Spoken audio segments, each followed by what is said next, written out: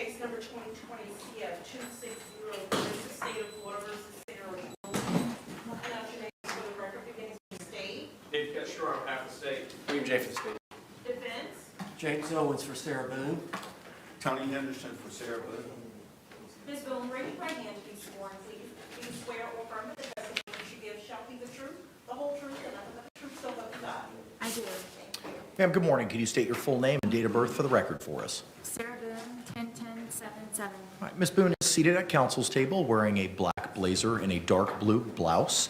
She is in custody. However, she is not in any restraints. We will continue to stand while the jury panel enters and exits. My understanding is that our panel is here this morning. State, do we have any housekeeping matters we need to address before we bring back in our panel? Yes, sir. 3 discovery issues, and then I filed a motion late last night requesting an in-camera inquiry into a potential conflict of interest. I copied your JA. I did review the motion. Okay. The 3 discovery issues are these. One, on October 5th or October 4th, I believe the defense was provided with the body-worn camera and 911 calls from the prior incidents, and there was a request made to tell us what, if anything, should be redacted from their point of view so that we could either reach an agreement or use the court's resources to decide any conflicts in those issues. Yesterday morning was the first actual response I got from the defense team, and it was incomplete. It was about 3 of the 5 incidents. I do agree with 2 of the restrictions. We're getting those taken care of. But obviously, just like connecting to the court screen, it takes time, and I'm not the person that's going to be doing it. Somebody else in the office has to do it. The 3rd incident, I think we're still not on the same page as to what the state's planning on introducing. So I resent the email with the screenshots of what files the state plans on introducing to the defense team again this morning. I have not heard anything yet from the defense team about the 4th and 5th incident. I was told that Attorney Beck was going to handle it. It is now Tuesday, day 7 of trial, and he has not handled it. The second discovery issue is Friday, I was given a hard copy of the 119 pages of the second copy of the Winter Park Advent Health records. On 10/18, October 18th, that would have been the preceding Friday. I was given the hard copy after court at about 5:30, 5:45. I emailed the PDF of those records back to the defense as they requested. I put case numbers on them. What pages they indicated that they want to use and what pages the court indicated should be included in the state's pages 26 and 48 out of the 111. I would just appreciate if I could get a copy of the intended exhibit as it shall be introduced into court so I can confirm those things at the time and not in court.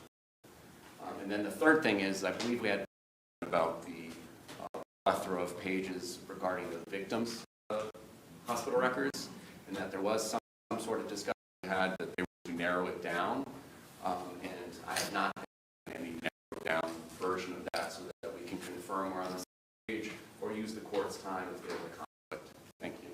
Okay. Responses to the first discovery issue regarding body-worn camera and 911 calls is to the, my understanding, 5 prior incidents. Defense. Judge, I can speak to 3 of them. There were 3 of them that I reviewed, and I believe I reviewed them on Sunday. I had made the decision for what I thought needed to be redacted. I think the first 2, if I remember correctly, I said that was fine.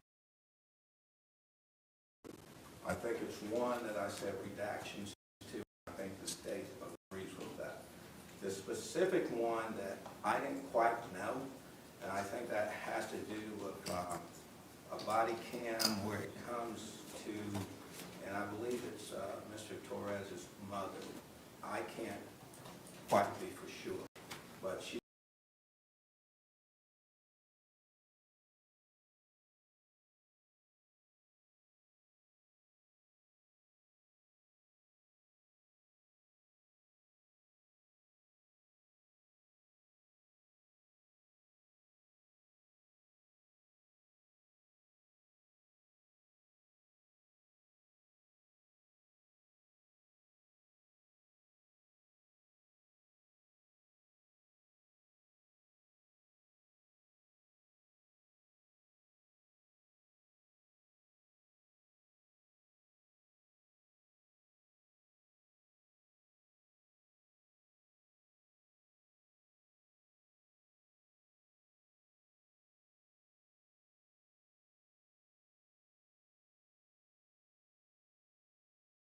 incident, that would be June 18th. Here's the problem. I sent these pictures over with the OCSO case number, and then I get a response based on incident dates. So we have to kind of cross-reference.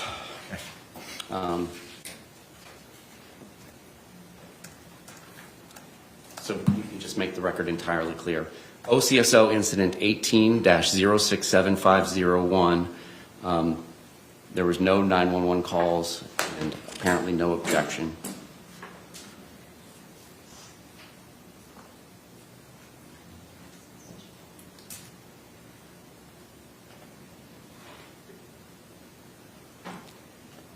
So they have no redactions requested for that 2018 case. Then the next response was 6/15/2019 case. And that, for the record, is OCSO 19-054917. Their request on that one was the 911 call that we just discussed, indicating that at 3:51, well, I had to find it, 3:51, it turns into another case, and to redact that to the end. We agreed. Video 3 in that file, again, no file name, indicates at 9:40 to 9:43, there's a redact request with paren previous arrest. The state agrees to that. We heard her quickly say that at 9:43, and we will get that taken care of. Then their next response was 6/18/2019 case, which I had to cross-reference back to show that it is OCSO 19-055572. And in that particular case, what I sent them was a screenshot that includes the OCSO case number 19-055572, and it indicates there is an intent by the state to introduce 2 911 calls and 1 video file labeled axon_flex_2_2019-06-18_1330. My response that I received from them was video 3 in file, 2 minutes 7 seconds to 2 minutes 18 seconds, paren ID. And then video 4 in file, 2 minutes and 4 seconds to 2 minutes and 16 seconds, paren ID. So my confusion lies in I did not indicate 3 or 4 files, it was just 1 file. And then again, with the other 2... I don't want to address 4 and 5 yet. Okay. It's my understanding there's no response. We'll address that momentarily. Responses to the clarification as to what it is the state seeks for incident 3. No redaction. Okay, all right. With regard to incidents 4 and 5, Mr. J, could you place on the record what it is specifically as to those incidents the state may be seeking to introduce?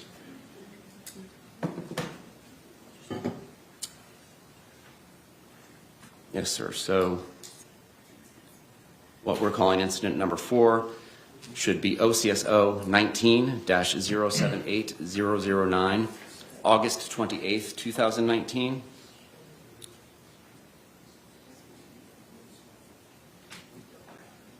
We indicated the desire to use axon_flex_2_video_2019-08-28_2024.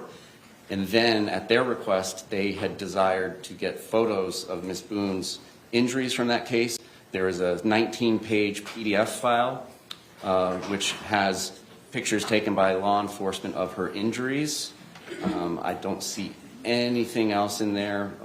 One picture of Mr. Torres, a couple pictures of Mr. Torres, but nothing that the state was objecting to. So that was at their request that they wanted photographs in. So that is incident 4, which is labeled OCSO 19-078009. With regard to seemingly the body-worn camera that the state seeks to enter into evidence from August 28, 2019, what say the defense?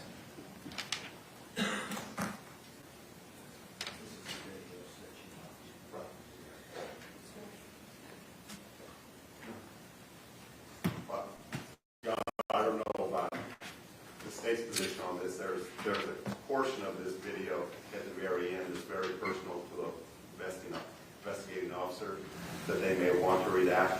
We're not asking anything to redact. Is the state seeking any redactions? I'm just clarifying what their redaction requests are in that particular file. Okay. If they don't have any, then Are there any redaction requests with regard to that particular file? Okay. I'm just keeping notes. Give me a moment, y'all.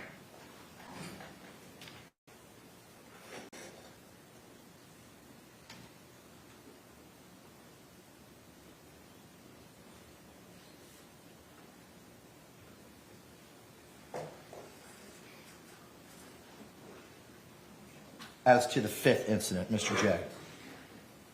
No redaction request, Your Honor.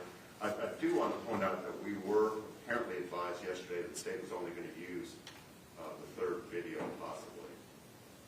And so we haven't really spent a whole lot of time worrying about it since then. Let me clarify as to what the 5th incident is, just so that we're all on the same playing field.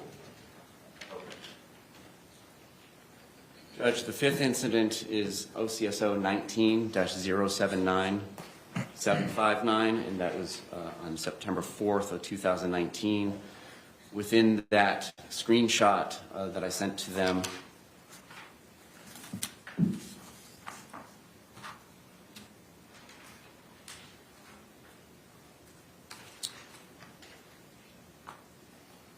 both Friday and then resent it this morning, was photographs of the defendant taken at that time. At their request, it shows a cut in her ear. It's 3 photographs. Then there is also one body-worn camera labeled 1924755.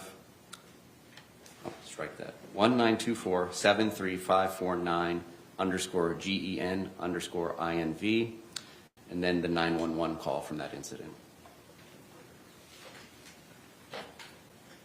Any redactions sought by the defense with regard to that specific body-worn camera or 911 call? Well, we're not necessarily seeking redaction, Your Honor. However, there are 2 separate videos. One seems to focus on Jorge Torres. One seems to focus on Ms. Boone. And there is clearly some redundancy. They're both body cams. One went upstairs where Mr. Torres was found hiding in the shower for bathroom. And so some of that's redundant, but there are actually 2 separate videos pursuant to the 5th. Mr. J, are there 1 or 2 videos that the state's seeking? There's one, the one that I listed, not important for her. Okay. Do you know if that's a... Bruce, can you find out what counsel's here for? Is that the video from the perspective of, as identified by Mr. Beck, one more geared towards Ms. Boone or one more geared towards Mr. Torres? My interpretation of both of them is there's interactions with Ms. Boone, and then there's interactions with Mr. Torres upstairs after he's located. Okay. Mr. Beck, the specific file number was identified. So just to confirm, no redactions? Okay, all right. So just as a recap, with regard to the first incident, the 911 call, the parties have agreed to redactions at the timestamp of 351 towards the end. With regard to the second incident, body-worn camera, a redaction from timestamp 940 to 943 has been agreed to. With regard to the June 15, 2019 incident, there are 2 911 calls and 1 body-worn camera sought by the state, to which the defense has no redactions. The August 28, 2019 incident, for which there is no redactions to the body-worn camera, but there is a 19-page PDF with photos that the defense intends to be included with that submittal, to which the state has no objection. As to the 5th event, 3 photos of the defendant, body-worn camera, and a 911 call for which there are no redactions. Does that clarify everything for the state? Thank you. Is there anything that I stated incorrectly, Mr. Beck, Mr. Henderson, or Mr. Owens? No, Your Honor. Okay, thank you very much. Moving to the next issue with regard to the 119 pages from Winter Park. Defense, are you in a position to provide, I believe we discussed it either Friday or I think it was last week, we discussed it as to how it was culled down. Yes, because we had the Richardson hearing on Friday. How that list was culled down and the additional pages that the state was seeking, and then if they were able to find, I believe it was page 68, we would readdress that. Have you provided that finalized exhibit to the defense as to those specific Winter Park health records from the 119 pages that the defense may be seeking to enter into evidence? I believe they've received everything from us, Your Honor. We identified those documents that were not specifically addressed by the defense, that the state wanted extension out of the rule of completeness. I believe we're... But my understanding from Mr. J was that they were looking for the tangible copy of what it is that you were actually looking to move in, those 12, 14, 15 pages. Okay, if you could provide that to them by noon, I would appreciate it. I'm not sure it exists, Your Honor. That's what we're saying. But if it's going to be moved into evidence, we have is it going to be moved in paper form, or is it going to be moved in digital by virtue of a CD?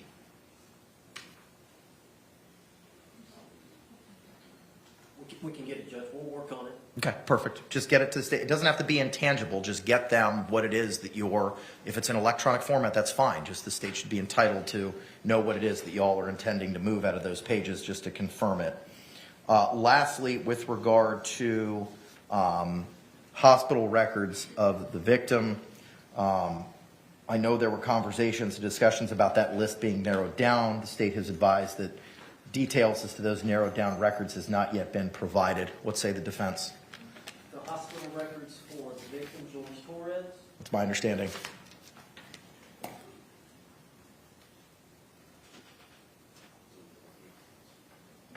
We need to do that, Judge. We've got to do that. Okay. My understanding is that the experts are potentially teed up to testify tomorrow. I don't recall if those records are a basis of the experts' opinions. The second expert is not likely to testify until Thursday. She's testifying in Bay County tomorrow. I will be here Thursday, and I spoke with Dr. Brandon last night. He will be present tomorrow morning as soon as he gets here from Coral Gables. Did either Doctors Brannon or Harper rely on those medical records? Dr. Harper did. It's in her deposition that was taken a couple of weeks ago. I think the question was posed. Ms. Perez, good morning. If you're here for pretrial, 19 Alpha, Judge Myers is covering. I went up there. Okay, thank you. You may continue. Dr. Julie Harper, I know she considered the records of George Torres, and we took Dr. Harper's deposition, I believe, a couple of weeks ago. She was asked by the state about everything that she relied upon, and she did indicate that. Are we going to use or attempt to introduce those records? We'll pare it down if we are. Okay, you've got till 5 p.m. today to advise the state as to what of those culled down records you're going to be utilizing. So they have the opportunity to review those in advance of Dr. Harper testifying. And I apologize to Madam Court Reporter for speaking on top of each other.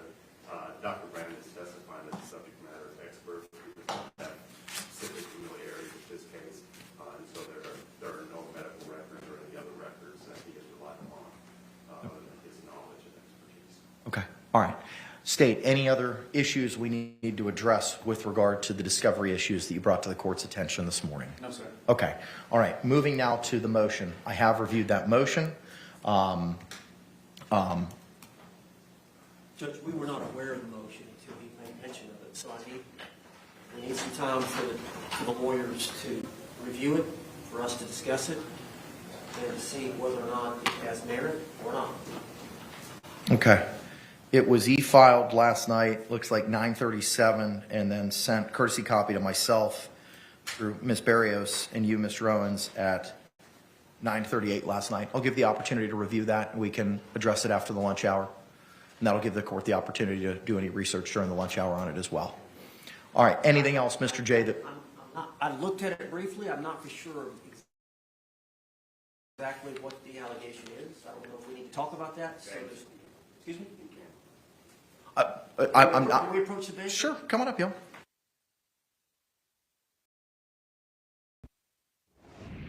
All right, so the attorneys there have been discussing some discovery issues. The jury is still not back in the courtroom just yet. This has been going on for, I don't know, 20 minutes or so at this point, talking about body camera video, 911 calls from prior incidents that brought law enforcement out to the residence where Sarah Boone and George Torres were living.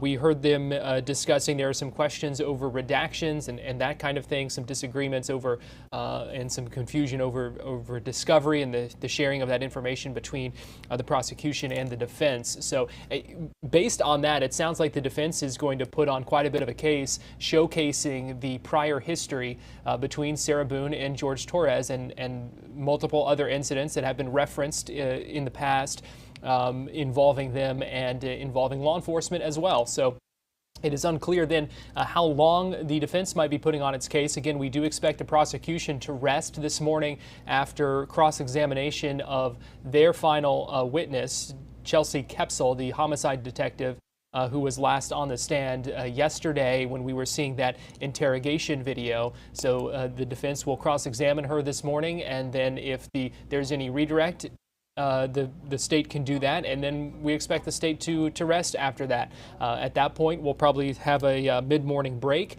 and then the defense will start putting on its case.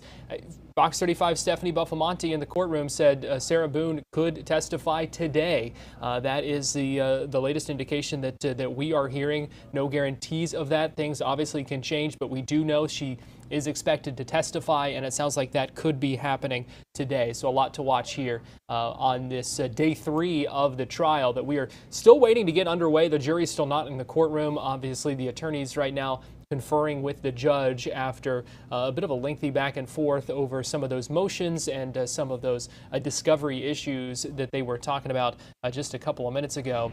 So let's go ahead and get you back inside the courtroom here, and you can see Sarah Boone sitting back at the defendant's table. It looks like she is copying some notes, as she has throughout the trial. She has been rather attentive throughout the whole thing. You heard Stephanie in our recap that we played a little bit ago, describing her reactions to seeing the interrogation videos yesterday, and really not much reaction from the sound of it. Going to be interesting to see as well what her demeanor will be like when she takes the stand. I think that is the big question, the big thing a lot of folks are waiting to see based on her prior behavior, and I'd be curious what the jury will think seeing her on the stand after seeing the demeanor and kind of how it changed between the initial interactions with law enforcement on the scene in the moments after George Torres' death was reported, and then quite a bit of a different demeanor in the 2-hour-long interrogation video that we saw yesterday, where she was quite a bit more combative at times and really pushing back and being caught up in some of the inconsistencies that the detectives were pointing out in her story as well. So I think that there's a lot of interesting developments that we are going to see in the coming hours and over the next couple of days in this trial. So we appreciate you joining us here on Fox Local, on fox35orlando.com, and also on YouTube. If you are watching us on YouTube, while we're waiting here, I do want to go ahead and show you where you can find more of our Sarah Boone All right, thank you all very suitcase murder much. trial. With regard to Well, that I won't do motion, that right we're now. gonna We'll do table that later for now because and address we'll it go ahead and potentially listen this back into afternoon. court. State advised they're ready to proceed. Mr. Jay shook his head yes. Defense, you ready to proceed? Mr. Owens, you ready to proceed, sir? Yes. Thank you. All right. Ms. Boone, are you still satisfied with your lawyer's representation of you in this matter? Absolutely. Are you still on board with the strategy that they have employed in the use of your defense? Yes. All right, let's go ahead and stand and bring in our panel.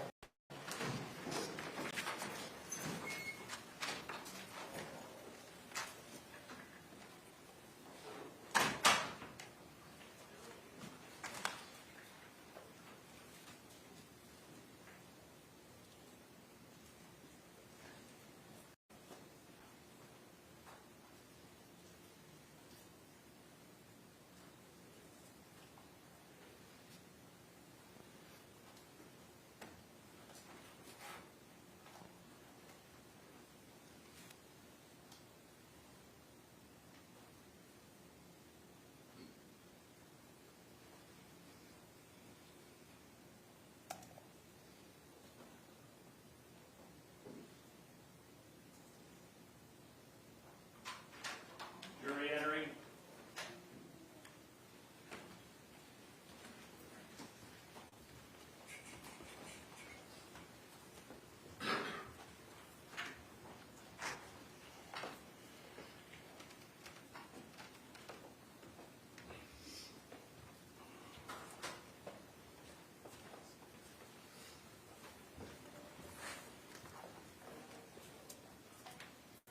State, do you recognize our jury? Yes, Your Honor. Defense, do you recognize our jury?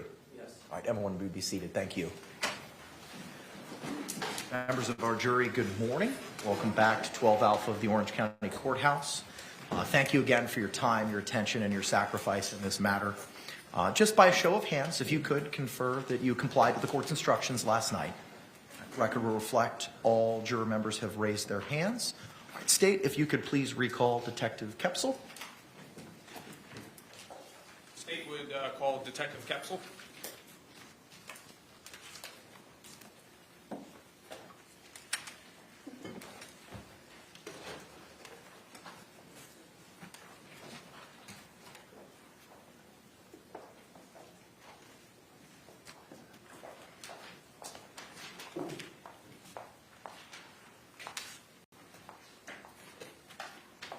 Please swear or affirm the testimony you should give shall be the truth, the whole truth, and nothing but the truth, so help you God. Ma'am, good morning again. Could you state and spell your name for the record? My name is Chelsea Kepsel, Chelsey, Koepsel. All right. Mr. Cacciatore, you may proceed. Your Honor, we had tendered the witness to the defense. Okay, thank you. Mr. Henderson, you may proceed with any cross-examination. Good morning, ma'am. Good morning. Now, it's my understanding that on February 24th of 2020, you responded to this crime scene. Is that correct? Yes. Were you the first officer to respond to the crime scene? No. So there were other officers who were there prior to you arriving. Is that correct? Yes. Were you the first detective to respond to the crime scene? Myself and my partner, we all arrived at the same time because we left from the same location at the same time.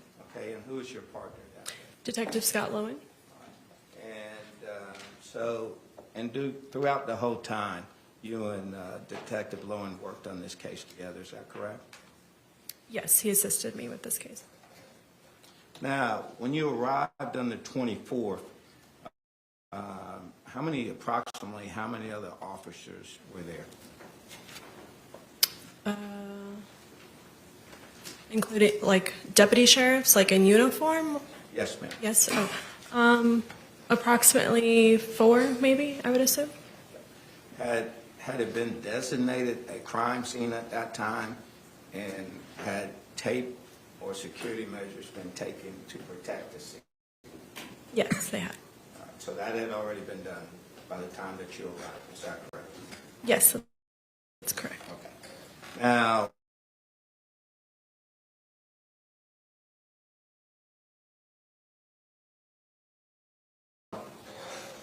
in the investigation, one of your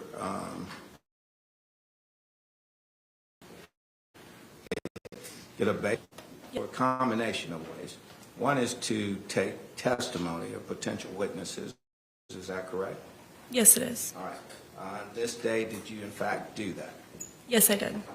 And one of those potential witnesses was Sarah Boone. Is that correct? Yes, it was. And you took a statement from Sarah Boone because we've all seen it. Is that correct? Yes, we have.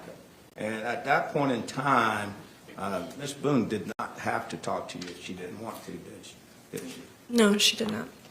So she agreed to talk to you at that point in time? Yes, she did. Okay.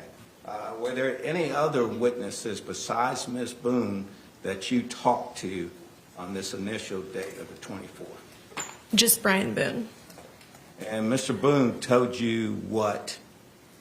You had a chance to talk to him. He told you his involvement. Is that correct? That's correct. And in fact, wasn't Mr. Boone's testimony, was that recorded too? I conducted an audio recording, yes. Okay. Is that standard procedure when you do your interviews to try to record the interviews? Yes. What's the benefit of that?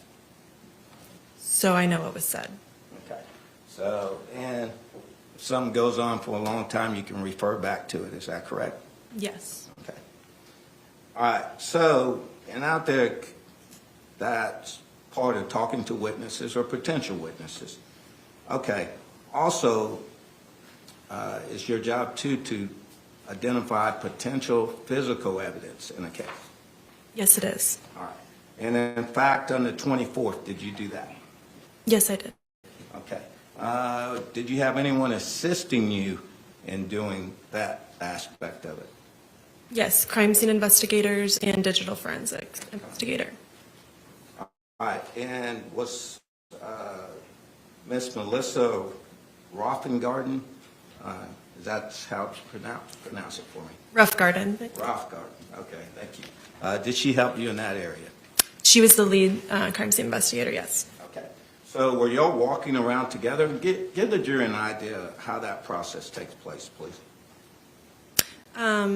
So yes, when I initially arrived on scene, I introduced myself to Sarah Boone and explained that I wished to go inside her residence, which she gave me consent to go in and look around. I went in, looked around, and then when my CSIs arrived, they would go in, take pictures, and then I kind of leave them to do what they need to do as far as taking pictures and documenting things and measurements. And then that's when I conducted my interviews. And then I would meet back up with my crime scene investigator after interviews were conducted to kind of follow up with like things that I was told that would help us like identify things from the scene. And so, I mean, there's like multiple occasions where I would have met with my crime scene investigator inside the residence. So this is an ongoing process during that day. You get information, you consult with them, they have information, they consult with you, and you're making a determination of what potential physical evidence that y'all at least like to document by camera, correct, or pictures, or actually collect and take away. Is that correct? Yes, that's accurate. All right. In that case, the suitcase was some evidence that y'all agreed on that we need to take this suitcase from the scene. Is that correct? Yes, it was. Okay. How about the baseball bat? Was that done that day? The baseball bat was collected, yes.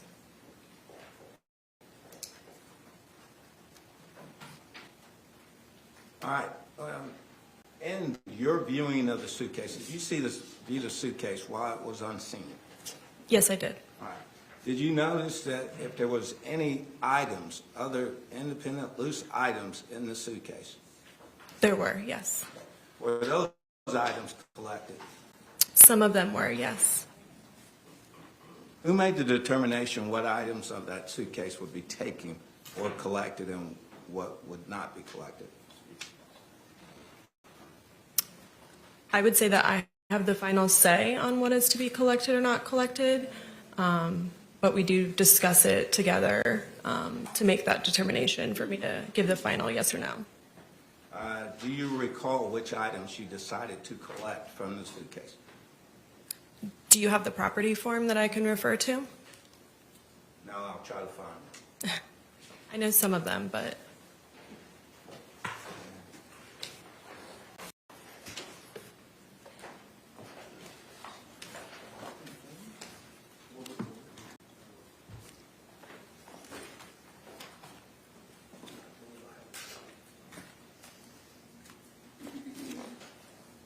Ma'am, I don't have it, but to the best of your memory, can you tell? And I would understand there would be some stuff that if you had the property report to refresh your memory, you can give me more detail. yes, to my understanding and to my recollection, we collected things that had blood left over on it. I want to say there was like a necktie potentially. I do recall there being a small amount of clothing and miscellaneous paperwork, but I do not think that we collected the paperwork. There was also a cell phone in there. It was not, it was dead, the cell phone. And then, like I said, there might be one, I think we collected 5 to 6 items from the suitcase itself, but obviously the property form would tell you specifically. But that is what I recall. Correct, and I understand that that's fair. Okay. So potentially you collect these items because you believe they're evidence for the case potentially, is that correct? Yes. And some of these items you actually collect with the potential that you might need to have them examined in greater detail, is that correct? Yes. Okay. An example of something like that would be in this case, if you found blood on something, you might want to potentially examine that. Is that correct? Yes. And also the stuff that you're learning outside of these items also helps you in making that determination. Isn't that correct? I'm sorry, one more time. The stuff that you learn, the information that you're getting or you're receiving about what happened at that time will lead you to determine what items might need to be collected and what items might need to be tested. Correct. Is that correct? Yes.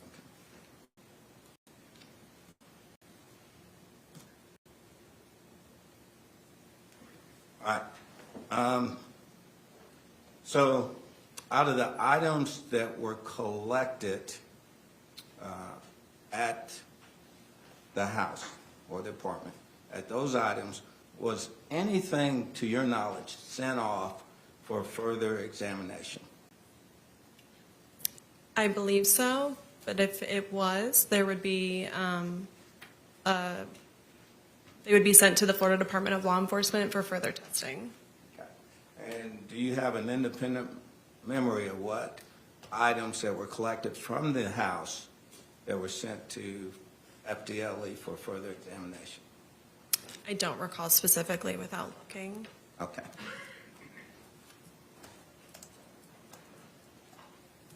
Now, are you aware at one point in time there were some fingernail clippings or fingernail swabs taken from Miss Sarah Boone? Is that correct? Yes. In fact, that was done on her interview date on the, would it have been the 25th? Yes, sir. Is that correct? Yes. Okay, and that's what we witnessed in the video. Yes. That's what they were doing at that time, correct? And I'm sure at the autopsy, which you were present at, is that correct? Yes. And those, there would have been some fingertip swabs of George Torres. Were you familiar with that? They do swabbing of the hands, to my understanding, and clippings of his nails. Okay. Do you have an independent memory of the fact that Sarah Boone's fingernail swabs were sent to FDLE for comparison? I would believe so. Okay. How about the ones from Mr. Torres? Do you have knowledge that those were sent to FDLE for comparison or identification? Well, they would have come from him, so I'm not sure what we would have compared him to. Okay. Were they there to see, or at least they're sent there to see if they can extract DNA. Oh, okay. Yes. I mean, I'm not sure if they did that testing for his nails clipping specifically, but it would be in the report if so. Okay. Who would make the decision about sending his finger swabs to FDLE for comparison or evaluation? I would request it I would request it to the crime scene investigator, and she would author the, I guess, procedure for them to do so. Okay. And then as to Sarah Boone's swabbings, who requested that those be sent to FDLE for evaluation? Again, I would assume that I would have done that. I would have requested the CSI to do that.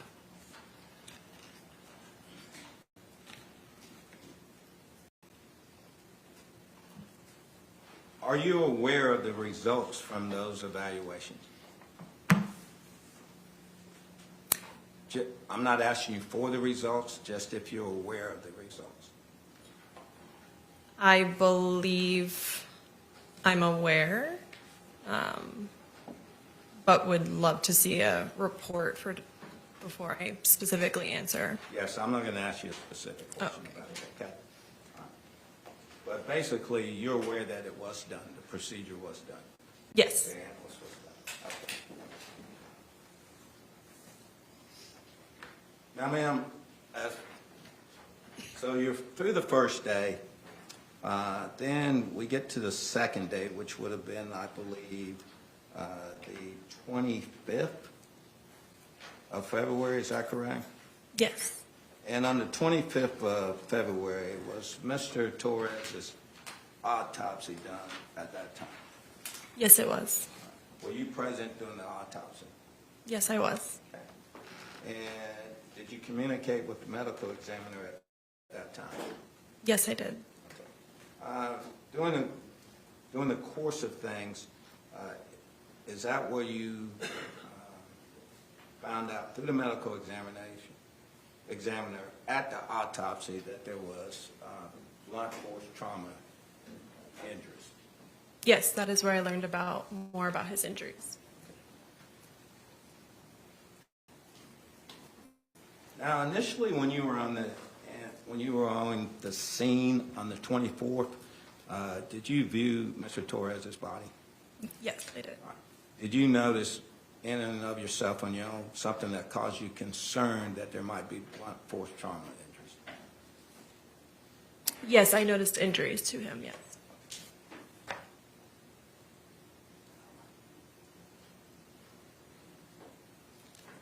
Okay. So after the autopsy, you had additional information. Is that correct? Yes, I did. Okay. Now,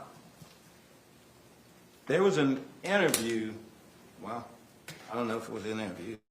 There was a meeting set up for Sarah Boone. Is that correct? Yes. On the 25th? Is Yeah. that correct? Yes. Can you tell me how that meeting was arranged or how that meeting was set up, please? So either before I left the scene, the night of the incident, I obviously met with Sarah and told her that we were leaving. We had to go make next of kin notification, and I would have either at that time said I would like to meet tomorrow and arranged it then, at least to let her know that I would like to meet after the autopsy. And then obviously from watching the video towards the end, she said something about recalling a conversation that we had, calling me. So there may have been a phone conversation that occurred later that evening where I either would have confirmed the time or told her the time then. I just don't have that on an audio. But I know it either took place before I left the scene because I obviously would have, said my goodbyes and told her, hey, we're leaving. We're going to make next of kin notification. She was very concerned about that. So I would want her to know that we were doing that. So it either took place then or it took place on that phone conversation that we had. Okay. All right. The day prior to that, on the 24th, ma'am, you received Sarah Boone's phone. Is that correct? Yes, her phone was on the scene, yes. And when you received that phone, Sarah Boone had given you that phone, is that correct? No, she was not allowed in the apartment to give me the phone. I'm sorry, did she give you permission to take the phone? Yes. Okay, is that correct? Yes, I was given permission to go through her phone, yes. Because at that time, you hadn't applied for any type of search warrant to get or search the phone, is that correct? No, it was based off of consent. Okay, so she had consented to you to, for you to have her phone, is Yes. that correct? She also provided you the code to get in the phone, is that correct? Yes. So at this point in time, Ms. Boone is cooperating with you, isn't that correct? Yes. Now, ma'am, do you recall telling her, Ms. Boone, that she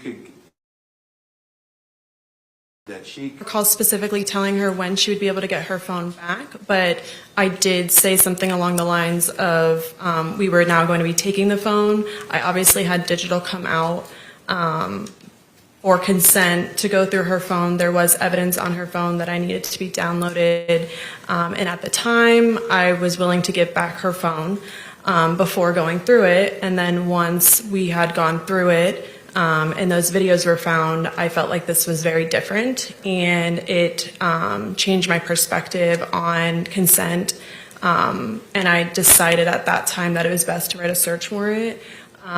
So consent couldn't be, basically, like I knew I was going to take her phone, so consent has to be basically given to me throughout the entire period. So she would have had no way to contact me to tell me she no longer consented.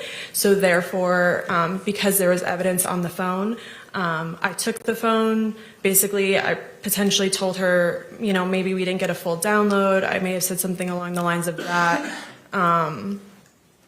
As far as me taking the phone, and then I wrote a search warrant. I either started writing the search warrant the night of, but it wasn't signed until, I didn't submit it until the next day. And then it was signed the next day, on the 25th. So basically what you're telling us is that she could have withdrawn her consent at any time prior to that search warrant being received, is that correct? Well, while I was on scene, but at the end of the day, there was evidence on the phone, so I knew I could go through I knew I could get a search warrant to go through the phone based off there being evidence, like the 911 calls, and her explaining to me that they had spoken to family members. Please silence your cell phones. Since they had explained to me that they spoke with family members the night prior, so I wanted to obviously corroborate her statement. So I knew that I would be able to get into the phone through a search warrant. But yes, she could have not consented, and she could have not signed the paper consenting while we were on scene. But before you left scene, you knew that Sarah Boone was not going to get that phone back. Is that correct? Yes, that is correct. Okay. So when Sarah Boone called you the next day, asking you about bringing her phone back, did you just tell her, Ms. Boone, you're not getting your phone back?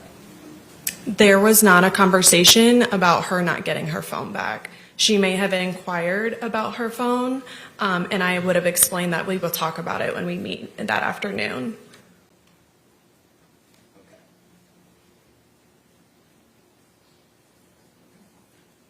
So,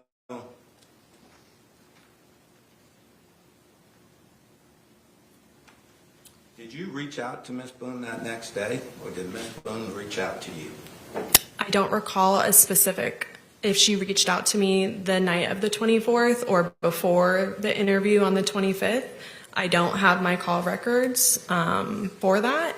I'm just basing it off of the interview where she had basically said that, yeah, I have your business card and I can contact you like I did. So my assumption would be that we did have some sort of conversation either the night of the 24th or before the interview on the 25th. On the 25th, did you make arrangements with Sarah Boone, to meet with her on the 25th? So I either made arrangements on the 24th with her before leaving the scene, and I would have told her I would like to meet with you the next day, or I said, and I may have given her a specific time at that moment, or when we spoke later that evening on the phone, I may have confirmed the time or given her a time then. But she definitely knew that we were meeting at 3 p.m. on the 25th at Orange County Sheriff's Office Central Operations. And ma'am, you just don't remember at what point in time you informed her or set up this meeting with her. Is that correct? It's one or the other. One or the other? Yes. Okay. As it to it being one or the other, you did you prepared the investigative report in this case, is that correct? Yes, I did. And the investigative report, you basically summarized everything that took place on this case, up to a certain point. Yes, Is that correct? it was a summary, yes. All right. As far as evidence, as far as witnesses who were talked to and synopsis of what they said to you at that time, is that correct? Yes, things that I did specifically. It was a summary of that. I found your investigative report to be in great detail because it helped me track this case from basically beginning to not to the end, but to the point where the report stops. And it seems like in your investigative report, you are very thorough about details. Is that correct? I would say I'm a detailed person. Yes, thank you. Okay. So being the detailed person you are, and absolutely doing your law enforcement training, they tell you, they train you that your report should be very much in detail. Is that correct? Yes. Okay? Because you might have to refer back to them at a later time. Is that one of the reasons? Is that correct? Yes, and to prepare myself for depositions and trials. Okay. And just to give an accurate picture of what you did and what took place and what people told you. Is that correct? Yes. Okay.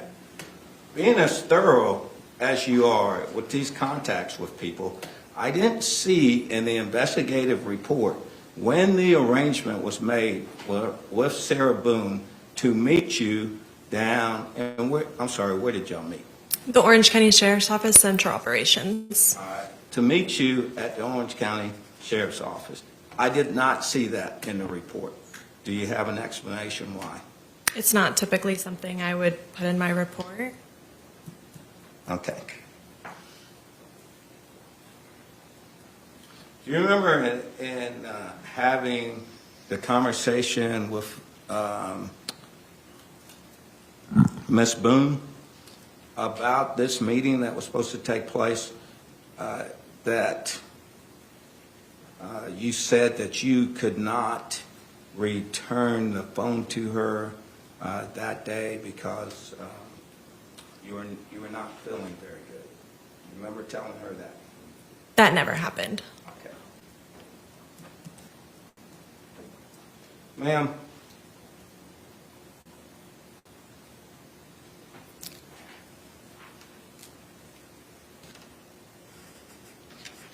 Judge, if I could have a moment. Yes, sir, of course.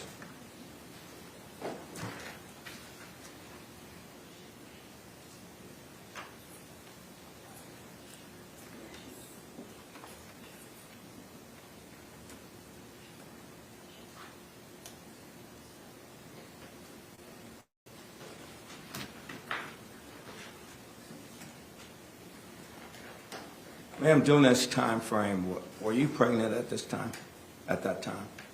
Yes, I was. Okay. All right. Well, anyway, Ms. Boone, there was a meeting arranged. Is that correct? For the 25th at 3 p.m., yes. Yes, and Ms. Boone showed up for that meeting. She did. 25th. Yes. That we saw. Okay. Now, ma'am, I'd like to talk to you about some other investigation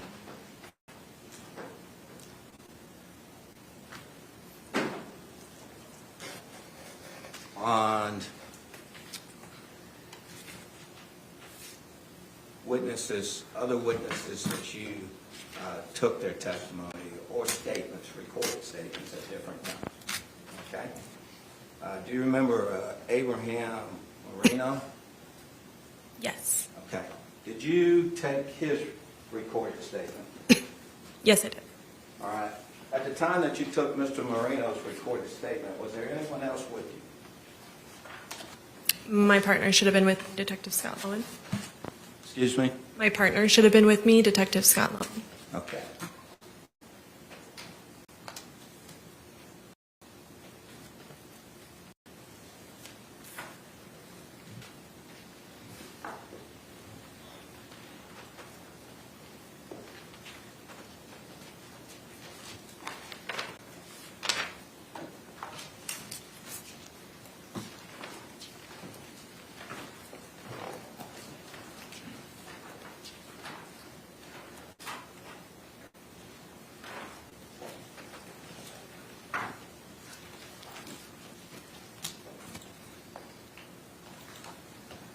Ma'am, as to who was with you, would it help refresh your memory if you were to see your investigative report as to that interview?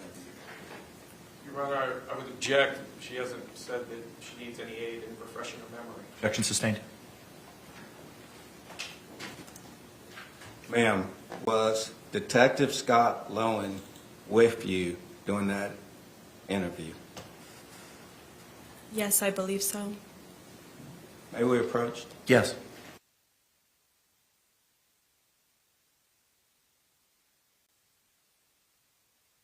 The attorney's approaching the bench there as cross-examination continues of Detective Chelsea Kepsel, the homicide detective with the Orange County Sheriff's Office.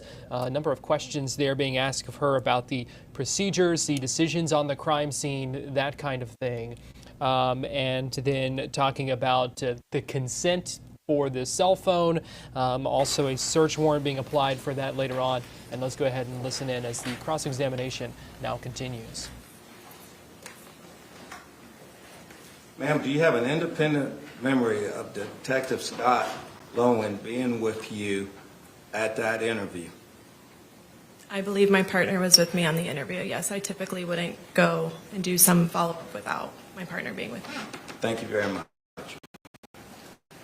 Now, ma'am, did that interview, what date did that interview take place on?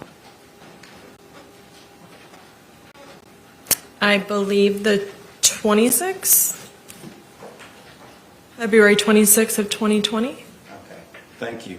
Ma'am, was that interview recorded? It was audio recorded. Was the entire interview audio recorded? Yes, the entire interview was audio recorded.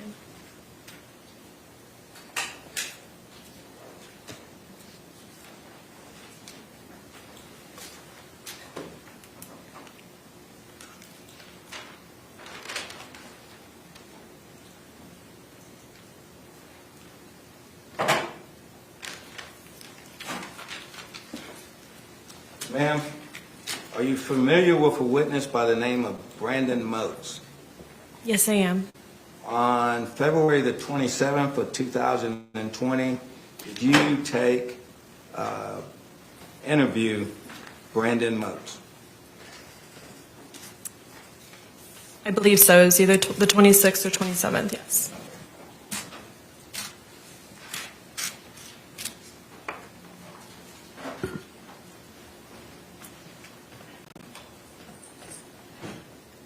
If you were to see your investigative report, would that help refresh your memory? All right. I would again object. She hasn't indicated that she needs assistance with her memory. Approach.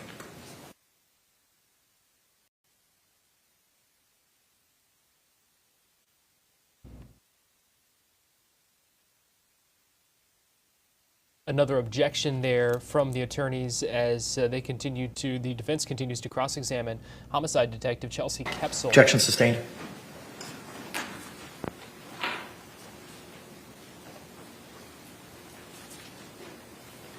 Ma'am, if it was the 27th, you would not disagree with that, would you?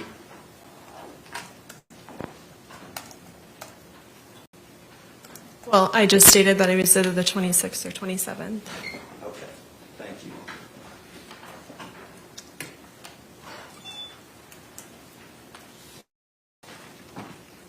Ma'am, Mr. Moats, he was the neighbor living in the apartment, or the connecting apartment, wall apartment, with Ms. Boone and Mr. Torres, is that correct? Yes. And he's the one who told you about the loud noise, is that correct? Yes. Okay. Did you interview anyone else in reference to that loud noise? So I was interviewing Brandon, and then my partner was interviewing Vincent, the other witness, and I came in at the end of the interview with Detective Lowen. Okay, so that's Vincent. Do you know his last name?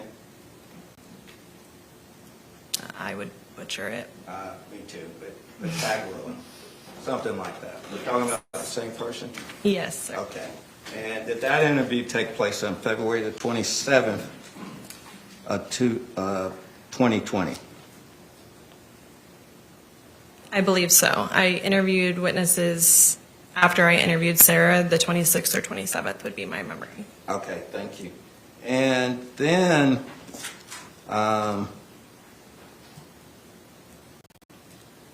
did he also talk to you about a loud noise? I believe that I was refreshed on the conversation, and yes, he expressed hearing a loud noise as well. Okay, thank you. Now,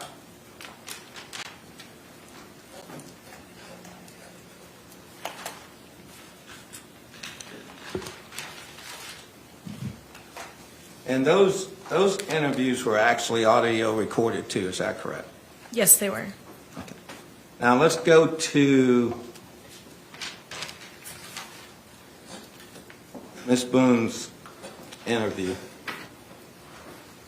And that would have took place on the 25th, is that correct? Yes. Okay. And Ms. Boone came down. And, ma'am, prior to Ms. Boone coming down for the interview, had y'all made the decision that Ms. Boone was going to be arrested? Yes, I plan to arrest Sarah Boone. Okay.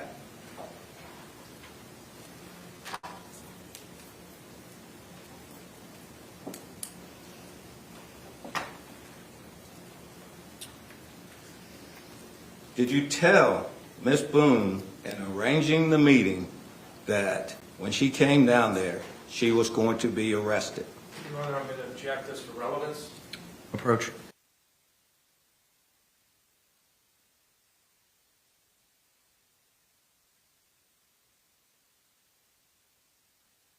Another objection there. The line of questioning of this cross-examination now kind of getting into the territory that asking about whether things were done correctly when it came to this interrogation. This interrogation that they're asking her about is obviously that video that they were trying to suppress, that the defense had filed a motion for to try to get kept out of the trial to begin with. That was denied. Obviously, we saw that video played in court for the jurors yesterday, but now the defense is asking quite a few questions about those very things to this homicide detective as we continue to listen in on this cross-examination, the final witness of the prosecution before they rest their case here in just a little bit.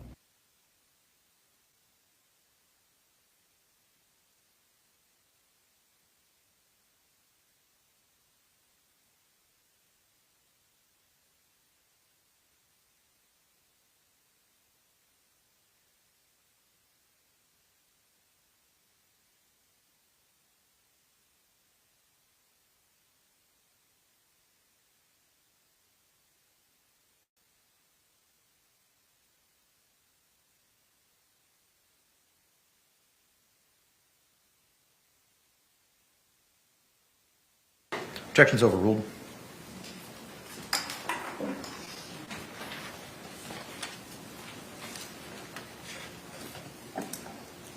So ma'am, at that time, you did not tell Ms. Boone, prior to coming down there, that she was going to be arrested.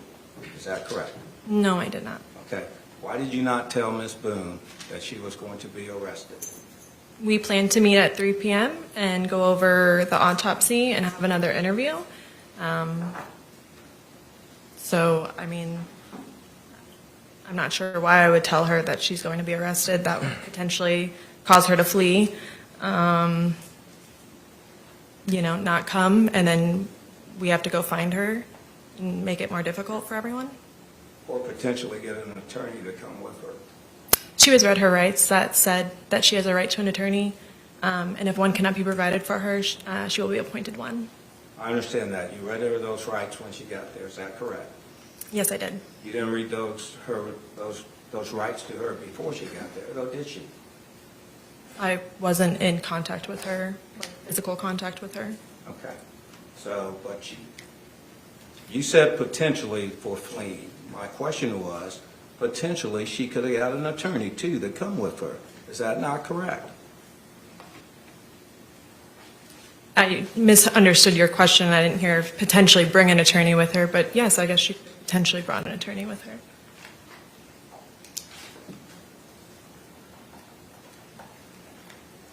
So Ms. Boone shows up, and you tell her that some things that we need to talk about. Is that correct? Specific verbiage.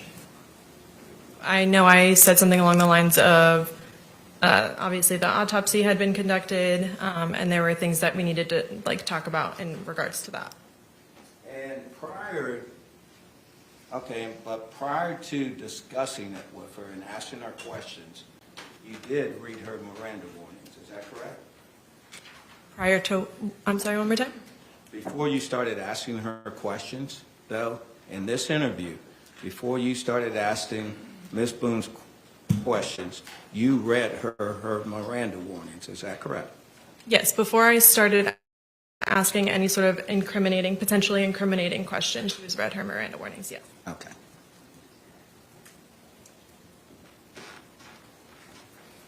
Ma'am, do you remember, as part of the Miranda warnings that you read to Ms. Boone, did you read her the one that states that if you decide to answer questions but want to stop answering and consult with an attorney, you may do so?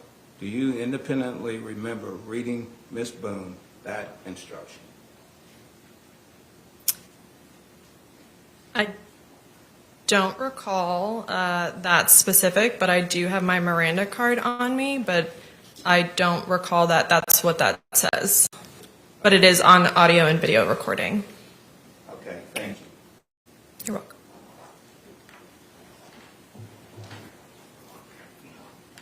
Now, ma'am, at that point in time,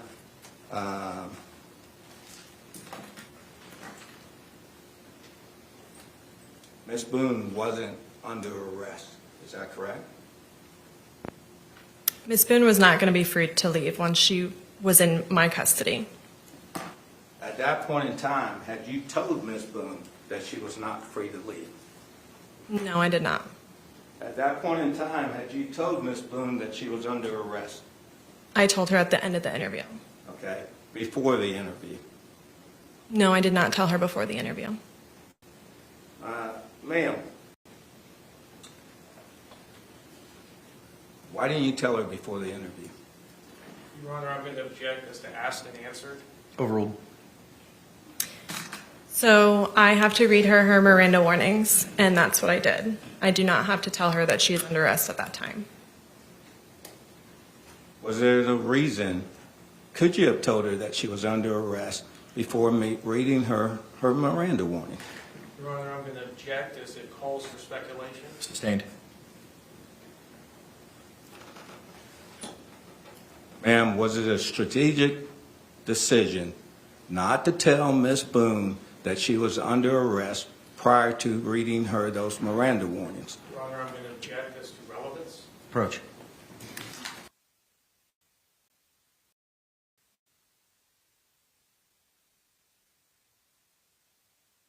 Quite a bit of questioning here about the Miranda warnings, and we should note that that was a major subject of those motions to suppress that the defense had filed, trying to get the interrogation video thrown out, trying to keep it out of court.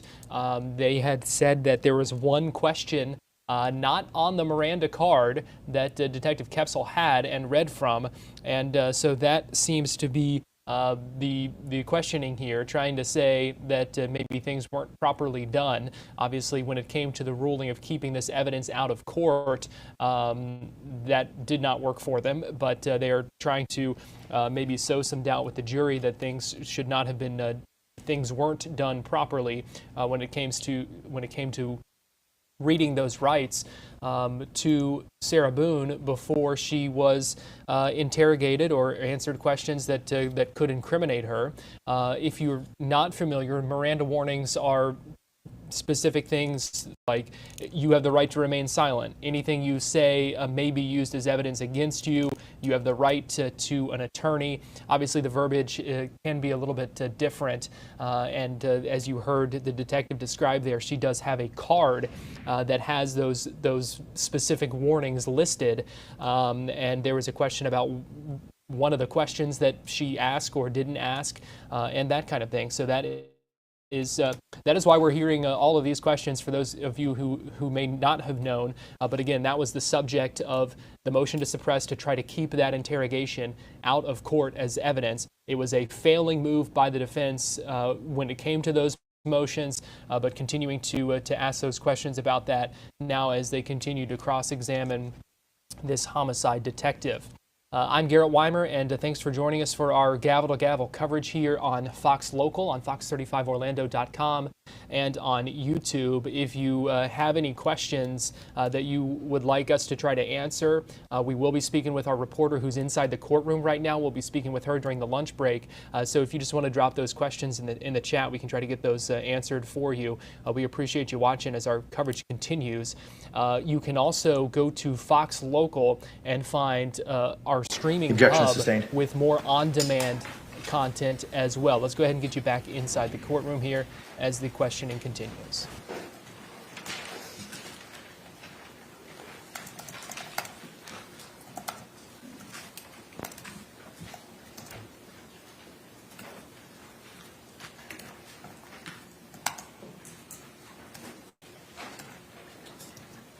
Ma'am, and we were able to see the video of the interview.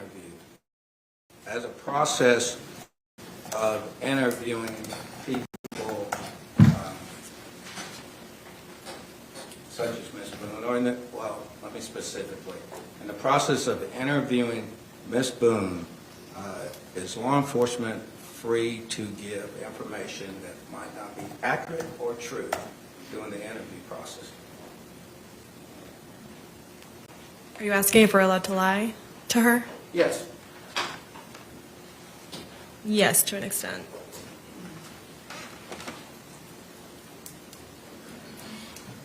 Was that done at any time in this interview?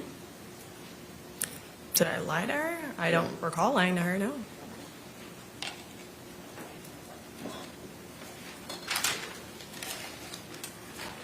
I confer, Judge. Yes, sir.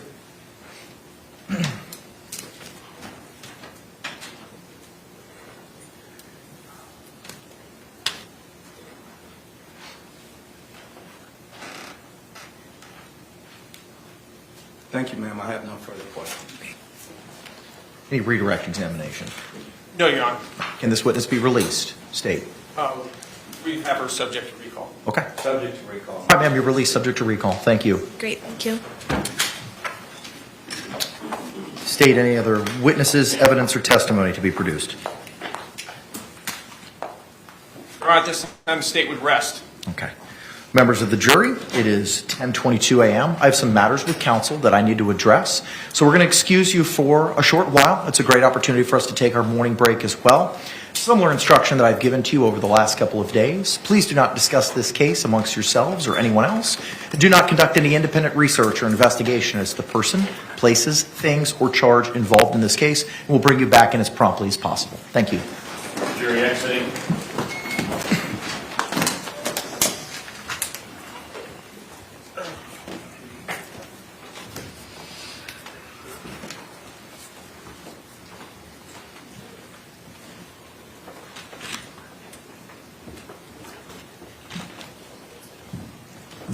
you some legal things.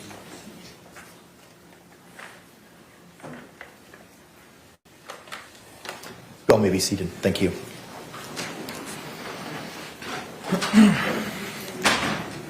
Defense, any motions? Judge, we do have some motions, but my client needs a comfort break. Okay. If we could do that, because it may be fairly lengthy. Agreed. Let's go ahead and take that break. Court's going to be in recess for 10 minutes, and then we'll pick up any motion practice at that point in time. Court's going to be off the record. Thank you. All right, so we are going to be in a bit of a break here for the next 10 minutes or so, and then we will hear some motions after that. So the prosecution has rested its case. They are going to take this break. They are going to consider some motions, and then when the jury comes back in, the defense will begin putting on its case. So in the meantime, we are going to take a quick break here on Fox Local, but we will be right back after this.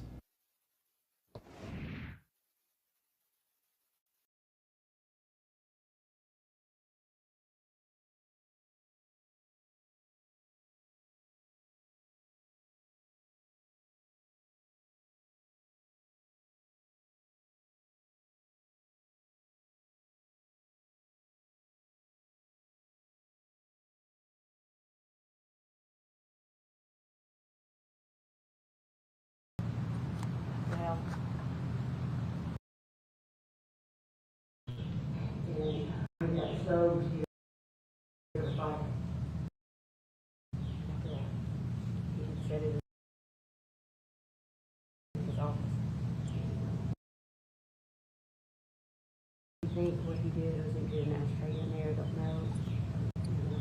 That's where it started. Son and I, Scott, were here.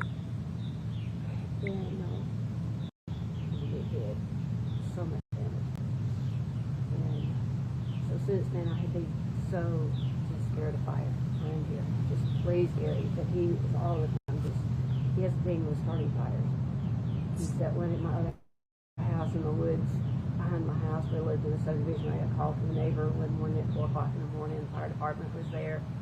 He had started it like the week before, and it had been smoldering, and it had kind of gotten out of control. So it had been, I don't know, maybe 6 months or so since he had burned it before. And This burn pile here?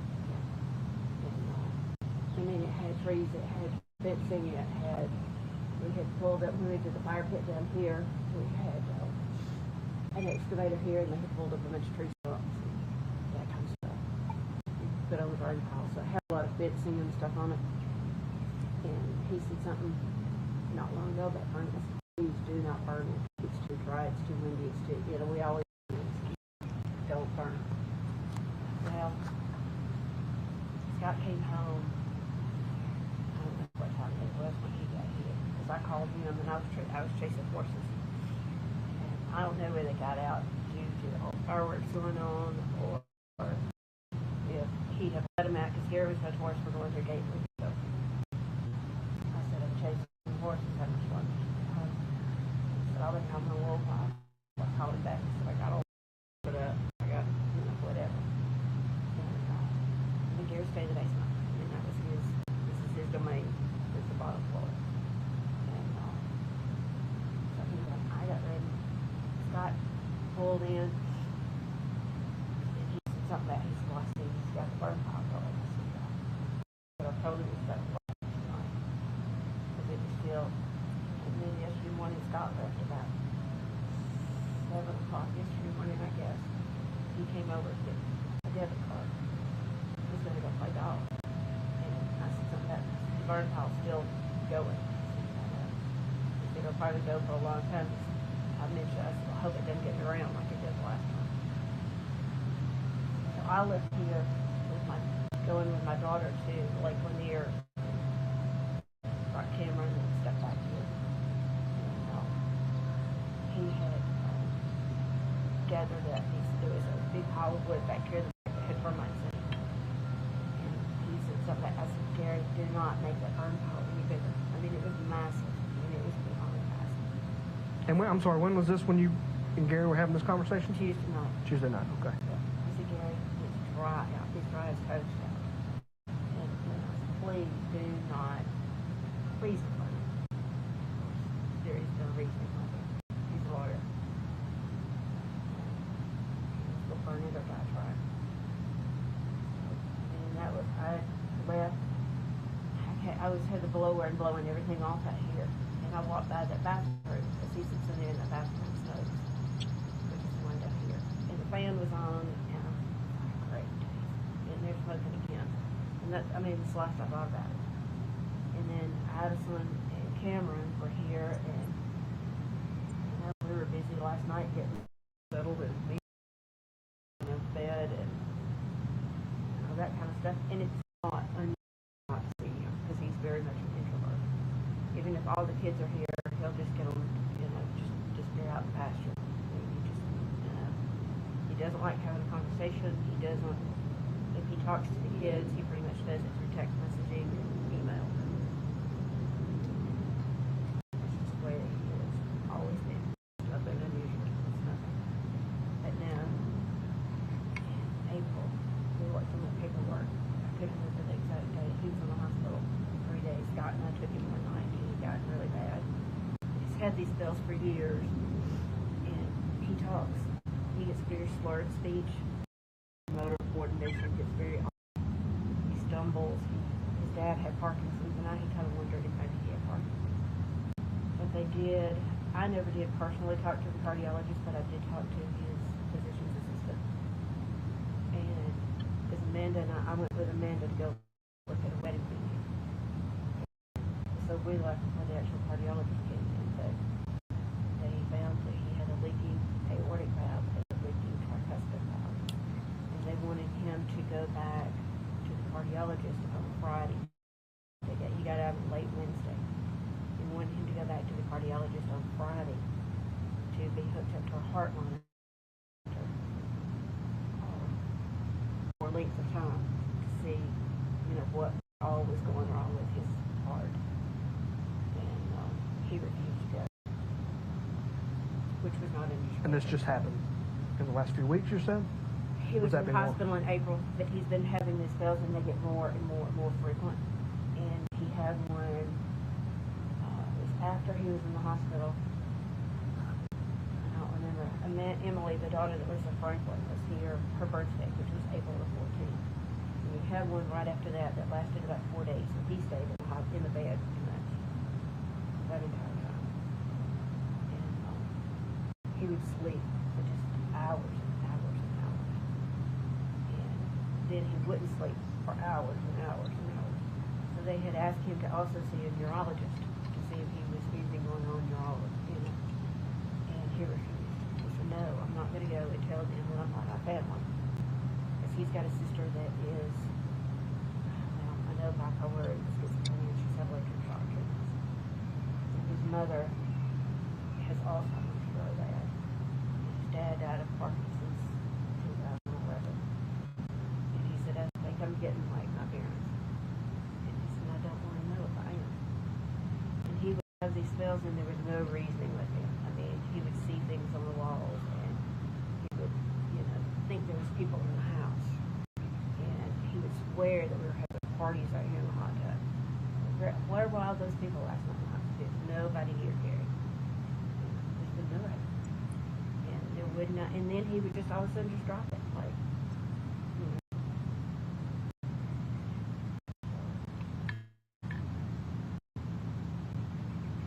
You're saying he starts fire, he just likes burning stuff? Is it like a hobby of his, or?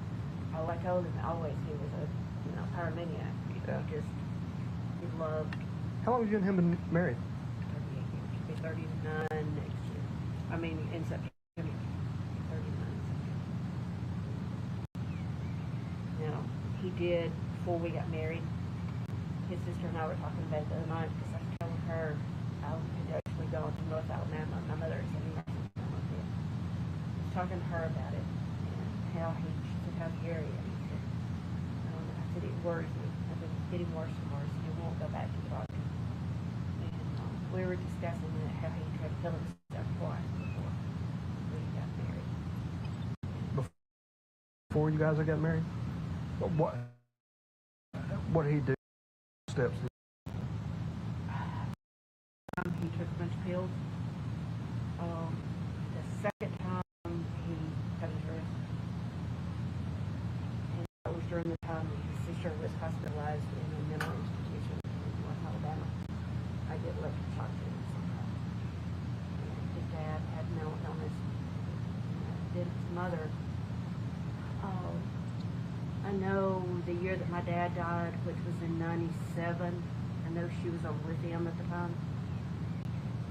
And then my sister-in-law said the other night that they had given her some sort of again with an S that was an antipsychotic drug. But I said, well, she's in a mental facility. I mean, in a memory care facility, and she'd be getting very aggressive.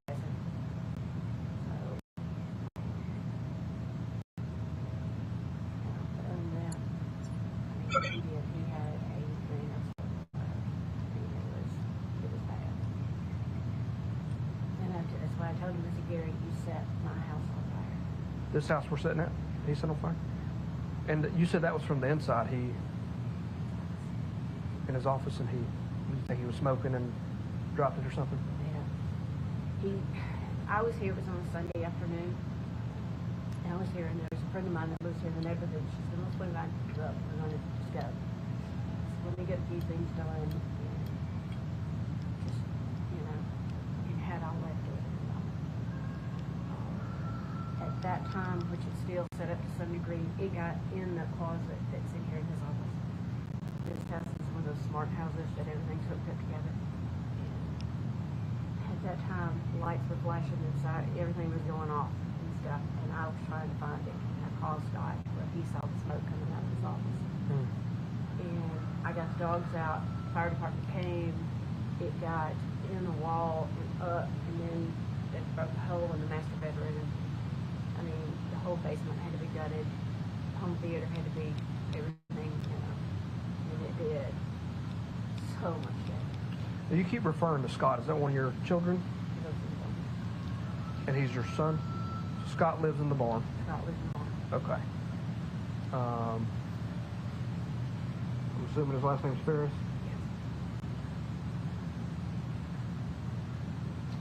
Yes. Are all these children yours and Gary's together?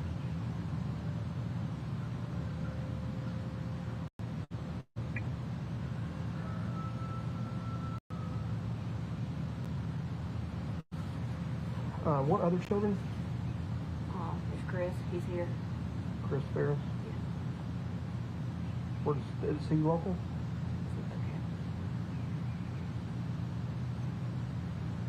And Amanda, she's here. Is Amanda still Farris? Yes. She lives in Flowers.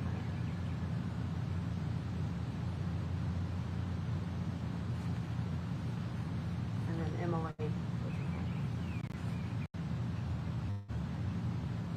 Emily Farris? Emily Payne. Payne. P-A-Y-N-E. Where does she live? Thompson Station. It's outside of Franklin.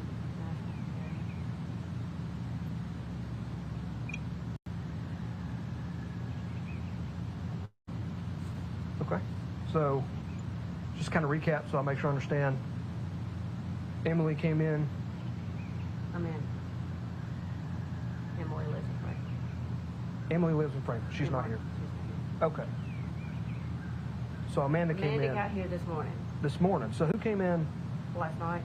Yes. I had Addison, my granddaughter. Okay. And Cameron, which is Amanda's fiance's daughter, was here last night. Okay. So that's who came in last night.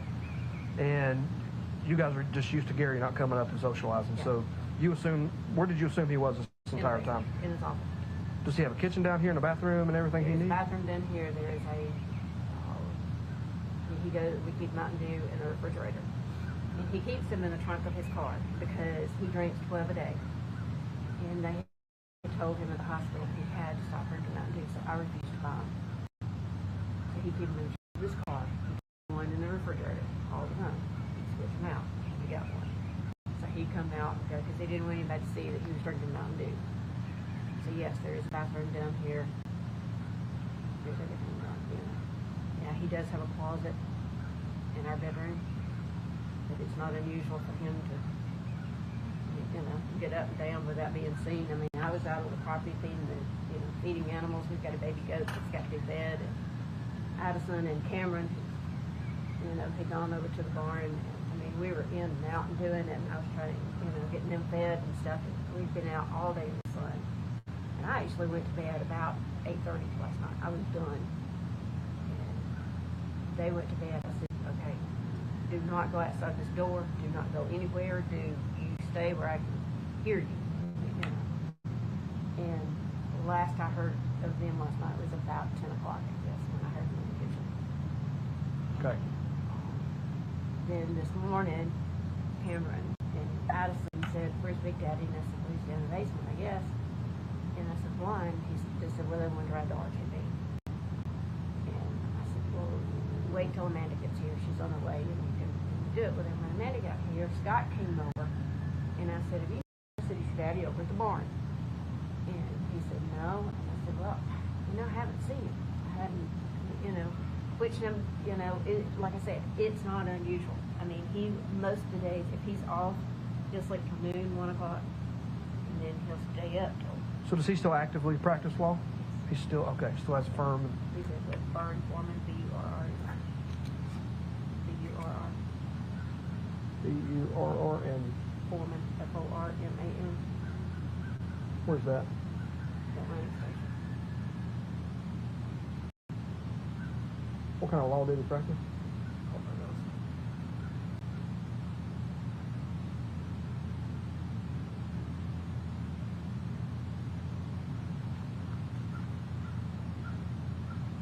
So last time anybody actually laid eyes on him or had a conversation with him was Tuesday evening. Yeah, Chris, my son, Uh-huh. was here, and his daughter Addison. And But then he came through after that. I don't know what time that it was. I had actually gone in my study and had sat down with the dogs because they were freaking out because everybody was shooting fireworks. And I had got, he said, are you cooking dinner? And I said, Gary, there's enough food. All the kids were here this last weekend. And Emily was in from Franklin with her little girl. And I said, Gary, there's enough food in here to feed the boxes for me. I'm not going to throw it out. So figure out something to eat in the kitchen. And I said, I've got all I can do because the horses are freaking out. I said, I've already put 2 of them up, and I mean, I stayed in the study until, because like I said, it was not unusual not to see them. And the study is upstairs? Upstairs. Okay. What is y'all's relationship status? I mean, do y'all kind of just live separate lives in the same house? Okay. Always have. I mean, that's not unusual. For your entire marriage? For our entire marriage. Okay. He, like I said, he was very much of a loner. And we've been in this house, it'll be 5 years this November.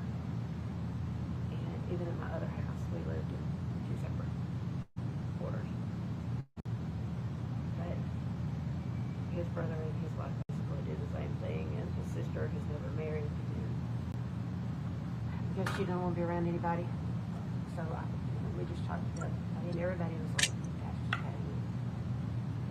Just had a year. And he's always been that way. He's always been that way. And then somebody asked me, said, why have you stayed? And I said, I took a vow to him. So, I mean, he was very verbally abusive. He could cut to the bone. But, it's not, but he did that. I said, he doesn't cut any slack, he does it to make kids sick. I mean, like Amanda that's here, she's supposed to be getting married in May, and he has basically, well, Chris, my son that's here, told one of the other deputies that was here, I said, we've been having trouble with him taking money. I mean, over $900 a month, he's got his checking account routing money. And I said, Gary refuses to talk to him. Refuses to. I said, he sends emails and text messages. That's all he does. And I said, if I say anything, then it's like I told him, I don't remember who it was that called guy. I said, Chris was here last summer. His girls come and they stay here, basically when they're here. I said, they sent me a voice memo last year when he was here, and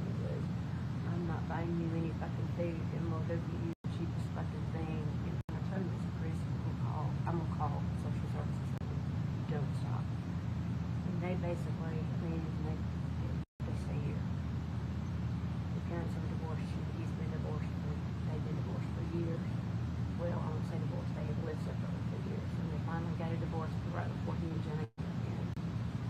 And I said, Chris, I don't know what you're on. But he, at that point in time, he told me when he stood in my driveway and chased me up to the front porch and he said, Mom, you can God recognition. And the next time I want to see you is when they put you in a pine box in the ground. And I said, Chris, I'm going to stop you from taking money.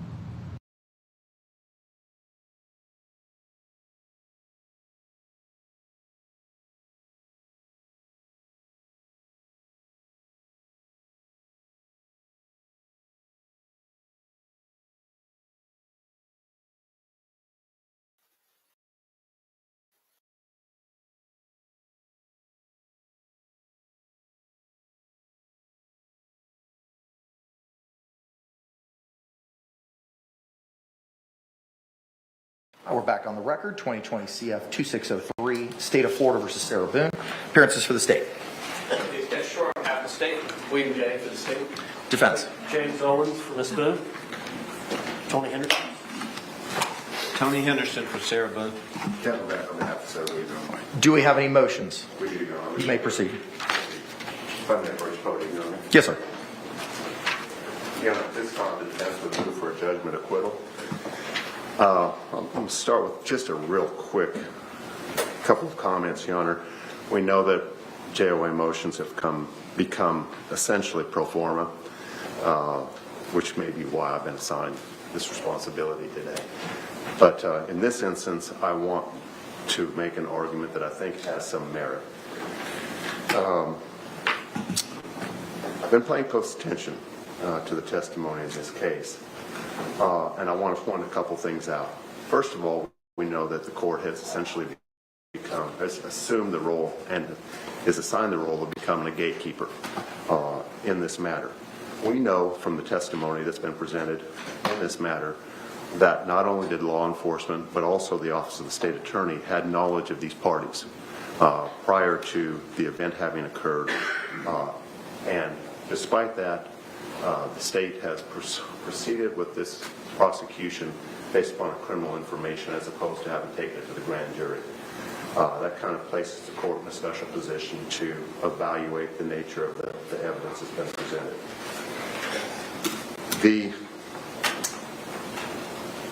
I want to focus on the second-degree murder allegation. And one thing that occurred to me while watching the evidence as it was presented, watching the videos, particularly the interrogation, was part of the dialogue between Ms. Boone as well as Detective Scott Lowen at the end of the interrogation. And I'm going to paraphrase. I apologize. I should have written this down verbatim. I did not. But she's advised that she is being placed under arrest. Something to that effect. And her response is, "Why are you doing this?" The detective's response to Ms. Boone is, "Because George is dead." I'm sorry. Because George is dead. That's not enough. It's not enough to support a second-degree murder, prosecution, conviction, or should it even be enough to allow this matter to go to the jury? Now, there are three elements of the second-degree murder information. The first is that the victim is dead, that Mr. Torres is dead. We stipulated to his identity. There has been no argument to the fact or the idea that he died in this incident. However, the state also has to show that it was caused by a criminal act and that the act was imminently dangerous and demonstrated a depraved mind. Now, the fact that it was imminently dangerous, I think, is belied by the fact that Jorge Torres voluntarily entered the suitcase, albeit under the influence of alcohol.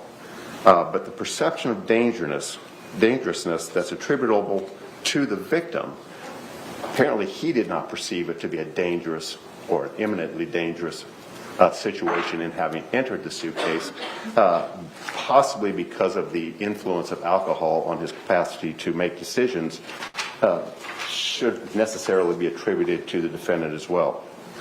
But I also want to focus on the depravity issue, which the state must prove, and pursuant to the jury instruction in this matter, depravity is equivocated, is made the equivalent of ill will, hatred, spite, or evil intent. And that's not enough. Not only does the state have to show depravity, but it has to show, because it's in the conjunctive, that the act demonstrates an indifference to human life. The state has presented testimony and argument in this matter, not argument, but testimony that in fact George Torres was suffering. Suffering does not equal hatred. It does not equal ill will. And even if they were to establish negligence, that's not homicidal. We know that suffering is something that the courts have been very, very cognizant of and very sensitive to. We know it from the field of capital punishment and incarceration. The idea that somebody suffers is not in and of itself homicidal, nor should it support the idea that there was indifference to the life of George Torres by Sarah Boone. Was she angry? I think there's clear evidence that she was angry. But that's not hatred. And that's the element that has to be proven here. And I don't think that there is a prima facie case that in fact that she demonstrated hatred so much as she demonstrated anger. Doesn't establish a prima facie case of second-degree murder. It's for those reasons, Your Honor, that I think that this matter should be, the motion for JOA as to second-degree murder should be granted, and this matter should be allowed to proceed solely on a manslaughter charge, because in fact they have not established prima facie elements as required by law. Thank you, Your Honor. Thank you. Response. Yes, thank you. Standard at this time is just a prima facie case. Whether any trier of fact, in taking all the facts in the light most favorable to the state and the inferences drawn from them, establish the elements of the crime. There are 3 elements to this crime. George Torres is dead has been established by a prima facie case. The death was caused by the criminal act of Sarah Boone that has been established. There was an unlawful killing of George Torres by an act imminently dangerous to another and demonstrating a depraved mind without regard for human life.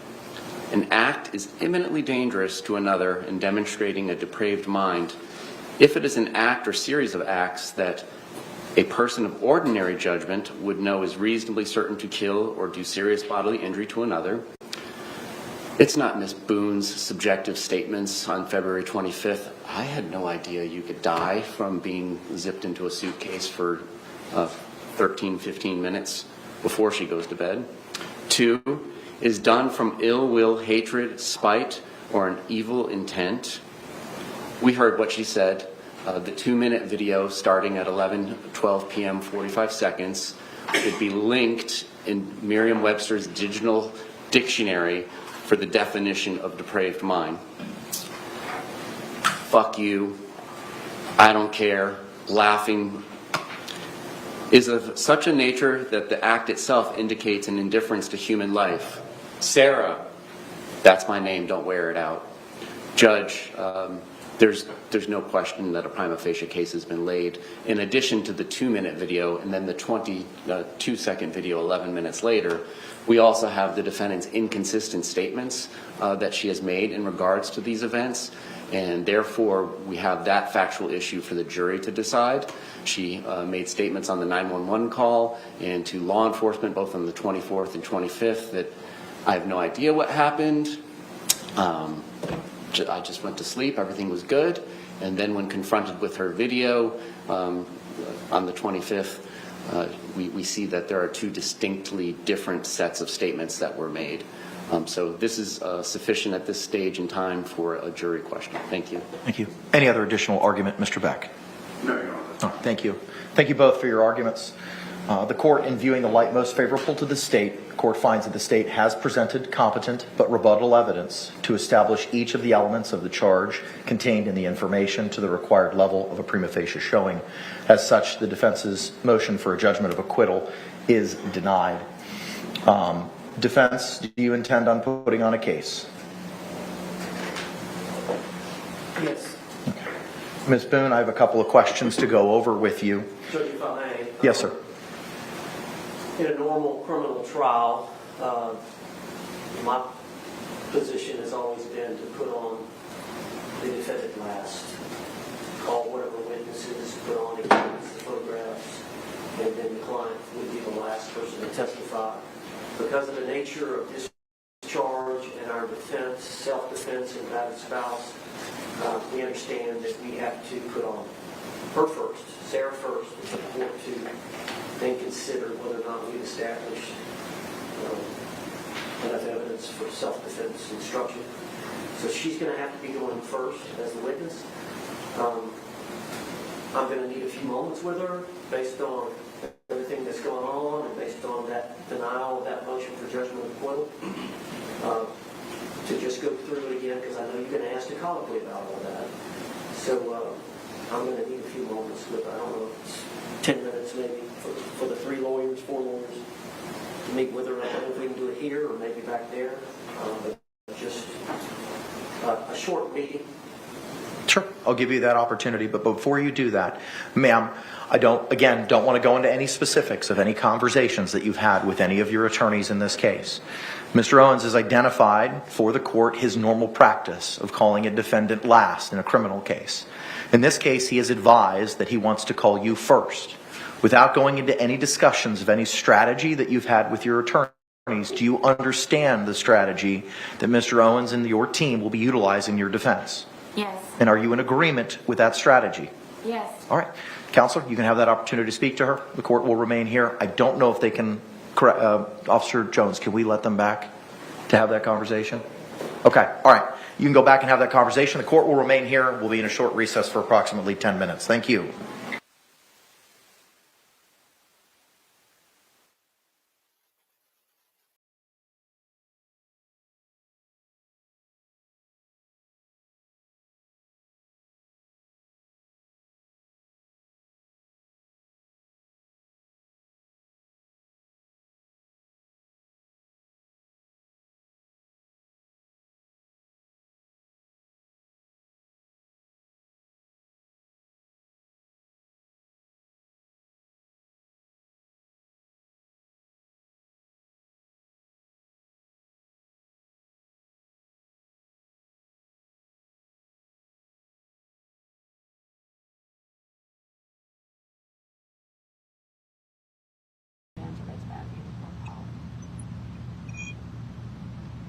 And nothing was ever good enough. I mean, he didn't, as far as I know, he had a secretary in the legal system.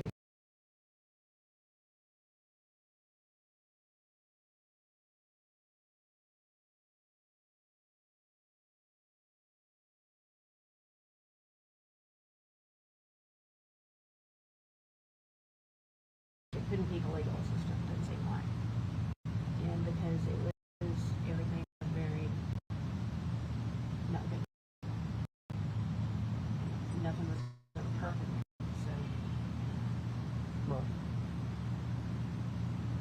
Can you think of anything else that would be important for us to know? I mean, clearly, like Sergeant Hens told you, we're going to be here for a little while doing, Yeah, you know, my going next door through. neighbor died a few weeks ago. Yeah, and Detective Kuykendall was the one that came out and investigated that one. So this one's a little different given the circumstances. So, you know, like Sergeant Hens said, we can't give you a time frame. We'll be here. You know, if we think of questions along the way, we'll. Well, I mean, we'll I ask. know yesterday morning when Scott came to get the debit card, he was going to play golf. And like I said something to him about the burn pile still. We talked about the burn pile still going. You know, I've got to smell that thing all, you know, just constantly burning. Of course, 2 of the units are down here on this end and 2 are in the back part, so it sucks it in, you know, down here. Great, you know. Of course, like I said, after we had that fire here at the house, I wouldn't wish that on never fought a fire after that. And it was like, the more that I said about please don't burn, the more he did it. Here, please don't smoke in my house. I mean, he used that, a lot of times he would use that shower for an ashtray. And here, of course, now we've got him one by his chair, right here. And I said, Gary, I can't live through another fire. And I told him, I said, you set one in my other house too. I said, you can't keep this up. But his dad, we said the same thing about his dad. I mean, you couldn't get the Christmas presents opened up before he would gather up everything and take, go burn it. Really? I'm like, what is your all's thing with fire? I mean, I finally took and put gas logs in our fireplace upstairs because he would load that sucker up with, I'm like, no, you'll get the chimney on fire. So we finally, this last year, I was not going to put gas in that one because I've got one in the bedroom too that's gas. And those guys that were putting gas in, get a gas stove. I can't. You afraid he's gonna overpack it and burn it down? Burn it down. Yeah. I mean, I told him, Gary, fire department. I mean, we had fire trucks everywhere. I said, Gary, they're knocking holes in my walls in the house. Yeah. And I did. I mean, I told the fire department when they were here, I said, I mean, he wasn't here, and they said, well, where is he? I said, I don't know, we won't answer his phone. So when they got here, they just kind of walked away. I mean, it was just kind of like, let her at him. I mean, and I didn't say a word to him. I mean, my house was on fire. And he came in and started cleaning up his office. I'm like, Gary, I mean, come on now. We got bigger problems than you getting water out of your office. And of course, it was on a holiday. I think it was a holiday week. I think it was on whatever the end of August. And she fell on a holiday. And it took a day or two to get everybody out here to start working on the basement. And they did. They sent a team in and cleaned and did, and it was still hard. I can imagine. He had severe sleep apnea, and he has CPAP machine, and his vacuum, see how the bed looks after he slept in it. I mean, it's just torn.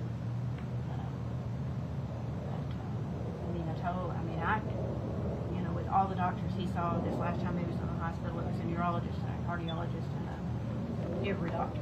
And I mean, I shot straight. I smoke about a pack a day. I drink Mountain Dew a day.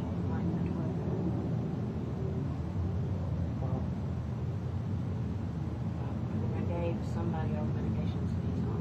Yeah, they said they were up there. I mean, they recently put him on a new blood pressure medicine, but it was also, just a part of your medicine. It was on, I Googled it.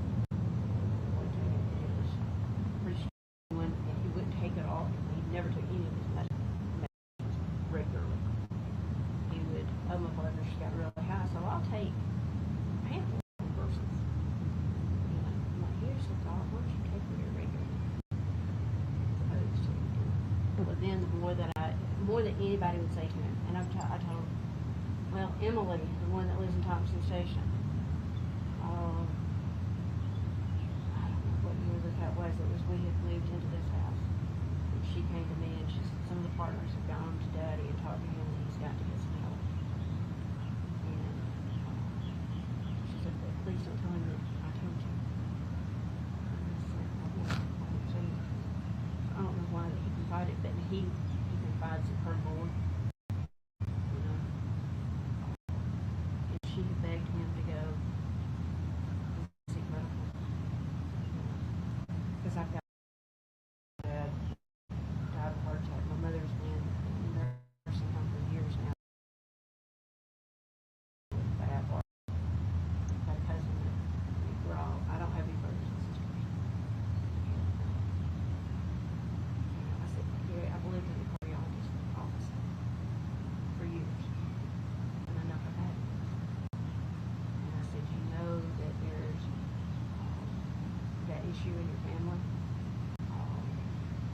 mother, supposedly it's vascular dementia, and it's due from, his grandfather. It was all vascular problem. They did tell him that the two arteries in the back of the neck were stopped up. That supplied, I guess, more blood to the brain, and told him to, go to the cardiologist. Let's get this thing back.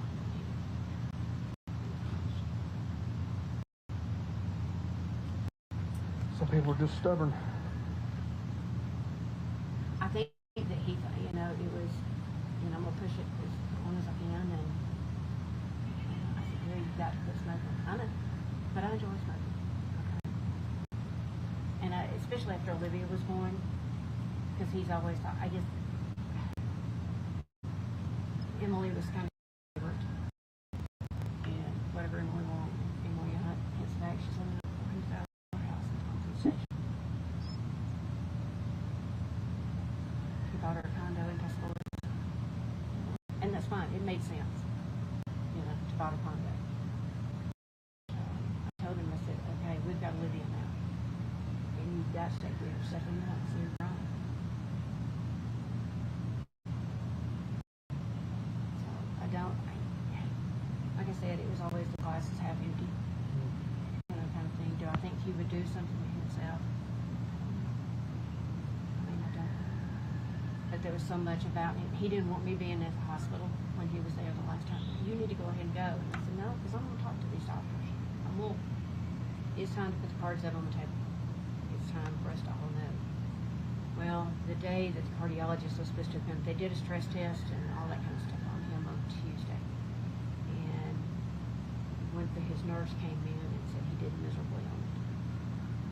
I said, great. And he said, we do not do open heart surgery here. I think they do stents and stuff. He said, so he will be transported out of here. And like I said, I never talked to the cardiologist. I talked to his physician's assistant. Because Amanda and I came and got me, and we went to Fox Hall, on the other side of Douglasville, to look at a wedding thing. When we got back over there, they were dismissing him. And so I never talked. But I do know, because in the paperwork, that he was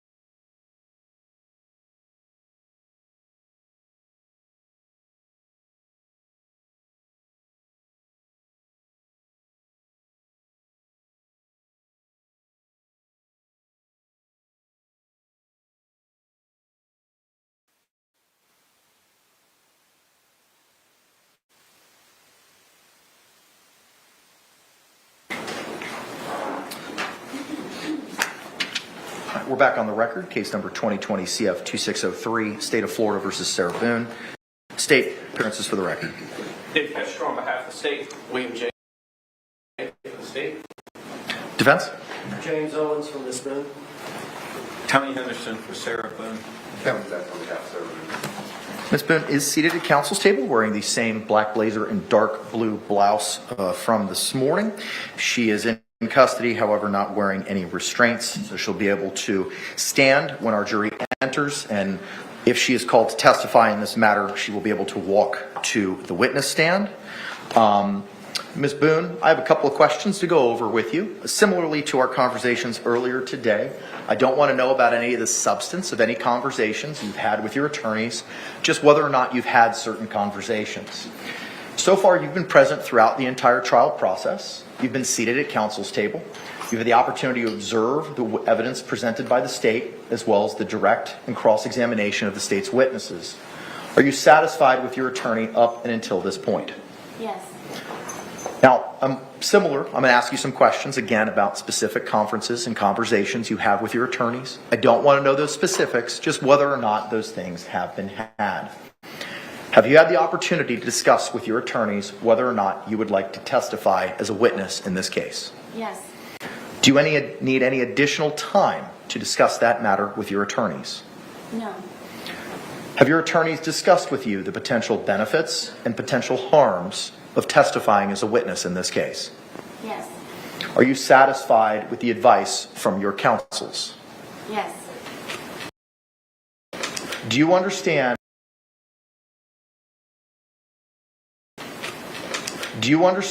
that attorneys can make most of the decisions about trial strategy? They cannot determine whether or not a defendant testifies or not. Do you understand that? Yes. Not even the court can interfere with the defendant's right to make that decision. Do you understand that? Yes. Do you understand that it is your decision and your decision alone? Yes. While counsel can give you advice on whether or not it would be wise for you to testify in this case, do you understand that you can ignore counsel's advice because the final decision is yours? Yes.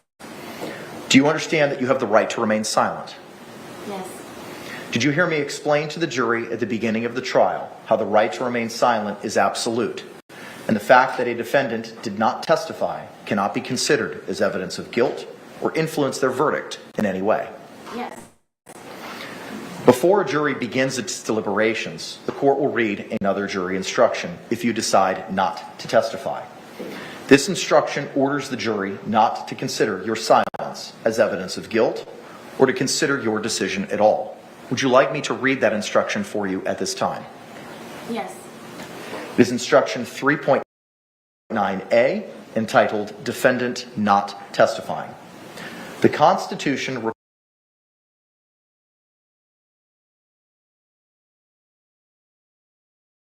requires the state to prove its accusations against the defendant. It is not necessary for the defendant to disprove anything, nor is the defendant required to prove her innocence. It is up to the state to prove the defendant's guilt by evidence. The defendant exercised a fundamental right by choosing not to be a witness in this case. You must not view this as an admission of guilt or be influenced in any way by her decision. No juror should ever be concerned that a defendant did or did not take the witness stand to give testimony in the case. Do you have any questions about this instruction? No, Your Honor. Do you understand that if you choose to testify, you are waiving your right to remain silent? Yes. That means once you begin to answer questions, you have to answer all questions unless I instruct you not to answer a question. Do you understand that? Yes. You cannot pick and choose which questions you want to answer and not answer. Do you understand that? Yes. Do you understand that if you refuse to answer any questions, the court can impose sanctions, such as holding you in contempt, striking your entire testimony, and instructing the jury not to consider any of your testimony? Do you understand that? Yes. If you choose to testify, you will also be subject to cross-examination and impeachment. That means the state could ask you about any prior felony convictions or convictions for crimes of dishonesty if you have any such convictions. If you have any such convictions, the questions will be limited to whether you have such convictions and the number of same. Do you understand that? Yes.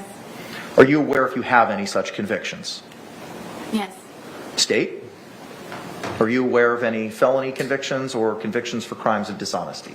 No, I believe she's answering an affirmative. She's aware that she doesn't. Okay, so you have no such convictions. Okay, thank you for that clarifications, ma'am. As there are no convictions, and that number is not in dispute, the state will not be permitted to inquire into those matters. Have you had enough time to discuss your decision to testify or not testify with your attorneys? Yes. Again, do you need any additional time? No. Has anyone forced you, threatened you to get you to testify or not testify in this case? No. Has anyone made any promises to you to get you to testify or not testify in this case? No. Are you satisfied with your counsel's advice so far in this case? Yes. Are you making this decision freely and voluntarily? I am. Did anyone force you, threaten you, or coerce you to testify in this case? No. Would you like to testify or not testify as a witness in this case? Testify. Okay. And ma'am, similarly, after you've had the opportunity to converse with your lawyers again, I want to confirm that you're on board with the strategy that they've utilized in your defense in this case, Yes, I understand. including calling you first. Yes. Okay. All right. I want to remind you, ma'am, that you can change your mind. You just have to let your lawyers know before the jury comes back in. Do you understand? Yes. State, anything else we need to address? Just that the law of the case is that there should be testimony from the defendant of an overt act that particular day before there is testimony about reputation evidence, prior instances of violence, or any of the ancillary things that come in self-defense. Holland case speaks for itself. Anything further? I do want to talk about that, but as it relates to her right to remain silent or testify, I have nothing about that. Okay. Then what do we need to address with regard to Holland? Well, I've got three issues. One is Holland. The other is I've got these gloves. My client and I would like to take a few moments to look at the suitcase and to look at that. And then the third. They want to give you these. Oh, wow. Radiant pink and I don't need no light. Go ahead and pull off that. Or physically restrain George Torres from committing an act of violence on her. But, Judge, if you'll remember, during the 2-hour interrogation, the officers make mention that they are aware of the prior incidences of violence. So I believe the door has been open, that I can go into that based on those statements by the two detectives. If you remember, they introduced this 2-hour video. She says, he comes at me all the time. I think eventually Sarah Boone realized that they had her phone and they were going to see pictures, they were going to see videotapes of evidence that George Torres committed acts of violence on Sarah Boone. I think at that point she changed her tone about George. She was trying to protect George, but then she realized she would have to disclose some of the acts that had been committed on her by George Torres, and so she did talk about him coming at me, and we've had issues before, and the officers gave, I can't remember exactly what they said, but yeah, we're well aware of, I don't know if they said the prior acts or we're aware of the domestic violence, whatever the case may be. I submit that opens the door. That was during their case in chief. They chose to play that entire video, and so I think I can talk about the prior bad acts before the event in question chronologically, and I've got a bunch of photographs that go into physical evidence of her injuries as a result of George's violence. Okay. Response, if any. Judge, we're asking for the court to maintain its ruling. We already read an instruction that the police are allowed to tell her things to try and get reactions from her. She affirmatively denied there was an overt act that night to the police. And the court, in its ruling pre-trial, as we're trying to get some guidance on this, reviewed Ms. Boone's most recent statements on the matter, and there is no overt act thus testified to. So we are hopeful that we will maintain that ruling, and I don't know how it prejudices her or her team in any way to establish an overt act on February 23rd, 2020 before we go into reputation evidence, prior instances of violence, or Madden's house syndrome evidence. Any other further argument, Mr. Owens? All right. I don't find that the officer's statements are character evidence, and you're looking for specific instances of conduct, which are going to be utilized for those specific purposes for reputation or violence to establish the fear component that the case law speaks about. Florida Supreme Court decision in Holland is clear that that overt act needs to be established before any of that evidence is submitted. I don't find that it's an opening of the door, and I'm going to rely on what the Florida Supreme Court has told us to do. Judge, I've got to get the clerk to mark some photographs, and then my client and I need to take that suitcase out of that box and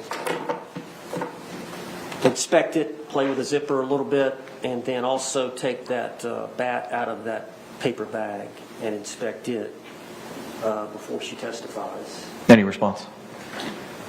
I'm just confused why we haven't utilized the nearly half an hour or more that the court has been off the bench to get these photographs marked. The defense team has been on board for quite some time.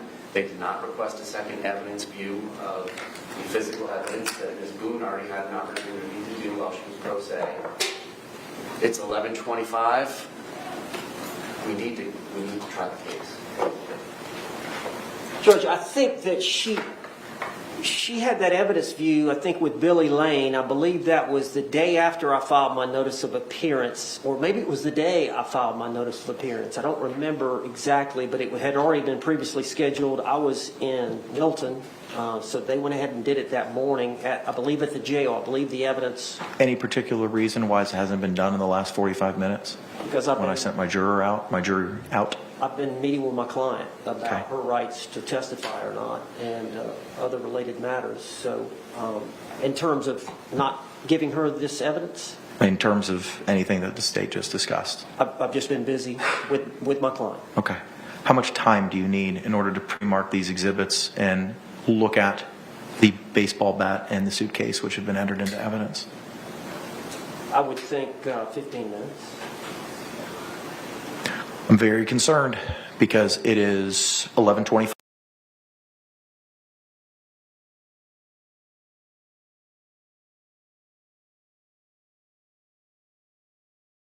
Early lunch. It's 11:30. Let's take an early lunch. We've got witnesses coming this afternoon anyway.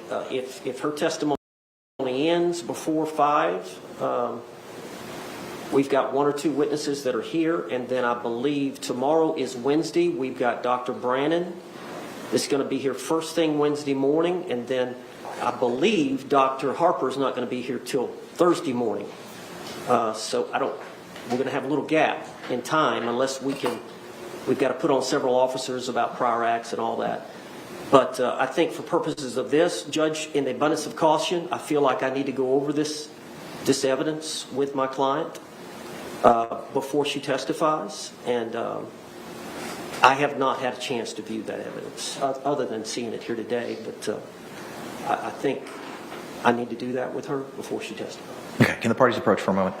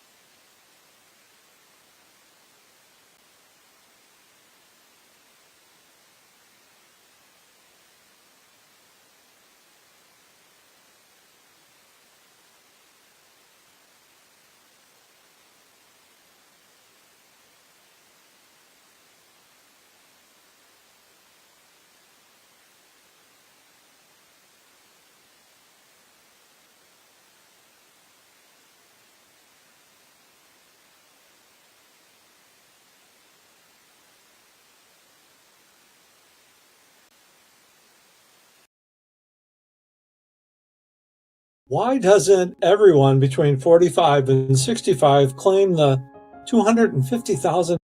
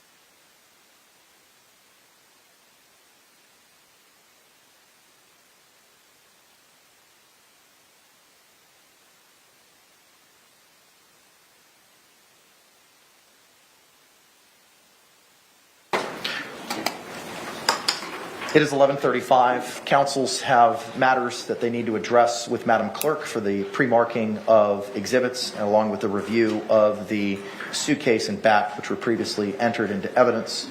I'm going to bring based on the agreement of the parties, I'm going to bring our jury panel in at this time, release them for lunch, give them a similar instruction to the instructions they've been provided earlier, and we will commence promptly at 1 o'clock this afternoon.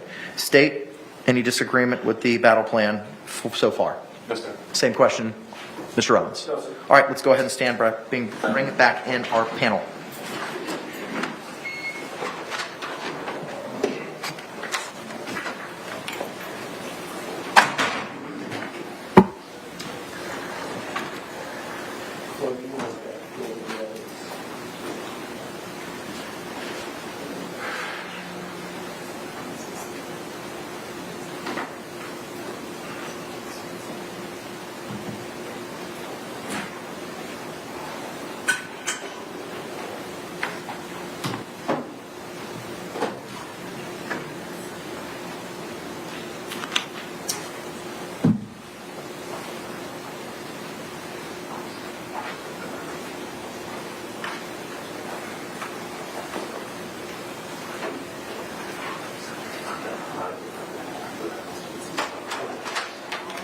Jury entering.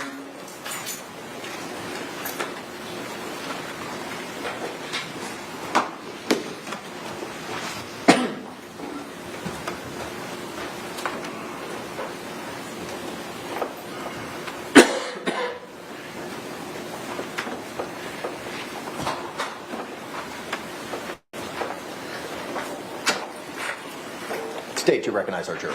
Yes, sir. Defense, do you recognize our jury? Yes. I thank you all can be seated. Members of the jury, again, once you're seated and comfortable, if you could raise your hands to confirm that you complied with the court's instructions. All right, thank you very much. Thank you for your patience. Matters with counsel took a little bit longer than we anticipated. We're going to take an earlier break today. It's 11:35. We anticipate the defense putting on a case this afternoon, and we don't want to get into it and then have to break a half an hour into it. So we're going to go ahead and take that break at this time. I'm going to give you a similar instruction as I've read to you over the last couple of days. Jurors, you must not conduct any investigation on your own. This includes reading newspapers, watching television, or using a computer, cell phone, the internet, any electronic device, or any other means at all to get information related to this case or the people and places involved in this case. This applies whether you are in the courthouse, at home, or anywhere else. You must not visit places mentioned in the trial or use the internet to look at maps or pictures to see any place discussed during the trial. Jurors, do not watch local news or read local newspapers. Jurors must not have any discussions of any sort with friends, family members, or even your fellow jurors about the case or the people and places involved. So do not let anyone make comments to you or ask questions about the trial. I want to stress again that just as you must not talk about this case face-to-face, you must not talk about this case by using an electronic device. You must not use phones, computers, or other electronic devices to communicate. Do not send or accept any messages related to this case or your jury service. Do not discuss this case or ask for advice by any means at all, including posting information on an internet website, chat room, or blog. With that, members of the jury, I thank you for your time and your service and your attentiveness, and we'll see you at 1 o'clock this afternoon. Thank you. Jury exit.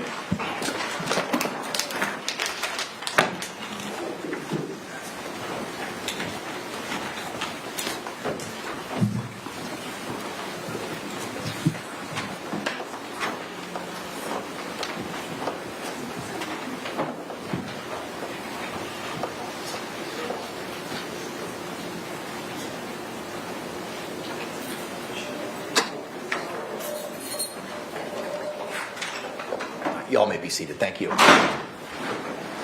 State and the defense, if you could please review those items and please mark every defense exhibit at this time with Madam Clerk, and I will see you all to commence promptly at 1 p.m. Court's in recess. Thank you.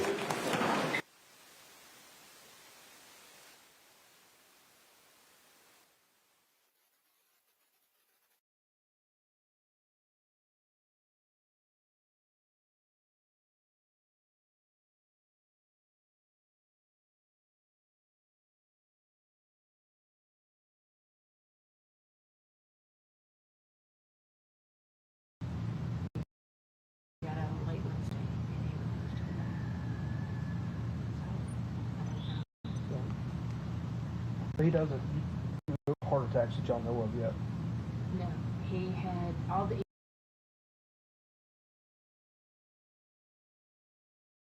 Y'all know of yet. no, he had all the EKGs that they did in the hospital came back abnormal. That's all the nurse told was abnormal. And of course, I tried to ask a lot of questions and stuff. Of course, you know, everything is privacy laws.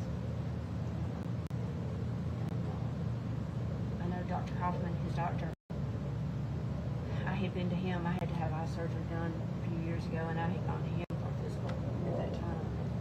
I said, so I said, well, we'll do about Gary. And he said, Ellen,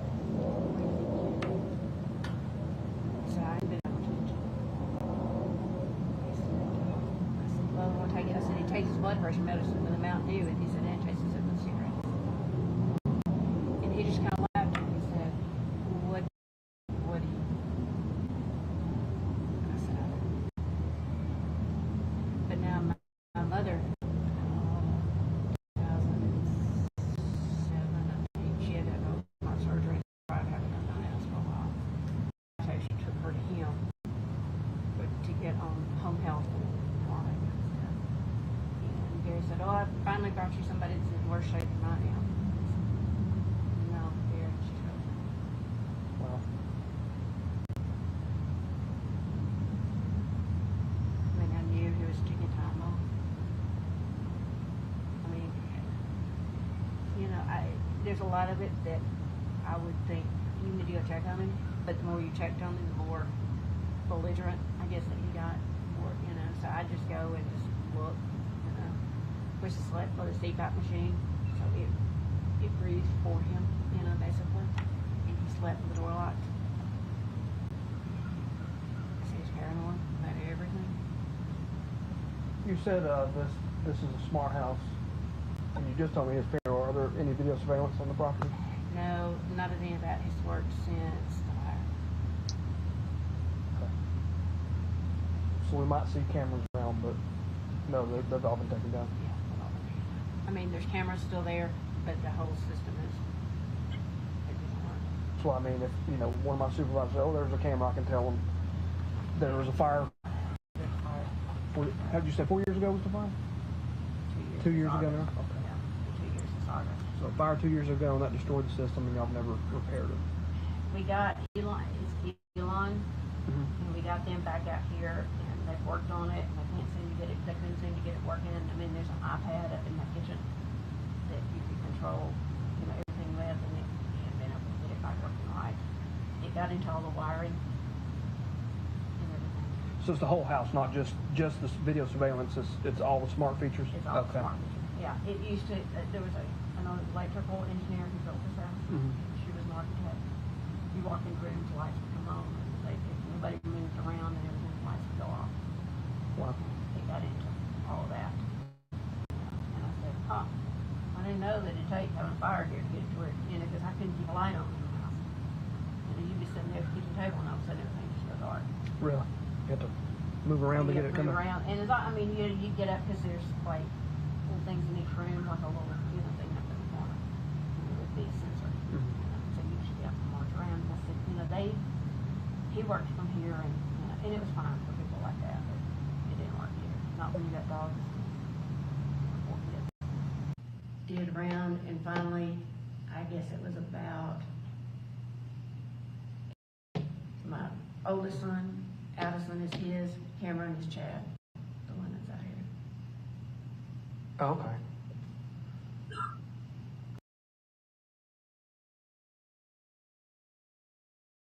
They needed you and Trent back.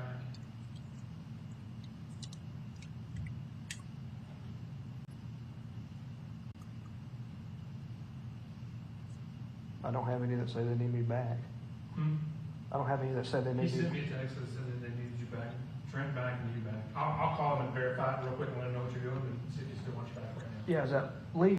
Yeah. Okay. I'm sorry. Okay, and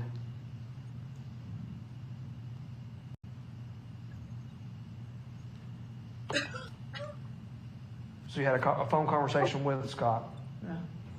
and what did that entail? I mean, it was just, you'll be home, Look, I've got, the horses are upset, the dogs are upset, Luke and Leroy are having a meltdown at the barn. I mean, just typical, what we do, 9 days at the gym with each other. Scott, when you'll be home, I'll be right there. And, 2 hours later, he may show up. Okay. So when he got home finally, did he let you know he was there? Or? I saw him go in the driveway. Okay. Did you call him or he called you? He called, yeah. That was when he said, we discussed about he said, I see he's got the fire going. I said, oh, yeah. And, he said, which gate did they get out of and how'd they get out? I don't know, Scott. They're just out. I put them back in and locked the gates up.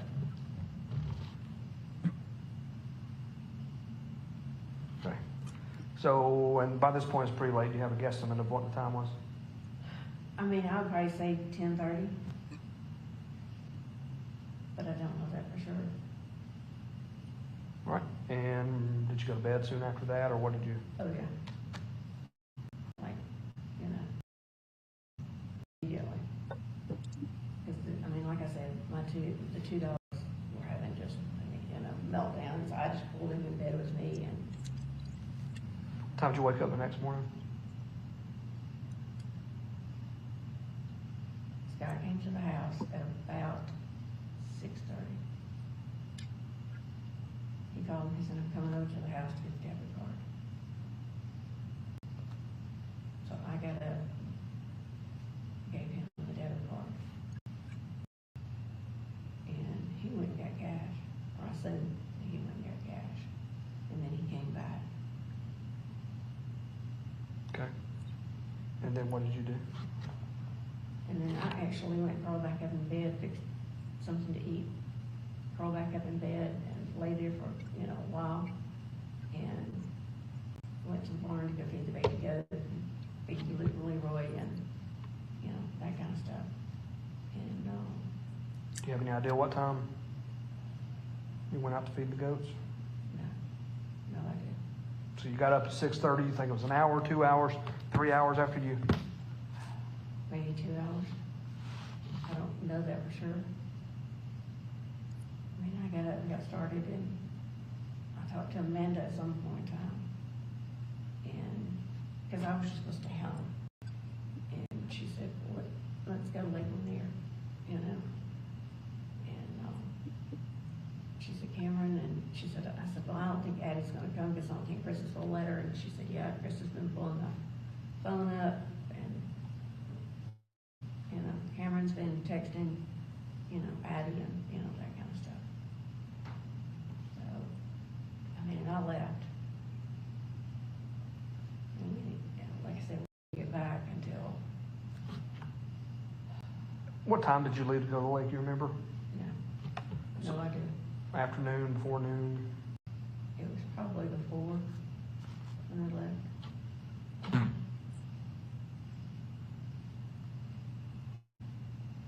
Like I said, I thought he was up because I had the blower going and blew off the driveway and, the upper deck, and then you go down below and blew all that off. And because the fan in that bathroom was blowing, and you could smell smoke coming out, at that time. Mm-hmm. So when you left at around noon-ish to go to Lake Lanier Islands, Right. or Lake Lanier, you didn't see or hear anything from Gary? No, but that's not unusual either. I mean, especially on his day off, it's nothing for him to sleep till very late. Especially when he was having those spells, as we call them. He'd sleep till, sometimes all afternoon. Mm-hmm. But it was not, like I said, it's nothing unusual for him to sleep very, very late. And to go down to his office and go to, stay in there for hours and hours doing documents. And I noticed that the door was open very much to his office, still didn't think, and I just reached and closed it. Blew everything off, went with the blower up, and I was gone. So, I just assumed, I thought he's up, didn't think anything about it. Where did you go when you left the house? Where was the first place you went?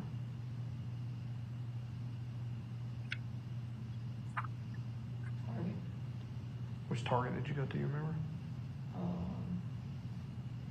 The one in Marketplace in Cumming.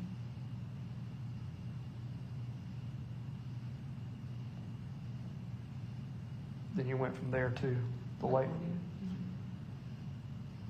And what time did you leave there, do you remember?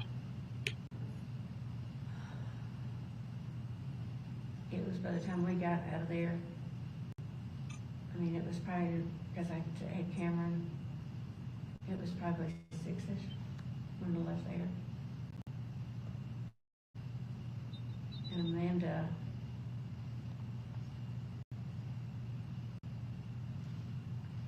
we called her and told her that I said, I'm home, we had gotten home. I have no idea. And like I said, I came in, I was busy with girls and getting, them situated and settled, and Chris came to the house and brought Addison. But you were there when he brought Addison? Yes. So if you left the lake at 6-ish, how long does it take you to get there, from there to home? A good hour or more. So we're looking at home at about 7. And you took the girls in, we took the one girl in that you had already. Right. And started getting ready just for the evening, and Chris showed up with Addison. With Addison. And dropped Addison off. Mm-hmm. Okay, and then what'd y'all do from there? Well, we went over to the barn and I fed and just kind of took care of everybody over there. And then I actually had gone to the barn to feed, and I saw Chris pull in with Addison. So I just went back to the house. And,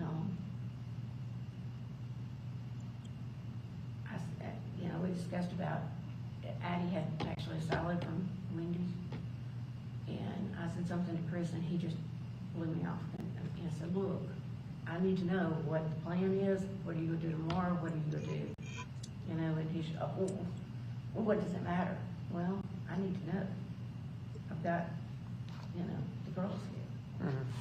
And he said, well, it just doesn't matter. Well, okay. And so he just left.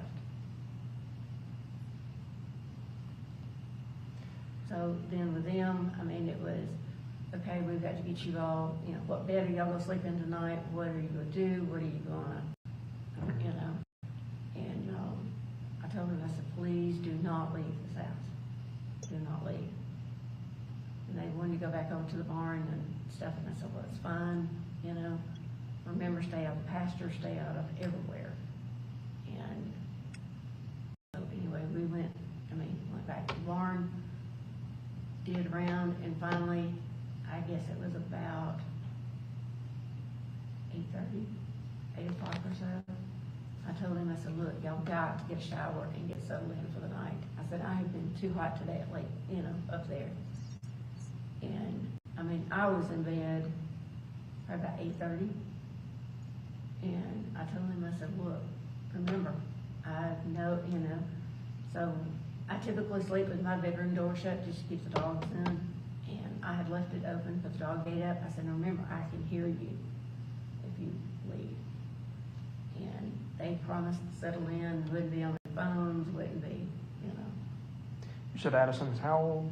11, should be 12 in August. And what was the other one's name? Cameron.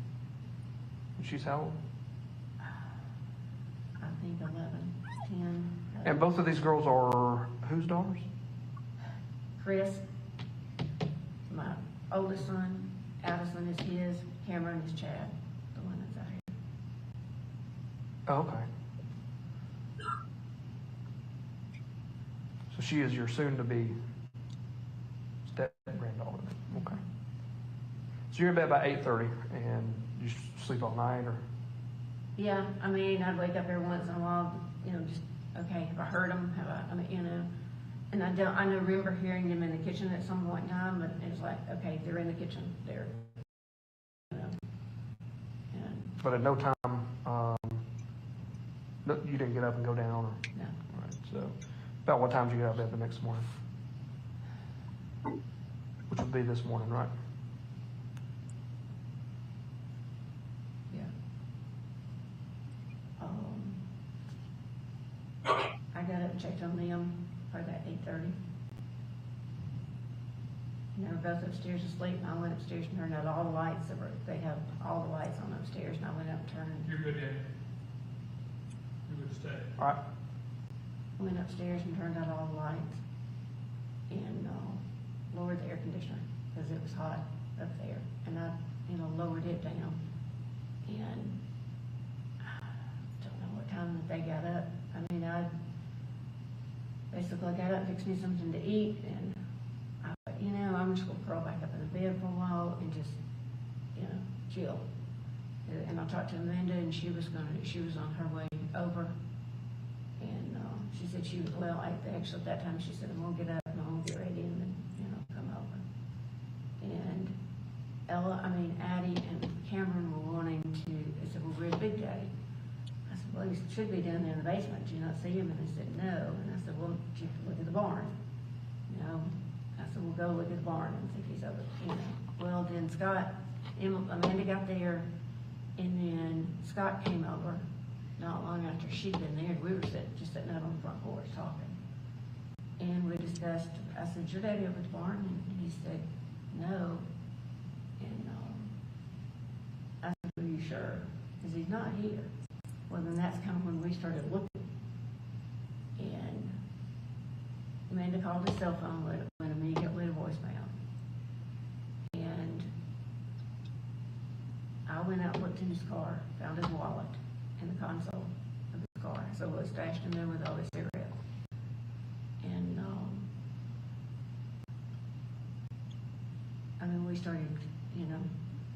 looking for him. I called his secretary. I even called Emily and Franklin to see if she had talked to him. And she said, because Amanda suggested, well, she said, would he have left town? And I said, well, his travel CPAP machine is gone. And I said, so he very well could have left. And not, because he never tells anybody. I said, but his car's here, so that didn't make any sense. And I said, do you know when they were planning on going to the beach? Because Gary had just said he was going to go with Chris this time. He wasn't taking another trip on our dime and not go with him. And he had wanted both of us to go. And I said, no, because that's just feeding into his thing of taking money if we go. And he said, well, what if, we take the girls and go down there? And I said, well, no, that's fine. But Chris is not going to let those girls go without him, So, we just left it. He said, yeah, you're probably right. He's not going to let him go. So you guys couldn't find him this morning. You started searching. So we started searching. Yeah, Scott and I got on the RTV, went everywhere. Amanda and I we just walked down the hill, walked right by that fire pit. By that burn pile, and we walked right straight down that hill. And I said, look, the property ends right here, where the fence is. So we didn't even walk all the way down there. We get to see that there wasn't anything. We've been back up. Scott and I had been, like I said, in the RTV, and we pulled down, on the dam down there and backed up. And we'd been everywhere, just to see if he walked off or if he, whatever. And Scott and him rode up on the road to check at the top of the top pasture, up there. And then we all went back, and then Scott was, as we discussed about, a goat being put on the burn pile or anything like that. Is that something y'all done before? Or? Yeah, Scott. Yeah, if we have a baby goat or something like that to die, Scott would just put it in the burn pile and burn everything. When's the last time y'all had to do that? What? Burn a baby goat or something? Oh, I have no idea. No idea. When was the last time that burn pile had been burned at all? I don't know. It's been several months.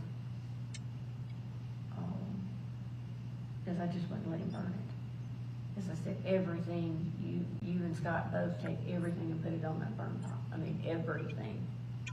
And it had just gotten so big and so whatever. And I said, it is just dry. It's too dry. And he, like I said, and all of a sudden it's burning. Okay. So that pretty much narrows down your time frame and where you were and what you were doing and who you were with. So that was why that was. And Scott called me after he got through playing golf. And he said, got through playing golf, and I said, what are you going to do? And he said, well, I'm going to go on up to the lake, but I won't be there long. And like I said, then it was, late when he got home. And I'd actually tried to call him a couple of times, and he didn't answer. Okay, thought you were going to be home at a reasonable hour, And he wasn't. Mm-hmm. But that's not unusual either. Right.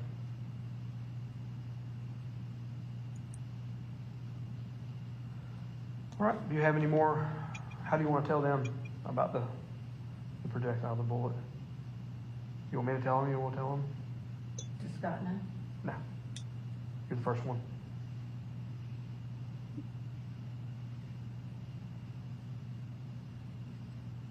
I guess we'll bring them all in and tell them together. Okay.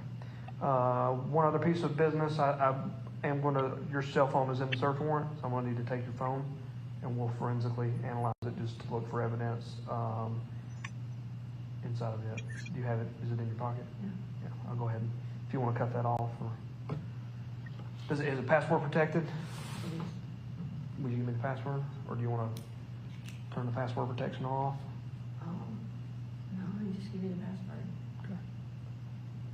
I mean, do you have a search warrant for this? They have it. I don't know who has a copy of it, but it is in the search warrant for all electronic devices. I mean, do I need to get an attorney? That's up to you. It's one of your rights.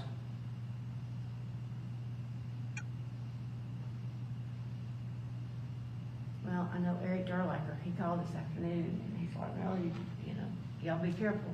Don't do anything that, I mean, you know.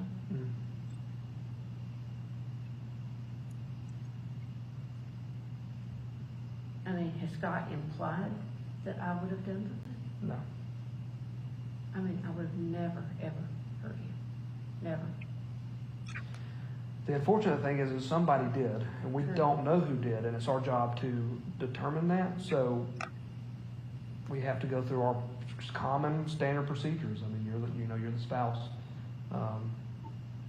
We have to do everything in our power to rule you out or to rule you in. You know. Right. So, and in today's day and age with technology, cell phones are one of the biggest pieces of evidence. So it's common procedure. They're included. We take them. We analyze them. We can get it back to you pretty quickly.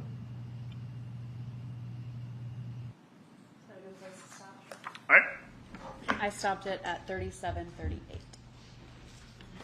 All right, break for lunch. We're gonna deal with something during the lunch break, so I'm gonna give you all till 1:30. All right, y'all be excused. 1:30.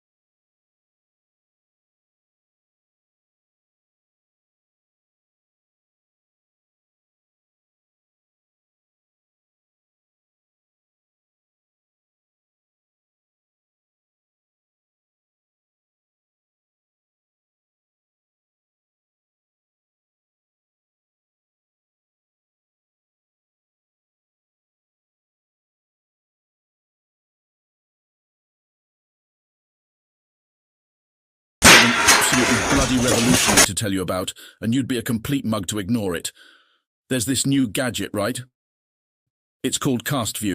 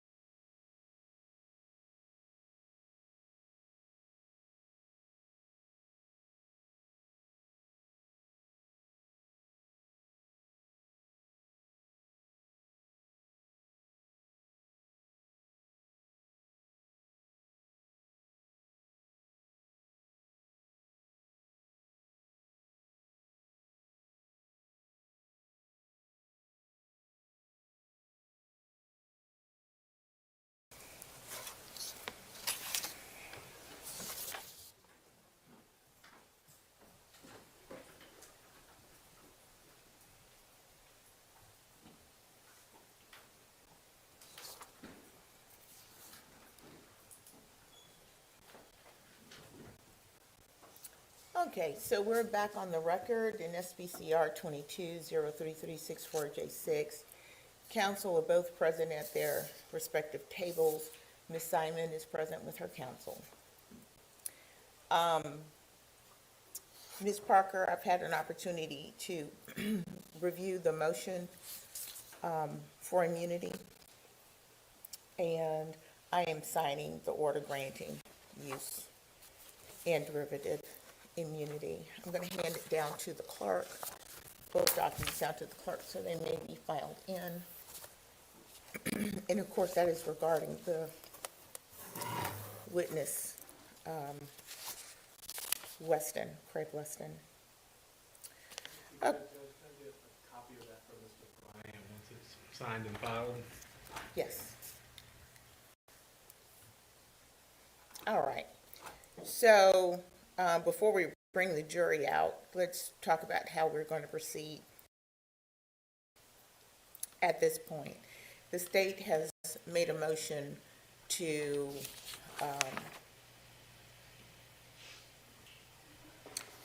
not broadcast or have recorded certain testimony.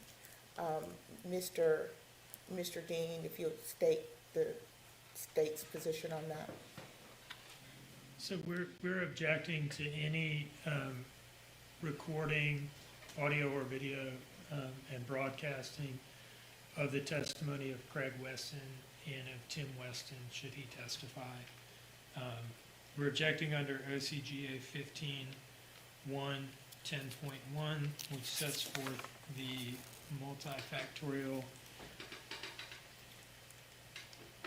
test for granting or denying media requests.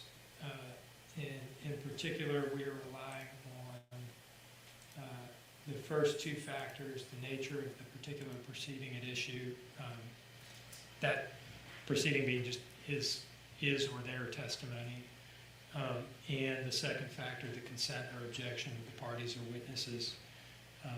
He has objected to us, and so we're relaying that to the court. Also, the sixth factor, the impact upon due process and the truth-finding function of the judicial proceeding. We think that, given his concerns about recording and broadcasting, we think that the truth-seeking function of this criminal trial will be furthered by not doing that in the case of him and Tim Weston, should he testify. All right, thank you. Mr. Hilliard? Your Honor, since we're just dealing with flat statements without any evidence to support them, my objection is the exact opposite of that. With the only two exceptions in the trial so far, one having to do with a minor child, which I think everyone agreed on, and the other one having to do with an agent who may or may not have testified that we didn't want to have their identity revealed for reasons, okay, that are enumerated, and again, not a great objection to. We don't have that here, okay? Mr. Weston is a civilian. He's not a minor. He's not under indictment. He's been granted use immunity. I'm sorry if the things that he's testifying about may be personally embarrassing to him, but I didn't call him as a witness, and the rules we've been playing under have been the same for everyone. I don't see, Mr. Dean baldly states, well, due process can be served by this. Well, I can baldly state that due process would not be served by it, and we're right back at the beginning of the analysis. So everyone in here has objected to the media coverage thus far, every opportunity we've been given. So I'm not saying this because I'm any great fan of having cameras in the courtroom, because I'm not. Okay? I am saying this, though, that the rules that we've been playing by, every witness has had to come in here and testify so far, with only those two exceptions, have had to testify in front of the cameras. So I think Mr. Weston should have to as well. I'm sorry if he finds it embarrassing or he doesn't like it, but other than that, he has use immunity. So any potential legal ramifications are out the window at this point. So I think that that use immunity promotes due process and fairness more than anything. Other than that, we're just talking about his own personal embarrassment, and that's not one of the factors, Judge. So we object. Mr. Dean, looking at considerations 1, 2, and 6, is there anything particularly about the nature of the particular proceeding at issue? What can you tell the court more about that in your objection? This witness is likely going to be asked to touch on private sexual matters. It's one thing he is a private citizen. He is likely going to be asked to touch on private sexual matters.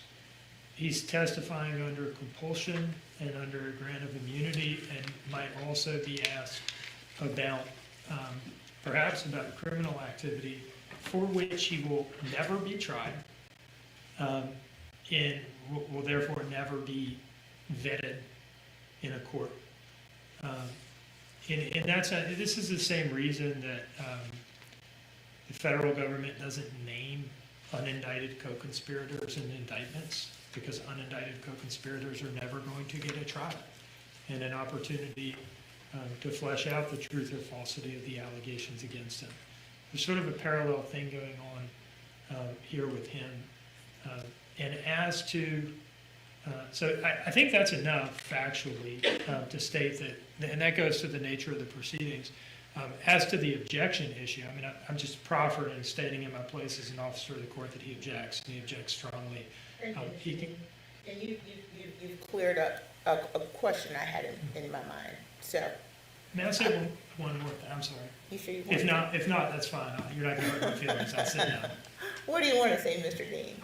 I was just going to say that this idea that the court's decisions about recording or broadcasting the trial at large and the testimony of other witnesses, and that there ought to be some, there's like a principle of consistency that ought to control here, just seems to me to be totally at odds with the multifactorial, fact-specific, witness-specific tests set forth in the code. Are you saying that's what the court has been doing? No. That's what I took Mr. Hilliard to be urging the court to do, is to apply a uniform rule for all witnesses and all the subject matter in the trial. And I just don't think that's what the code section calls for. Mr. Dean, Yes. I know you're about to go on, and If you you don't like. you don't need to. All You right. will. All right. You will. And I don't need you to. I do have something to say about that. Yeah. You asked about the nature of the proceeding, so this is kind of a different thing, and he gave an answer to it.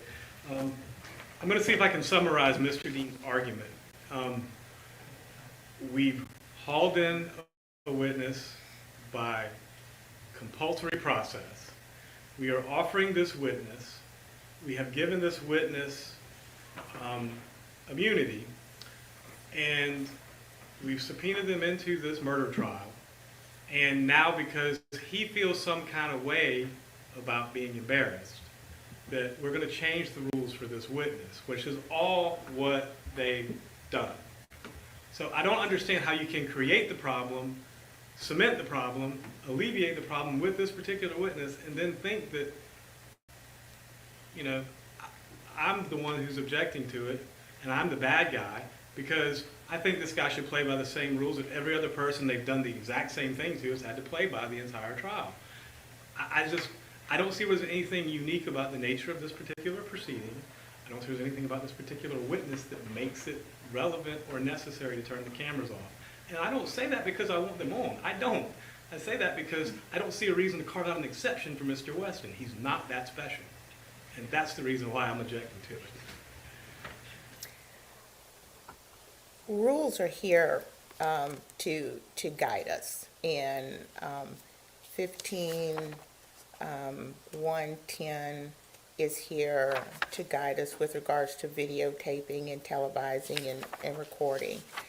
I do think there is a balancing test. There are several conditions that are listed, things that the court should consider. And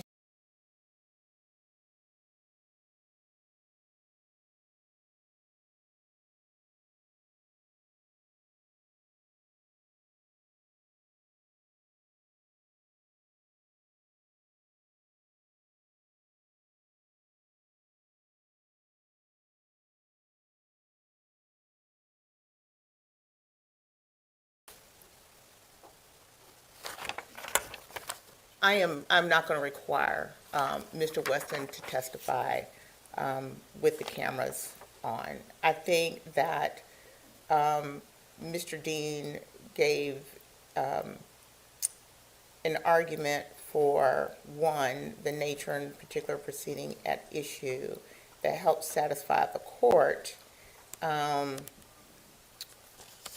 He also stated condition two. But condition 6, I find, is very persuasive. The impact upon due process and the truth-finding function of the judicial proceeding. Given what the particular scenario is with this witness and some of the factors that play in, I am going to require that cameras not roll and that it not be recorded. Of course, the fact finders who are here will still be able to hear all of the evidence. They will be able to see him. And anyone who's in the courtroom will be able to hear from him. This is still an open courtroom, although in my discretion, I am not going to allow this witness testimony to be broadcast. Okay? And so with that, is there anything else that we need to take up before we bring in the jury? No, Your Honor. And you need Mr. Hilliard, you wanted a copy of the order? I have it right here, Judge. I did want it to be certified, though, just so I can use it on Mr. Weston when the time comes. Okay. Okay. All right. Mr. Bryant. Yes, Grace. Your Honor, is Mr. Weston the next witness so that we can be made aware of when he's going to testify? What I anticipate is Detective Lemons. Detective Lemons is going to be called next, and then after her, after Detective, then Mr. Weston is going to be called. And I would ask that you cut the camera footage and recording at that time. And just to clarify, that would be audio as well as video? Yes, ma'am. Thank you. Yes, sir. Your Honor, could we describe his testimony as reporters in Yeah. talking about what's happened in the day or no? This is an open courtroom. We're just not recording and broadcasting that portion. Thank you. Just to follow up, I don't mean to, all right, so we're allowed to. This is what my house looks like. And I haven't cleaned in 3 months. That's because I have someone come and do it for me twice a month through HomeAglow. Let's talk about how much that actually cost me. So using HomeAglow, the first cost was $39. A crazy good deal for 4 hours of cleaning. The cleaner I chose, Jonathan,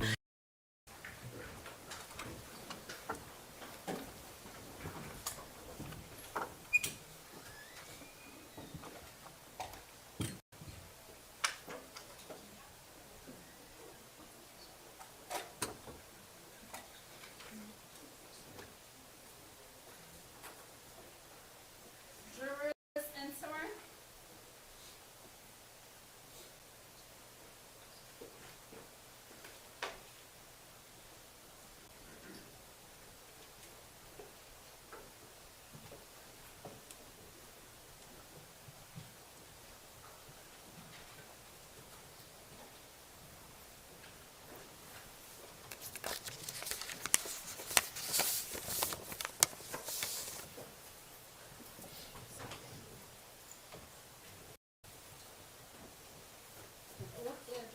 Thank you.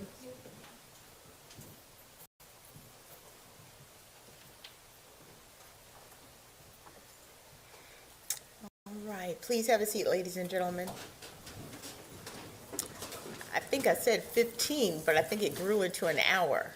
So I appreciate your patience. Honestly, we are not dancing and having a party while you guys are in the back. The work continues. I'm going to turn now to the state. You may call your next witness. Marion Lemons.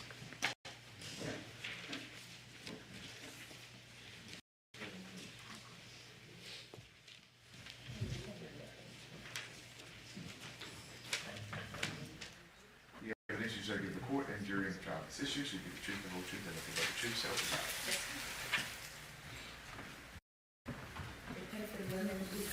God. One more time for good measure. Yes, ma'am.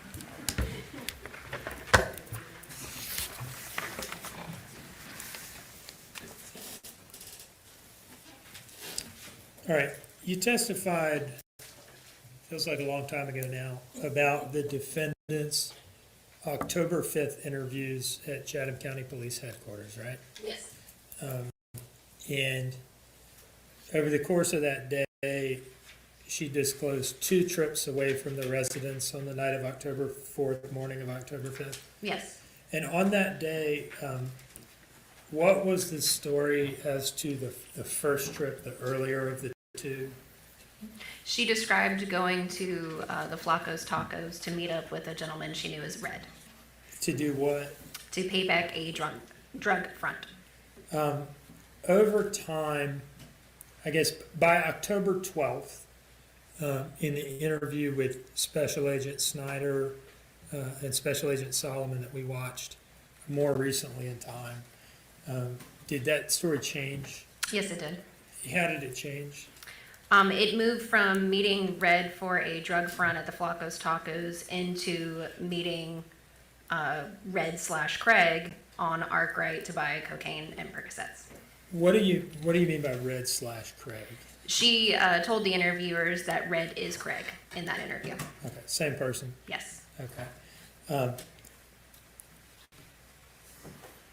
As early as October 5th, you had thumbed through her phone, right? Yes. And on that day, did you at some point, did you see messages in her phone between her and a contact saved as Craig? Correct. When do you remember first seeing those messages? I believe I mentioned them on October 5th to her. Okay. And did you ask her a question about Craig that day? I did. What was the question that you asked her? I think I asked her specifically, who is Craig? Did you ask her whether there was anything going, what did she say to that, if you remember? I believe she referred to him as an older white male that was not red. And it was on the 12th that she said, actually, Craig and Red are the same person. Yes. And it's an African-American gentleman, right? Yes. Okay. On the 5th, you had seen messages between her and a contact saved as Craig, right? Day Yes. one. And did you ask her whether there was anything sexual going on between the two of them? Yes, I did. And what did she say about that? I believe in that specific interview, I don't fully remember what she said. Okay. At some point in the investigation, did she deny that, though? Yes, she did. Okay. You later received a copy of her cell phone extraction, correct? Yes. And did you select and export from that cell phone extraction all of her communications with the contact saved as Craig? Yes. Do you see in front of you State's Exhibit 91? Yes, I do. Can you tell us what that is? So this is an extraction report of all communications and anything that has to do with the user she has saved as Craig. Your Honor, I would introduce this as State's Exhibit 91. No objection, Judge. Okay, it's admitted.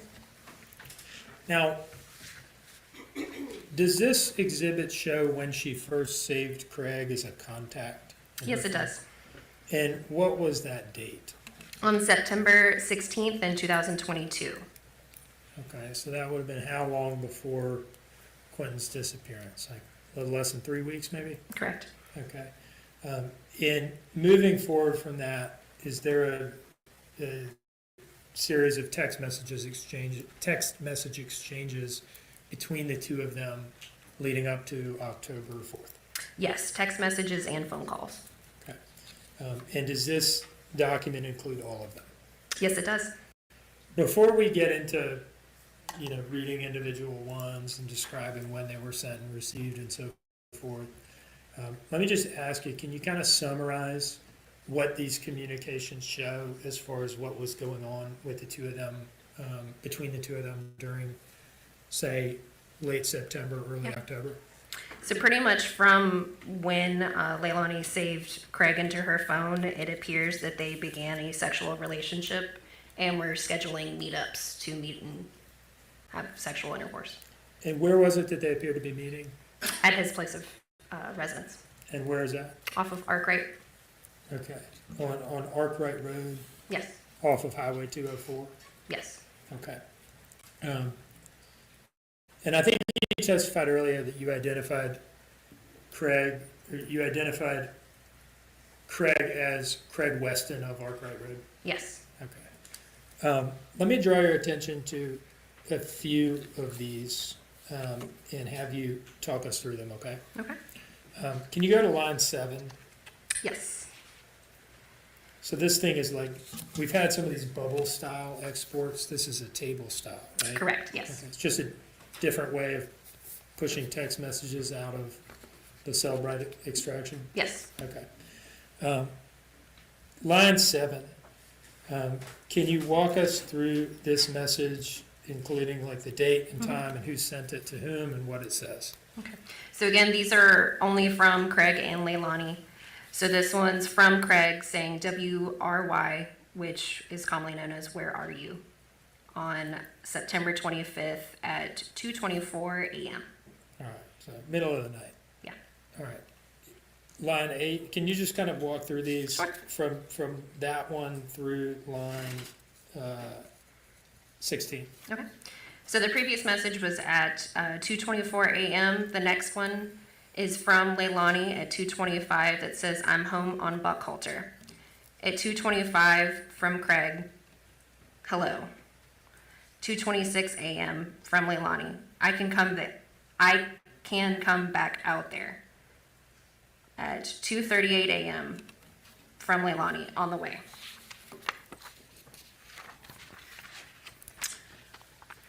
And then at 2:46 a.m., Leilani sends a video message. This is a thumbnail of the video that she sent, and it appears to be of a trailer from inside of a vehicle. Now, you've been to Arkwright Road? I have. And you've seen the structures out there? Yes. Does this appear to show that she was present there at that time? I believe it's the back part of Arkwright. Okay. And that was at 2:46? Correct. So it looks like she's there at that point? Yes. Okay. Moving on to line 13. So at 2:48 a.m., Craig says, okay, 1 minute. And then it skips to 5:55 p.m., so several hours later. That would be like 13 hours later or something like Yes. that? Okay. Craig asked, you okay today? You man here. And how does she respond to that? At 6:54 p.m., she says, yeah, I'm okay. He's on his BS today, and I don't feel like arguing. And then in response, at 6:58 p.m., Craig says, okay, well, was thinking about you. All right, so is that set of messages that we described, does that appear to be the first visit by the defendant to Craig that we see reflected in this set of messages at least? That's correct. Okay. Now, I'd like to go forward to line 62 on page 5. Okay. And if you could just do the same thing for 62 through 76. Go nice and slow with the times and everything. Okay. So this is on September 26th at 11:59 p.m. from Leilani. On the way now, be there in about 12 to 14 minutes. At 12:04 a.m., Craig initiates a phone call and they speak for 53 seconds. At 12:05 a.m., Craig says, okay. At 12:06 a.m., Craig says, okay, I'm in back to my camper. Stay close to your left. My dog gonna try eat your car, but he won. And the next one? At 12:16 a.m., Craig says hello. At 12:16 a.m., Leilani says, okay, I'm passing Quaco now.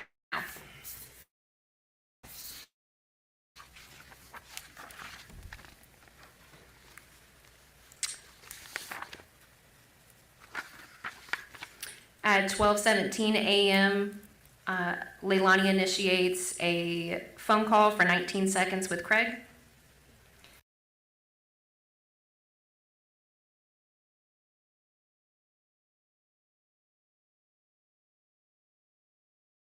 And then at 12:21 a.m., Craig says,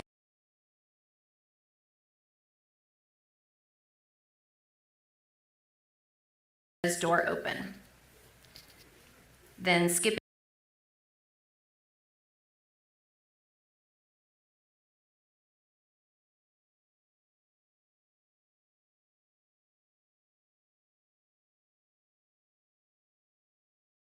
to 1:22 a.m., the previous was at 12:21.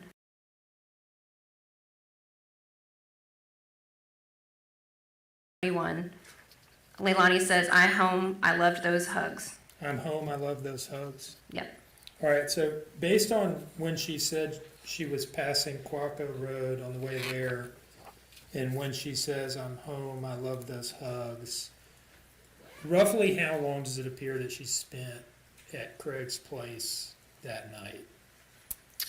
Roughly 45 minutes. Okay. Moving on to line 41, when is this message sent in relation to the last one we just read?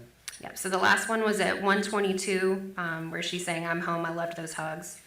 The following message is from Craig at 1:26 a.m., And it says, okay, not more than I did. I was about to grab that kitty one time. What does she say to that? In response, at 126, she said, LMFAO, you most definitely could have, exclamation point. And then at Do you think people generally know what LMFAO means? It's laugh my fucking ass off, in case you didn't. No. All right, 73, what's that? What does that one say? 73 is at 1:29 a.m. from Craig. Shit, I sure wanted to, like I see how it looked, FR. Try that one again, sorry. Read it slowly. Yeah. And before you do that, what date are we on? 9:27. Early morning hours of September 27th. Okay, go ahead with 73. Yep. 73 at 1:29 a.m. Shit, I sure wanted to, like to see how it looked, FR. What does FR mean? For real. Okay. How does the defendant respond to that in line 74? So 74 at 1:36 a.m. is a response from Leilani sending a video message to Craig of herself masturbating. 75? 75 is at 1:38, so after the video message, Craig says, damn, you just made me hard as fuck, thank you. And 76? 76 is at 1:39 a.m. from Leilani, well shit, I'm glad I did. Moving on to 117.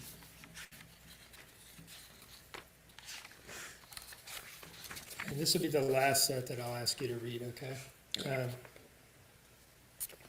If you could take us through 117 through 131. Stop at 131, okay? Okay. So it's on October 1st at 12:24 a.m. is the first message from Leilani. Dealing with Danny flipping his shit. As soon as I can leave here, I'll let you know. Craig responds at 12:34 a.m. K. And then at 1:14 a.m. from Craig, if you can't come out, it's okay. At 1:15 a.m. from Leilani, I'm about to head that way, just probably can only stay for a couple hours though, is that okay? Then at 1:22 a.m., Leilani says, heading to the car now. At 1:22 a.m., Leilani says, be there in about 20. At 1:25 a.m., Craig says, well, you want to park at rideshare. What is rideshare? It's pretty much just like an empty parking lot about a quarter mile from Arkwright. It's commonly known in that area as the rideshare. Okay, go ahead. At 1:26 a.m., Leilani says, yeah, I will. At 1:56 a.m., Leilani says, just pulled into the rideshare. At 2 a.m., they have a 2-second conversation over the phone.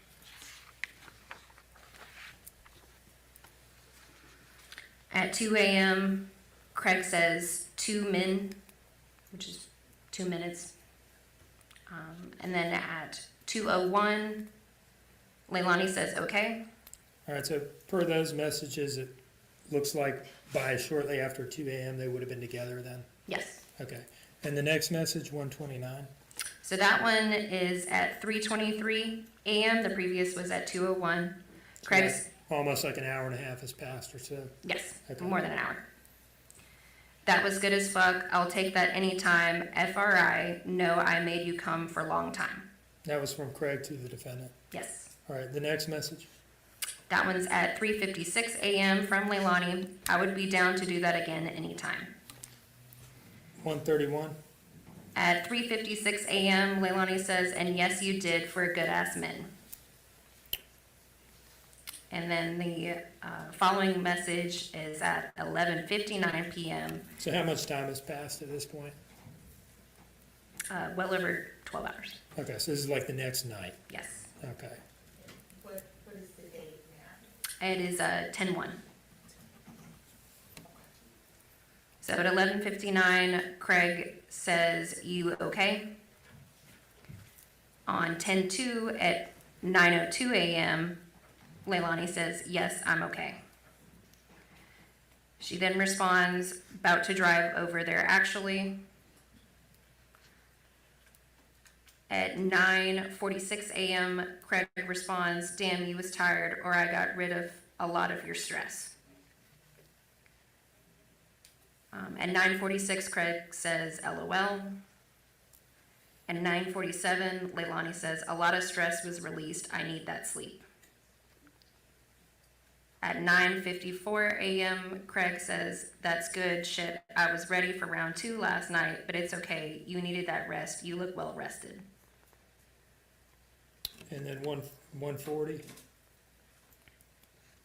And then 140 is at 9:57 a.m. from Leilani.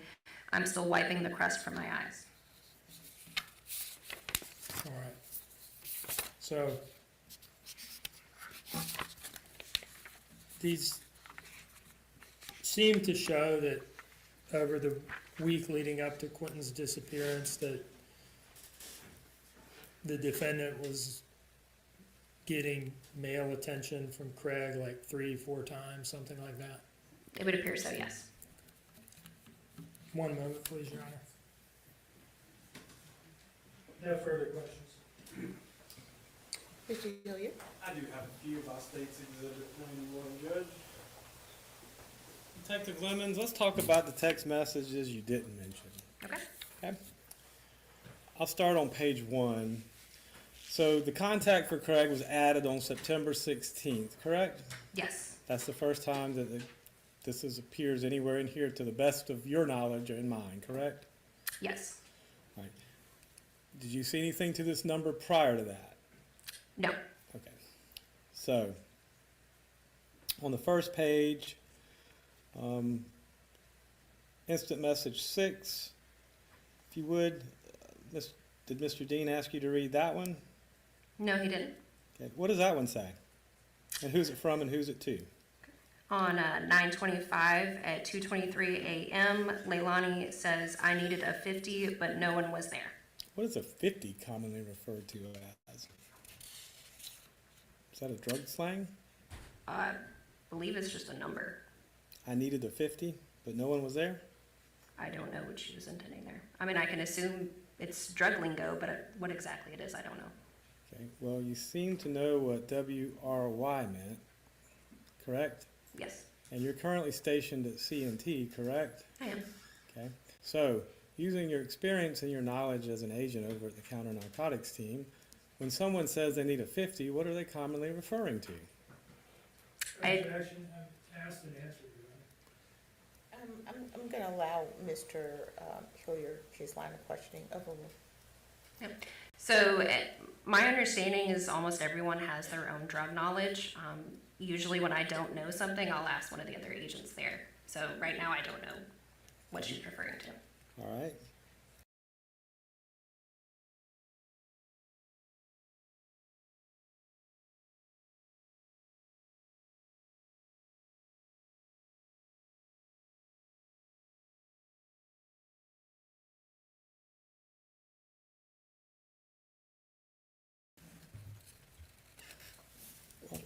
Let me go back and just start from the beginning with this.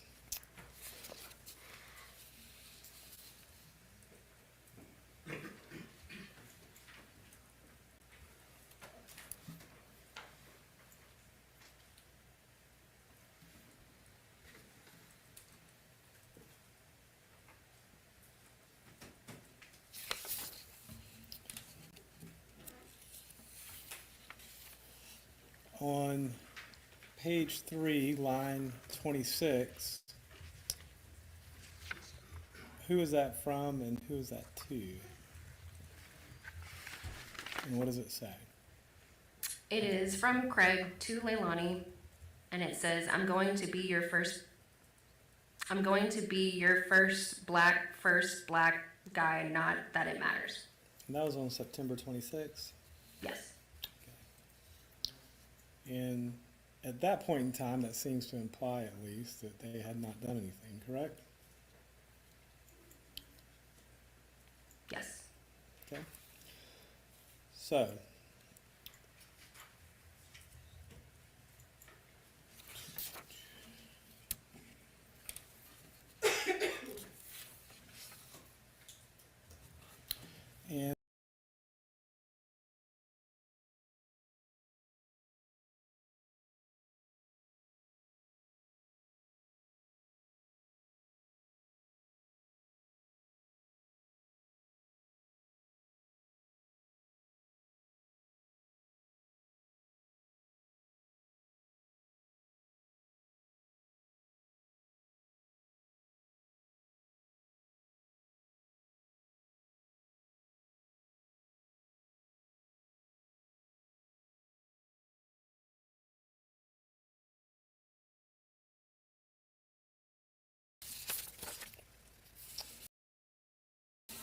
Number 52 at the bottom right there.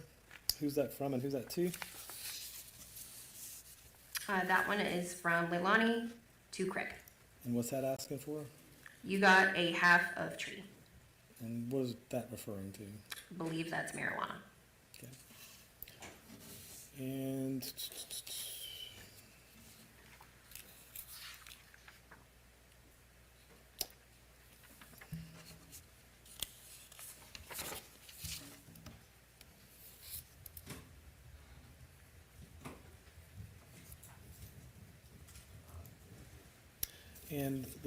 the instant message that y'all are referring to was, I believe Mr. Dean asked you about.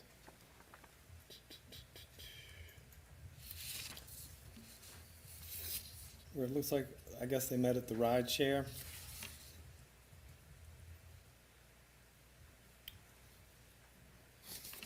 What day was that again?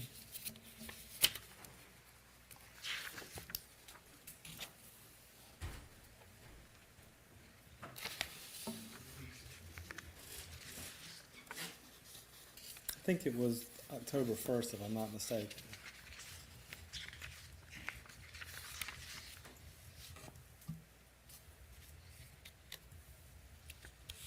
Okay.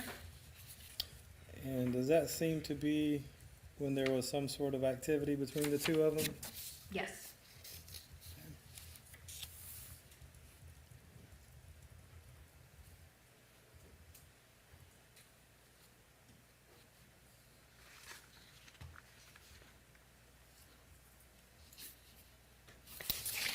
And on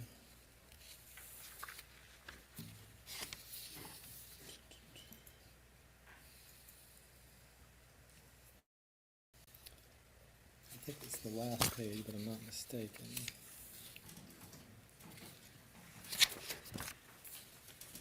All right, here we go. It's like number 143 at the top of the last page.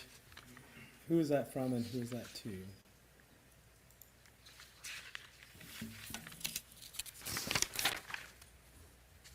That is from Leilani to Craig. And what's that saying on October 2nd? About to head over there and grab his ass a 40 so he'll shut up. And that's to Craig, correct? Yes. All right.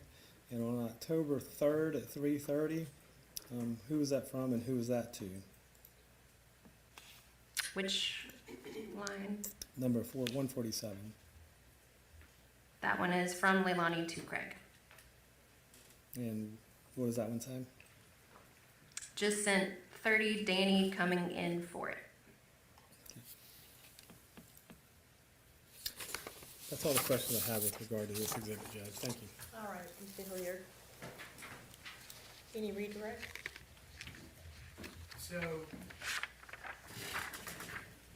she's not just sleeping with him, he's also involved in supplying her drugs? Correct. Isn't that exactly what we've been saying? Yes. We've talked about a number of meetups that you can clearly see in these text messages and how long they seem to have lasted, right? Yes. On the night of October 4th, the night that we're concerned with here, was there any text message set up? No. Was there any text message communications with them at all? No. Between them at all, I should say? No. And how long did the GPS data establish that she was there for that night? 10 minutes. And how does that relate in length to the previous visits that we've talked about? I think the shortest one is 45 for their meetups. So much, much shorter. Yes. No further questions? No further questions. Thank you. Mr. Williams, you may take your seat once again.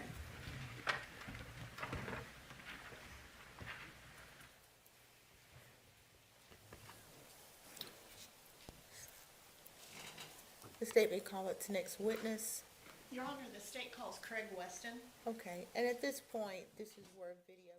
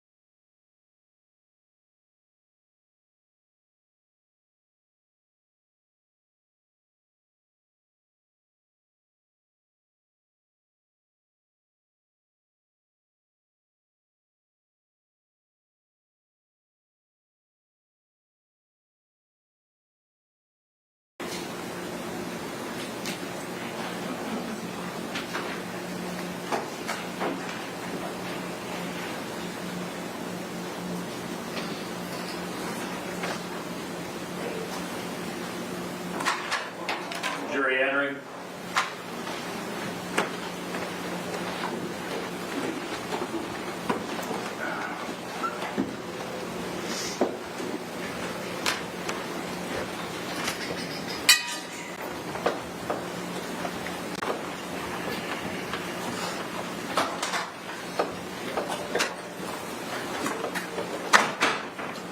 State, do you recognize our jury? Yes, Your Honor. Defense, do you recognize our jury?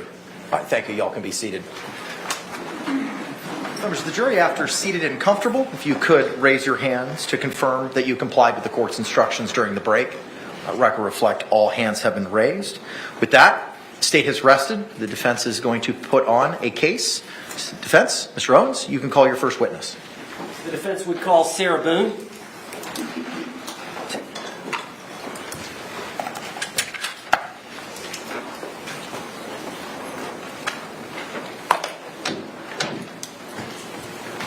Raise your right hand, please. Sworn, please. Do you swear or affirm that the testimony you should give shall be the truth, the whole truth, and nothing but the truth, so help you God? I do. All right, ma'am, you can take a seat. And if you could, state and spell your name for the record for us. Sarah Boone, 101077. And could you spell your name? SARAHEOONE. All right, thank you very much. Sir, you may inquire. Ms. Boone, would you please tell the jury where you were born and raised? Atlanta, Georgia. You were born in Atlanta? I was born in Atlanta. And how long did you stay in Atlanta before you moved here to Florida? I was 3 years old, 3 or 4. Okay.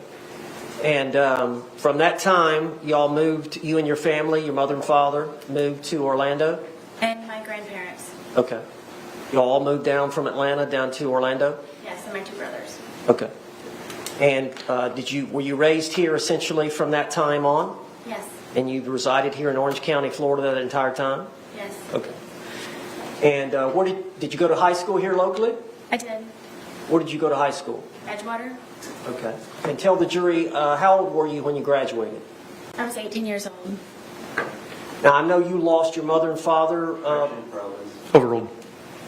I know you lost your mother and father in your teens and in your 20s. Is that true? I lost my grandfather when I was a sophomore in high school, and I lost my father when I was a senior. And then my mother passed away a few years after that, and then my grandmother passed away after my mother died. All right, so you were in your 20s when all that was going on? Yes. Okay. And then at some point in your 20s, you met Brian Boone? I did, yes. All right. And how long did y'all date before you married? A good handful of years. I helped my family with paying mortgage and bills for the house since my father had passed away and my grandfather. So you worked outside the home? I did. Okay. Can you tell the jury when you said you and Brian Boone dated for a while? Do you remember when y'all married? I do. Could you tell the jury when y'all were married? The year? Yeah. Do you remember the date? It happened to be, yes, that after my mother passed away, that he had waited to ask me to marry him because he knew it would be. Objection, not responsive. Sustained. Just answer the question if you can, Ms. Boone. Are you a little bit nervous? A little bit. Okay. Well, just tell the jury if you remember the date that you and Brian Boone married. August 21st, 2004. Okay. And had y'all lived with each other for a short time before that? Short time. Yes. Okay, after you married, how long was it before y'all had any children? Gosh, 6 years? Okay. And y'all have one son. Yes. What's his name? Lucas. And how old is Lucas now? Lucas will be 14 years old on the 28th. 28th of this month? Yes. Okay. So you and Brian were married, and y'all lived in Orange County. How long were y'all married? For 13 years. Right, and y'all divorced? Yes. And as part of the divorce, were y'all to share custody of your son? Yes. And so y'all would split days, would that be fair to say? Yes. Okay.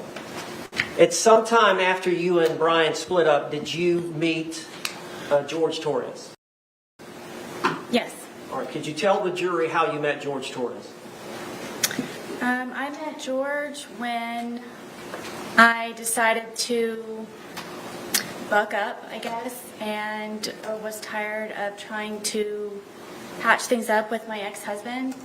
And I decided to go one day for a walk across the street and go have a beer by myself and sit and people watch just to get out of my house and a change of scenery. All right, now is this your apartment? No, this is the marital home. Okay. Where is that marital home? Winter Park? You're no longer living in that marital home? No. Who lives in the marital home? No one. It has been sold. Okay. So you met George Torres before you got the apartment? Yes. Okay. And you met him at a bar across the street from the marital home? Yes, we had a mutual friend there. Were you introduced? Yes. All right. How did you and George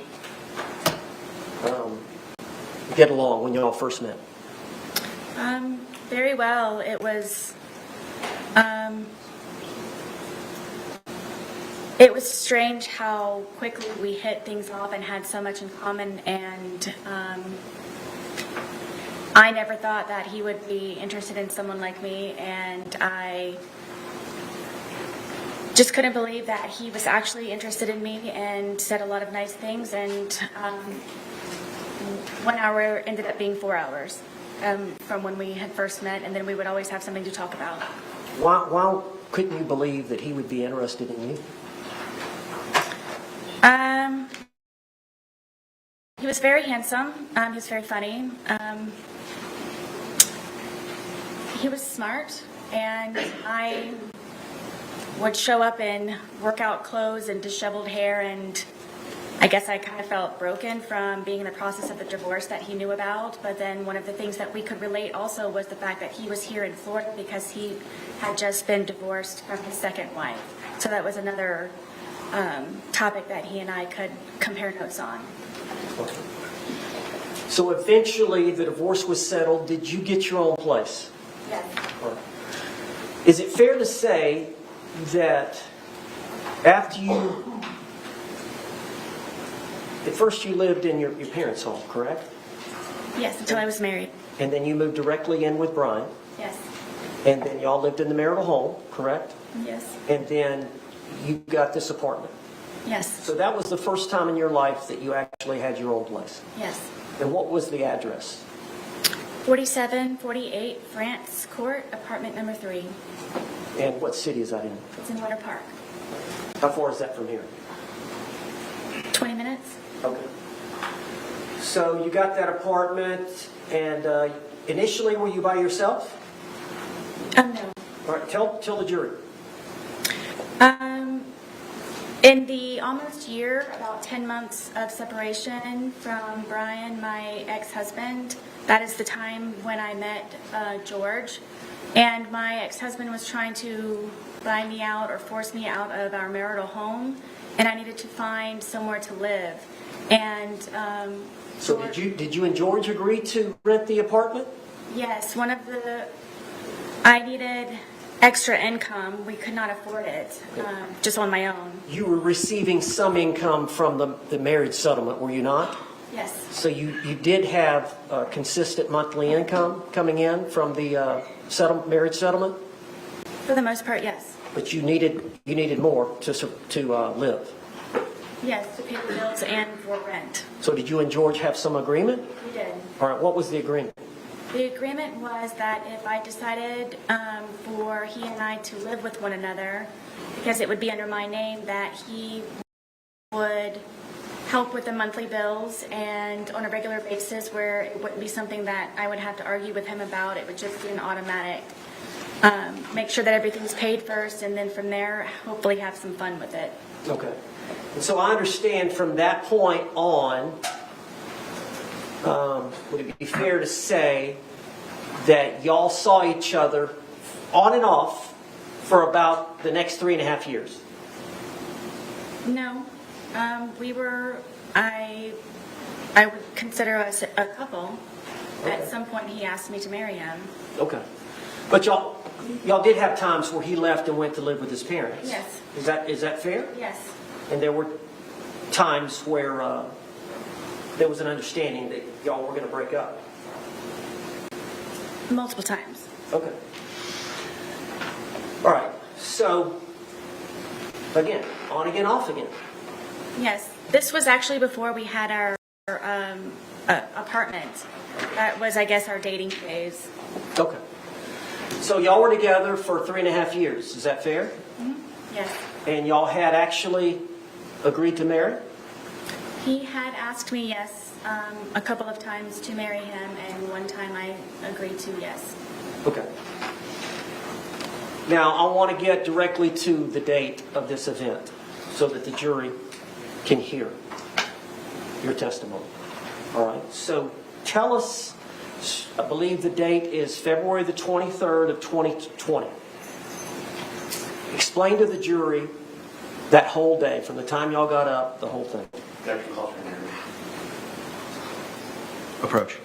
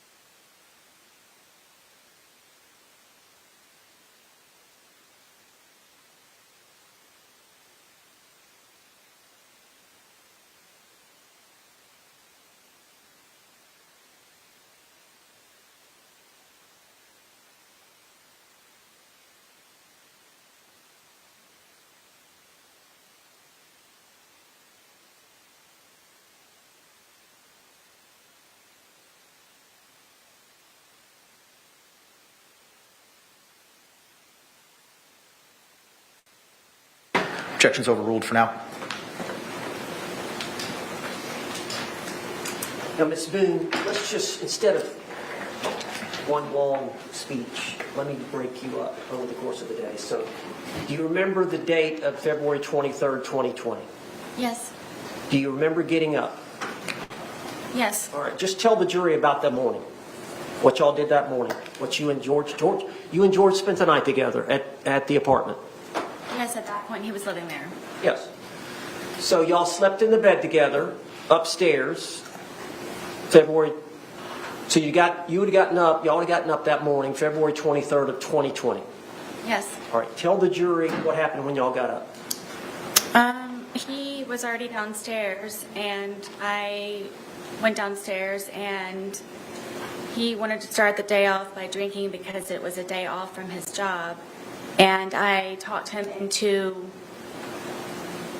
cleaning and tidying up the house for a sense of accomplishment.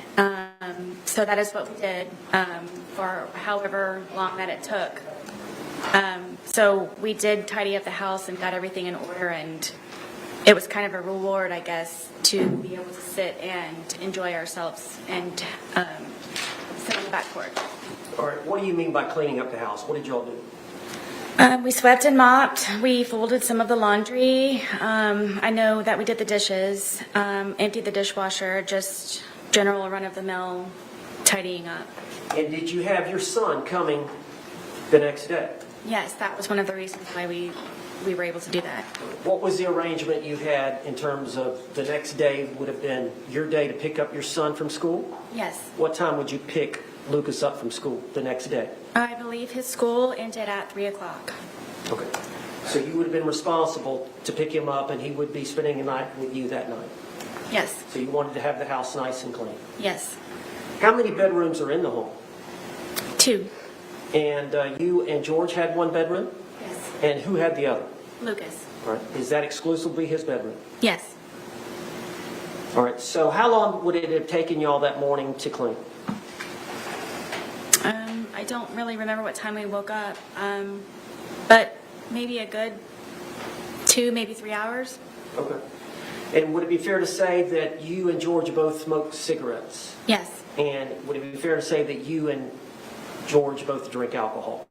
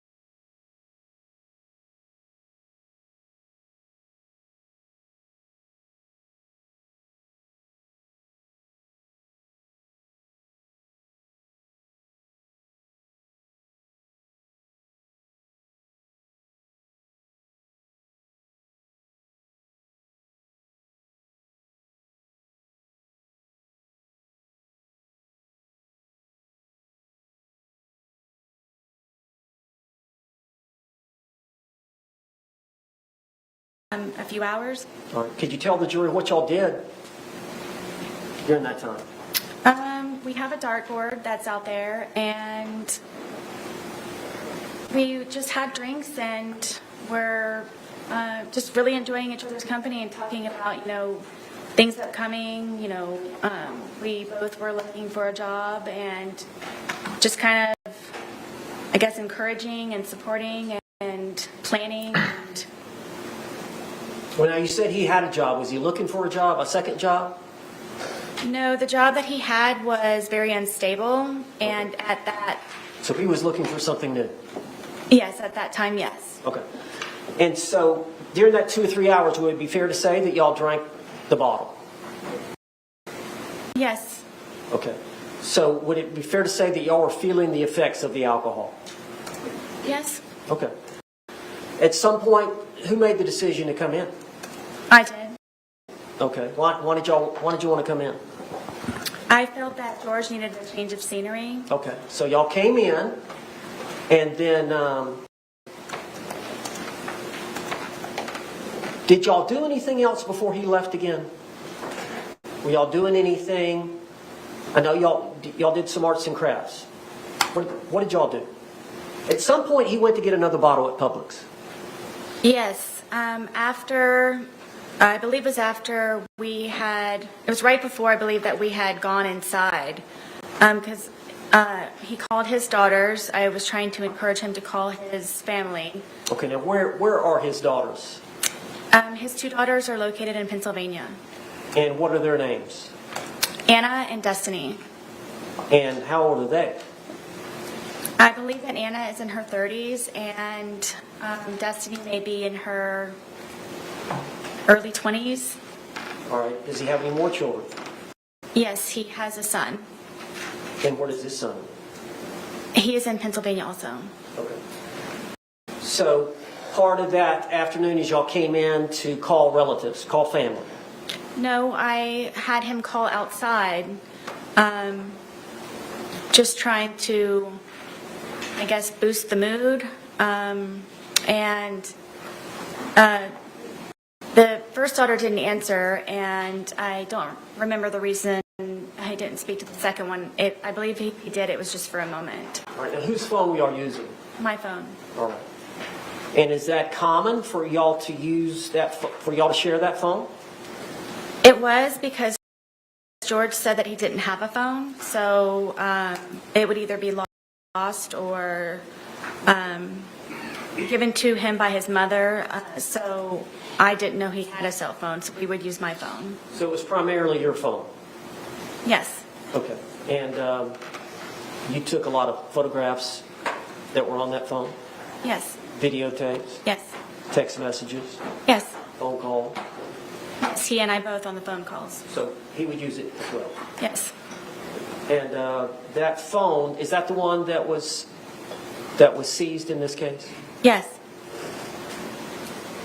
All right, so y'all called his daughters, and then during that phone call period, did you also call his brother? Yes. Okay, and which brother was that? John. All right, now, how many brothers and sisters does George have? I'm going to list them if that's okay. Okay. It's John, Pharrell, Isaac, Mo, and his sister. Okay. And do they all live here in Florida? Yes. Are they close by? As far as I know, yes. What about his parents? Yes. They live here as well? Yes. Okay. But his ex-wives and his children live up in Philadelphia? Yes. Okay. So you called the girls, then you called, or George called his brother. Yes. Was that conversation that long? No, it was not. Okay. And then after that phone call, were y'all inside by this time? Yes, at this point, I believe that it was a good time to get a change of scenery. So I thought George would be better off inside, and frankly, I didn't want to be outside any longer either. Okay. So just to get an idea, about this time is when he went to get the second bottle, or did y'all stay inside for a while before he left? No, from what I recall, it was, I thought the day was over and it was going to be, get ready for the evening, for the day, what do you want for dinner, you know, do you have an extra load of laundry that you need to throw in, kind of thing, and that was my understanding, and he said, This was about 5-ish or something? I don't remember the time. Okay. At some point during that time period, did George go to Publix again? Yes, I thought he was going to be walking to the convenience store, but apparently when he returned, he had gone across the street with my car and my debit card to buy another bottle of wine. What was your understanding of where he was going? To the convenience store, walking. For what? Cigarettes. Okay. And you learned obviously that he came back and you learned that he'd used your vehicle? Yes. And he'd used your debit card? Yes. And he'd brought back a bottle of wine from Publix? Correct. And you saw the Publix video of that? Yes. So he comes back with the other bottle of wine, and did he want you to drink with him? It was expected, yes. Yes. And you agreed to consume the second bottle with him? Yes. Okay. So over the course of that evening, drinking the wine, what did y'all do for time-wise? Watch a movie, music? Just kind of tell the jury what you remember. I know it's obviously been a while, but... Let's talk about Skims. I used to layer pieces for more support. I had to cut them up to get the right look. Pencils, paint, any kind of whatever.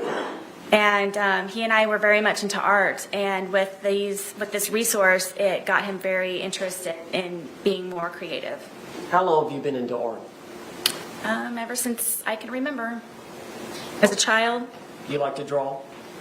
I like to do anything artistic. Okay. And I know, we saw some of the pictures of your apartment, but it looks like there was pictures and artwork up. Is that all your work and George's work? The majority of it, yes, are belongings from my home, and then also some of George's, yes, on the wall. Was he pretty good at art as well? Yes, All right, so you both enjoyed doing that. very much. So y'all got out Lucas's art set. What did y'all do with that? We were just, I guess, doodling, whatever. I would always tell him that everything that you make is a masterpiece. So just let loose and just let it go. And we would just paint and drink. Paint and drink, yes, and listen to music sometimes, and yes. Okay. Now with the dogs, did y'all get the dogs involved? Oh yes, my dogs follow me everywhere, yes. Was there some dancing going on with the dogs? Yes, after we had completed the puzzle and I guess we're painted out, I thought that it might be a good point for us to maybe listen to some music.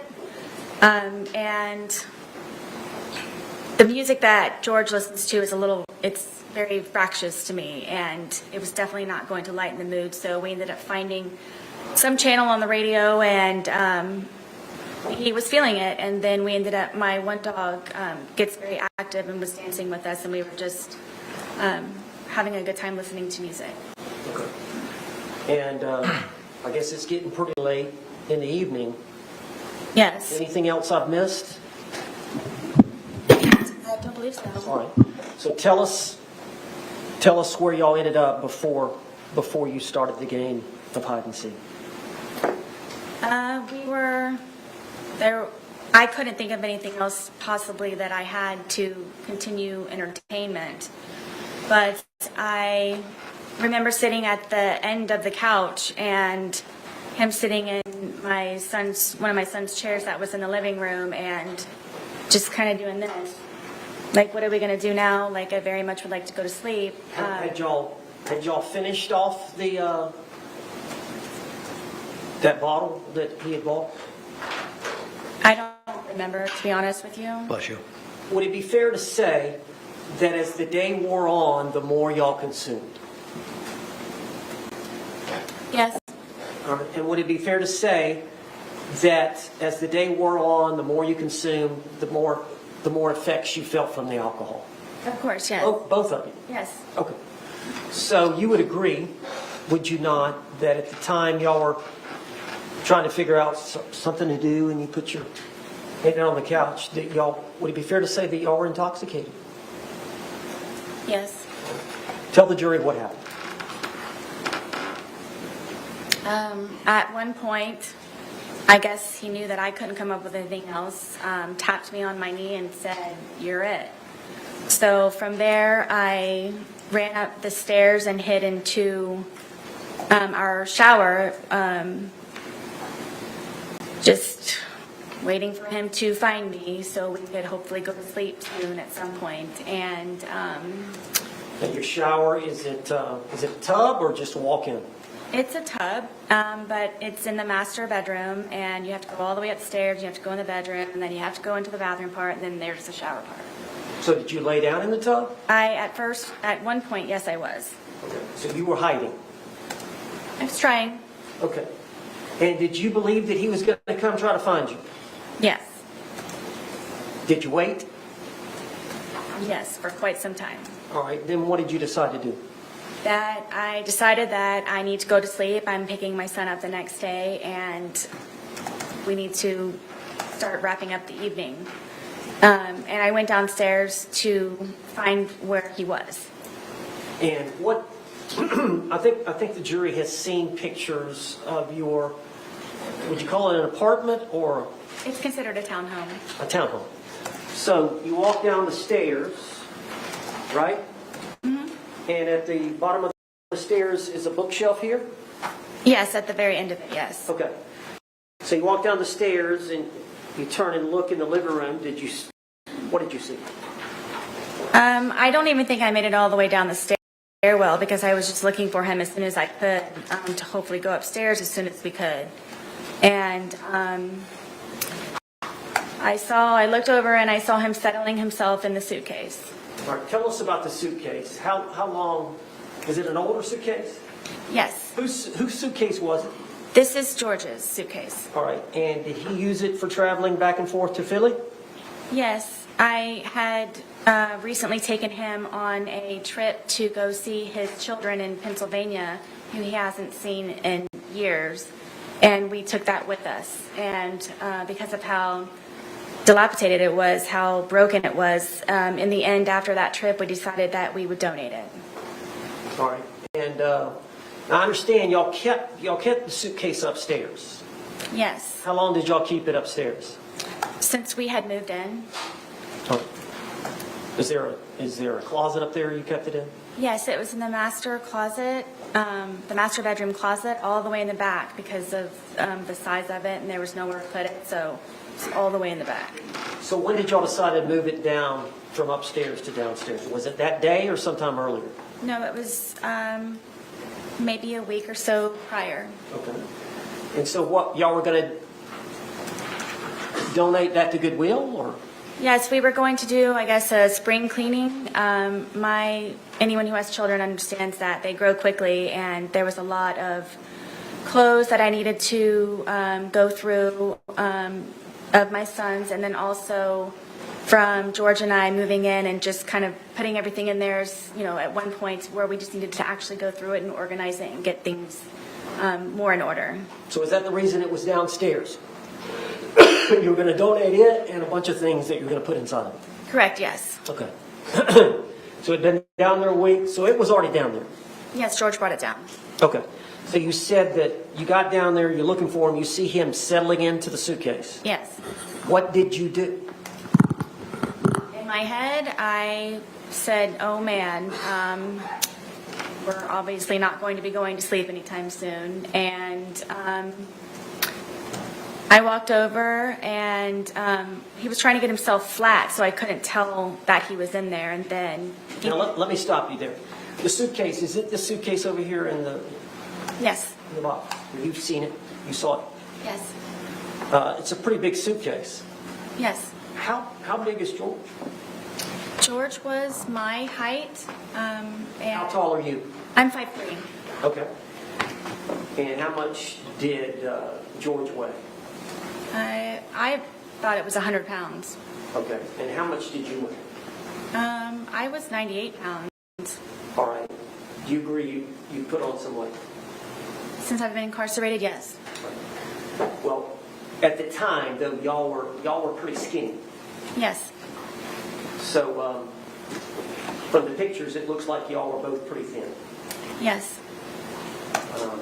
All right, so because of his thinness, is that how, and he's a small man. Yes. Okay, so he was able to get in the suitcase on his own. Yes. Did he willingly get in the suitcase? He was already in there. Okay. When you got to him, did he see you? Yes. All right. Tell us what happened. I mean, I just kind of, I zipped him up. We thought it was funny, and we're joking about how he was, I guess, small enough to fit inside of the suitcase. All right, so what happened then? From there, it was just, we were laughing about it, and it was just strange that he was small enough to fit in there, and then I kind of moved it around a little bit with him in the suitcase still. It was still funny that he was still in the suitcase. Just, I think he and I were just kind of,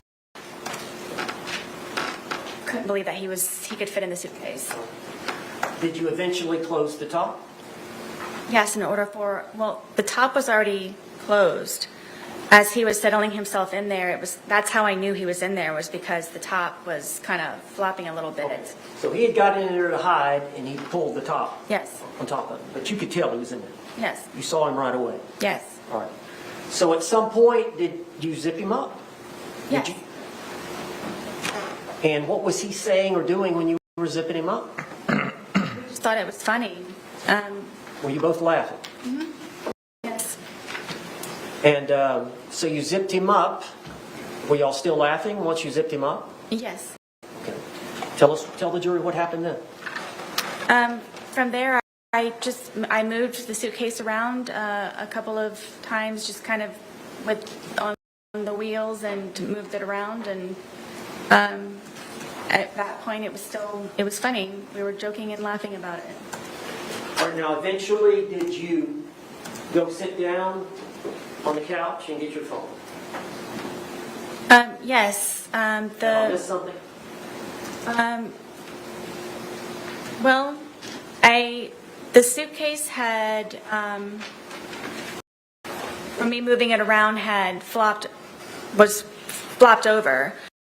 So while it was like that, I thought at that point I had a moment to, I guess, take the time to talk to him while I guess he was not able to get out for a moment. So you flipped it. You got it on the top, right? Yeah. He gets in, but at some point you flip it over so the zipper is on the bottom. Well, it was just kind of how I was moving it around that it ended up kind of flopping, so. But it was upside down. Yes. So after you did that, what did you do?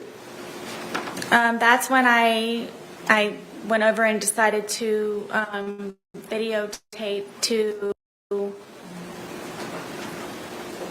just see the, I guess the jest in it for him to understand that right now I feel safe, and right now I have the ability to actually speak to you in a manner that normally I would not have the ability to do. And you were intoxicated. Yes. And you would agree that you said some things you should not have. Yes. Right? But you realized he could not get out and get at you. Is that fair? At that moment, yes. So it goes on for about 10 minutes. Yes. You heard it here today, did you not? Yes. You heard his voice as he was speaking from the suitcase. Yes. That was his voice on the video and audio. Yes. And you heard your voice on the video and audio. Yes. That was your voice. Yes. All those things said by the man were said by George in that 2-minute video. Correct. All the words said by the female were said by you in that 2-minute video. Correct. Were you intending on showing him the video the next day? Yes. At the time or the next day, is it fair to say you don't even remember videotaping. I do not. So, from what you can tell from watching it, did that refresh your memory about that event? It did. Why did you say all that?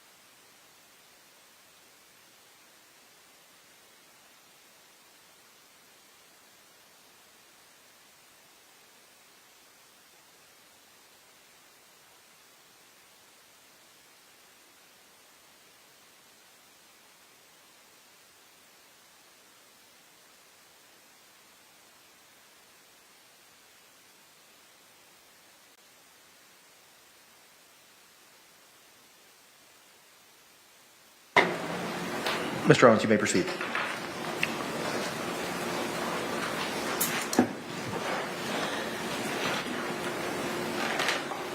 All right, I'm talking about just the 2-minute video part that was recorded.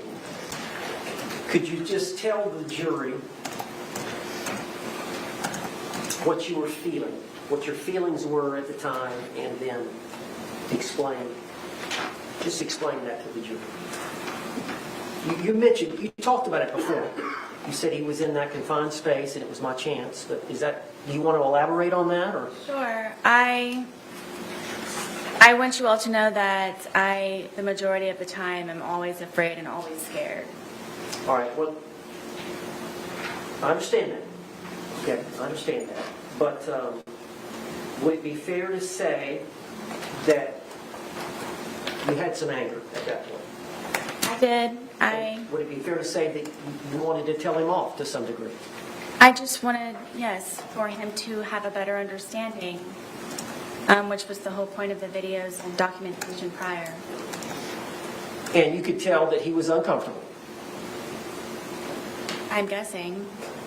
And did you want him to feel some uncomfort? I did. Okay. Now, at some point, you turned off the video. Yes. And then we saw a second video, which was approximately 11 minutes later. And you've seen that video that was played to the jury. It was 22 seconds long. Yes. And I don't think you speak in that video. You hear George say Sarah one time. Yes. Is that fair to say? Yes. So between the 2-minute video and the 22-second video is an 11-minute period. Would you tell the jury what happened? We continued to, I guess, speak to one another, and his tone changed, and I knew the tone, and we ended up, I guess, arguing back and forth with one another, and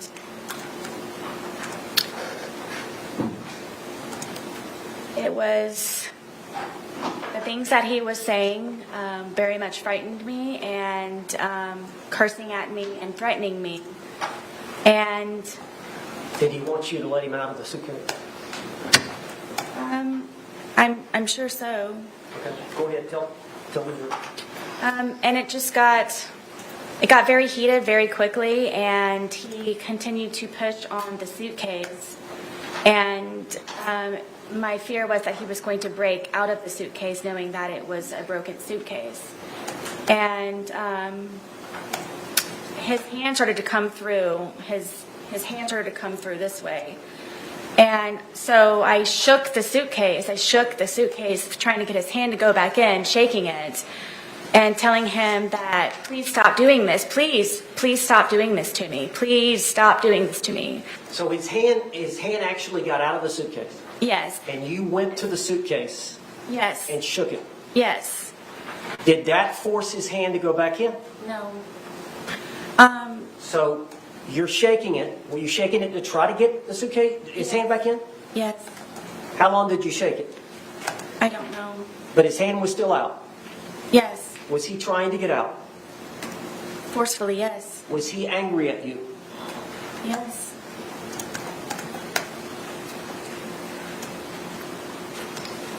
Were you in fear? Always. If he would have gotten out of the suitcase, what would he have done to you? Like he used to tell me, he probably would have made me unrecognizable, or I would have lost my life. Did you lose the grip on the suitcase? Yes. Where was the bat in relation to the suitcase? It was leaning up against the dining room table, right there. How far was the bat from the suitcase? 3 feet, 2 feet. Was his hand still out of the suitcase? Yes. And was he getting out of the suitcase? He very much was trying, yes. And so what did you do? For the split-second reaction that I had, I happened to see that, and I grabbed the baseball bat and was trying to poke his hand to go back in, to please don't break through, please. So I hit his hand. Did you hit the outside part of his hand? Yes. We've seen the photographs of his left hand. Did you cause the bruising there? I'm guessing yes. Now, you've seen the bat. It's a youth bat. Yes, I bought it for my son. Is this the bat you used? Yes. And you said you poked him with it? Yes, I kind of pushed, like I held it with the skinny part here, and then So the grip here, prodded at it, yes. you grabbed it with both hands here, Yes, and then the barrel of the bat, the big part of the bat is here. correct. And you thrusted it into the different areas of the suitcase? I started with his hand, and his hand, he was still trying to get out. He was still trying to do that. So I started to push on the suitcase around it, hoping to have his hand retract and go back inside.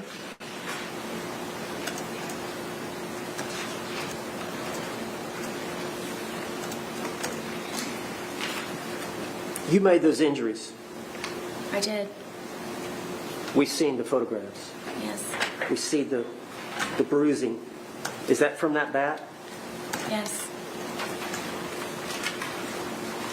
Eventually, did his hand go back inside from you doing? Yes, finally, he had subsided and retracted his hand. So in your mind, did you prevent him from attacking you? Absolutely. Split-second decision. Now, once he retracted his hand, do you remember zipping it up some? Or what did you do in relation? Because he was upside down, was he not, at that point? Yes, At some point, you flipped him back up. I did. Tell how that happened. He wasn't cursing, he wasn't threatening, his hand was inside foremost. There was no more of him trying to break through the suitcase. So I felt safe enough to turn it back over. It wasn't happening anymore. You went back to the video and the couch, I did, yes. and we saw the second video, Yes, the 22-second, and he's right side up again, yes, and you hear him say, Sarah? yes. Had you left enough room for him to get out? Zipper to zipper. Yes, that's how his hand was trying. That suitcase has 2 zippers, doesn't it? And they meet at various places along the line? Correct. How much room, when you flipped it over, how much room was between zipper to zipper? I don't know specifically. I mean, it was enough to where his hand was coming out. After you had hit him with the bat, was he not trying to get out anymore? No. Did you believe that he could breathe in there? Yes. Did you ever believe he could die in there? No. At all. Were you trying to kill him? Never. Did you want to kill him? I did not.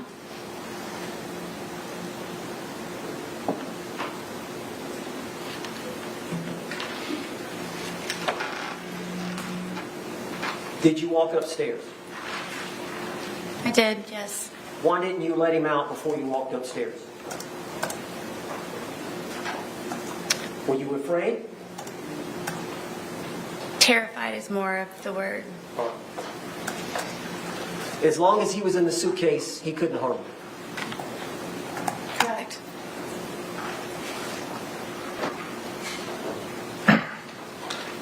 When he's...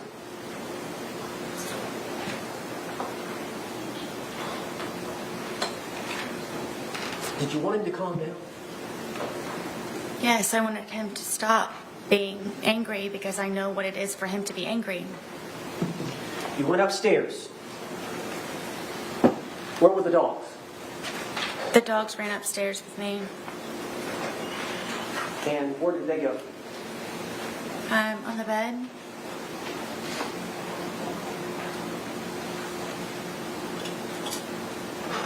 Did you have the phone with you? Yes, I know at some point you called your husband Brian, did you not? I did. Do you recall how long that conversation was? Not very long. Can you recall what was said? I don't remember exactly. No, I don't.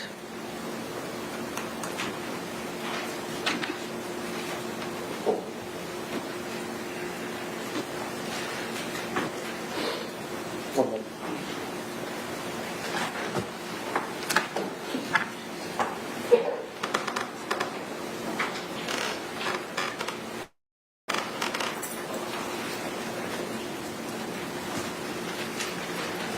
Miss Boone, Sarah Boone, you said that when he was in the suitcase, he was threatening her, threatening you. Can you tell the jury what he was saying? I don't know. Am I allowed to curse? Yes. But he was going to fucking end me. And that's what made me ask him please to stop doing what he's doing to me. That he was going to, I'm guessing, try his best that night to probably take my life. But what, the threat you heard was He's going to say the fucking word. end me. Excuse me? Fucking end me. End you? Yes. One more. Yes, sir.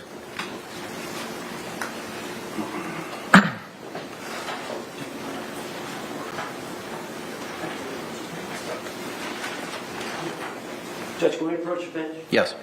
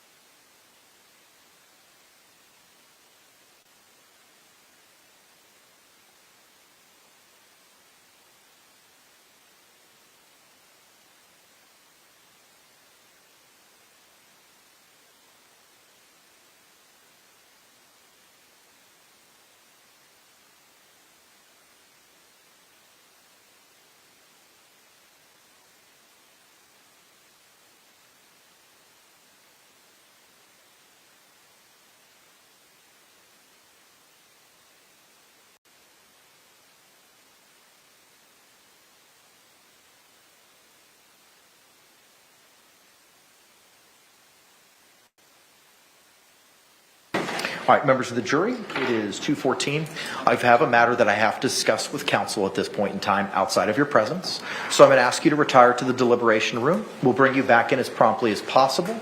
Again, similar instruction that I've given you. Please do not conduct any independent investigation or research as the person, places, things, or charge involved, and do not have any discussions amongst yourselves or anyone else about those things. We'll bring you back in as promptly as possible. Thank you.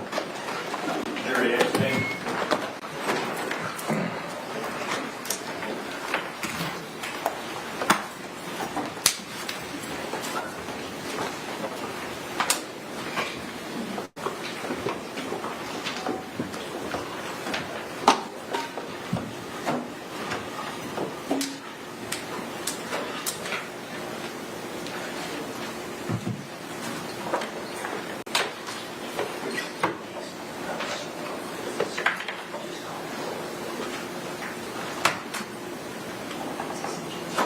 Y'all may be seated. Thank you.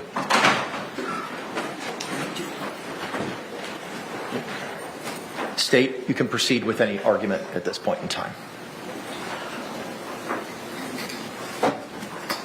Judge, I believe that's pretty close to what we already knew from the deposition testimony, from the doctors relaying what she said for the proffer.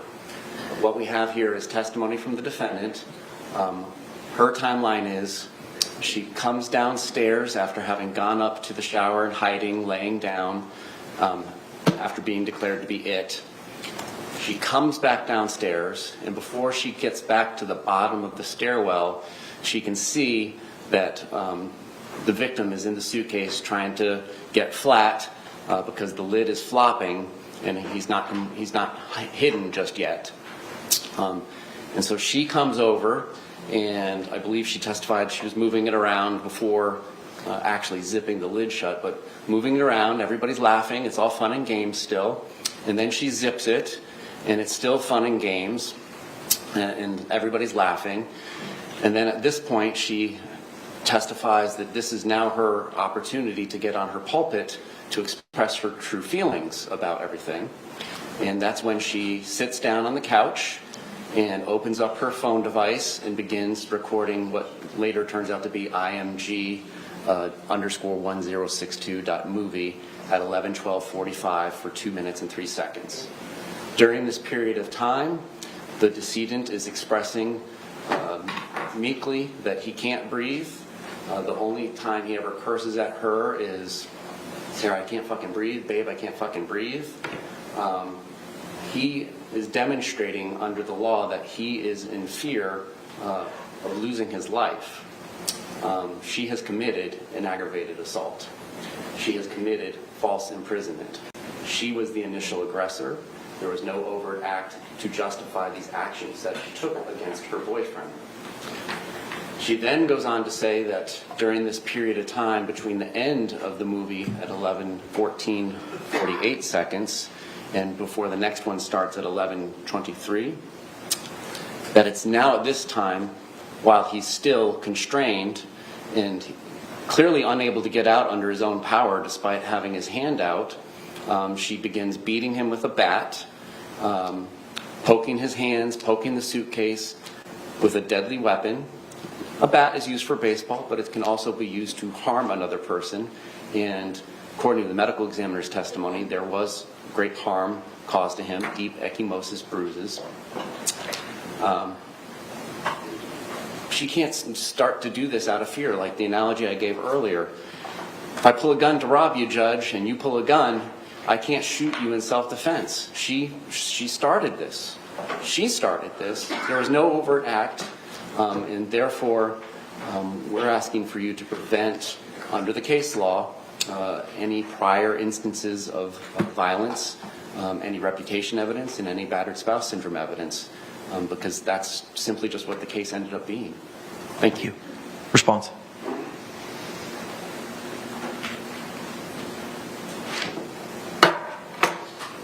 Judge, this was a game by two intoxicated people. When people are drunk and intoxicated, they do silly and stupid things. The evidence is uncontroverted that George Torres willingly by his own choice, elected to hide in the suitcase.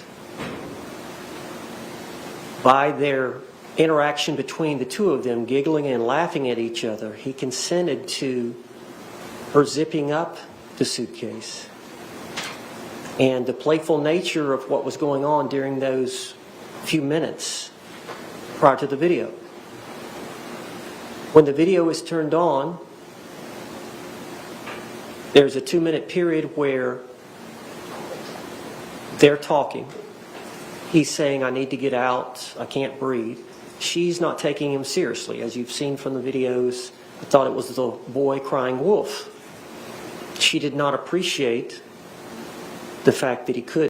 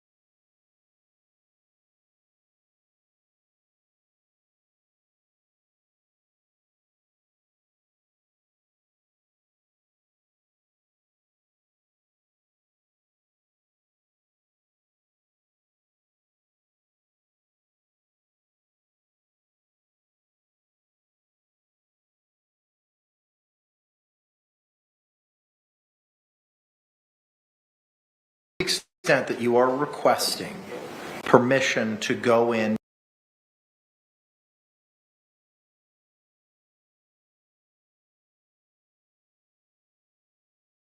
I was 3 years old, 3 or 4. Okay. And from that time, y'all moved, you and your family?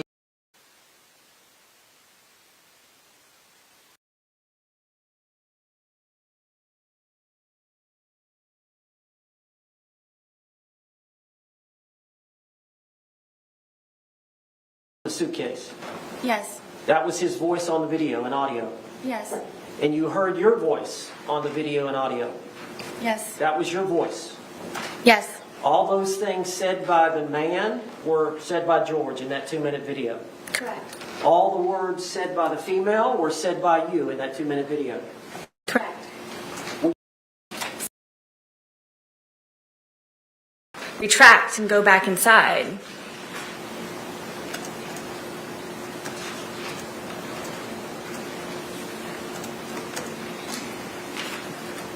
You made those injuries. I did. We've seen the photographs. Yes. We see the bruising. Is that from that bat? Yes. Eventually, did his hand go back inside from you doing? Yes.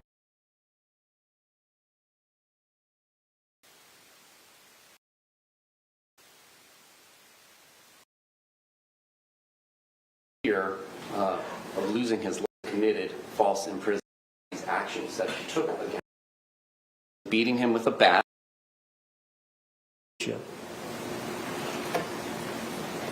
A short time later, the video was turned off, and then that period has been testified to by my client. And that period is uncontroverted. That's a second period of time. We've got that time for the video. We got the 11 minutes. We got the 22 seconds. And there's no video. There's no audio. There's no eyewitness. There's nothing but Sarah Boone's testimony. And she's testified here today that they had words. There were threats. He got his hand out of the suitcase. She knew by the threats and him getting his hand out of the suitcase that he was about to get out of the suitcase and he was going to hurt her.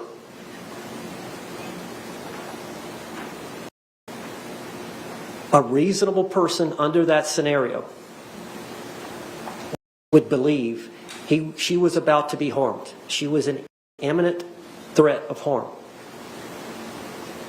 She blocked that attack by grabbing the bat, hitting his hand. When that didn't work, she started poking him with the bat and the suitcase. Eventually, she poked him several times. He put his hand inside the suitcase. She put the bat up. When she realized he was not going to do that any further, she flipped him over right side up. She still had a fear, knowing that if he got out, she would be harmed. He would beat her up. She went upstairs. That is an overt act based on the discussions, coupled with the fact that he threatened her using the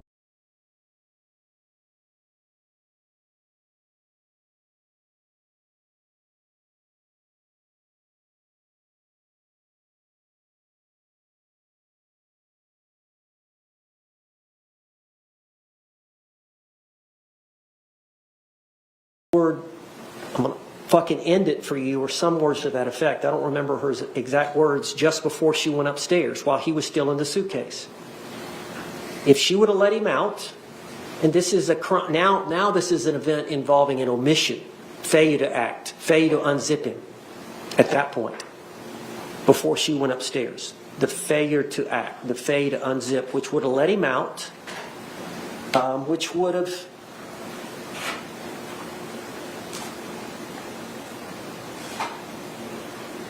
created a situation that she believed was imminent bodily harm to herself. And I guess I'll get a couple of examples. Let's say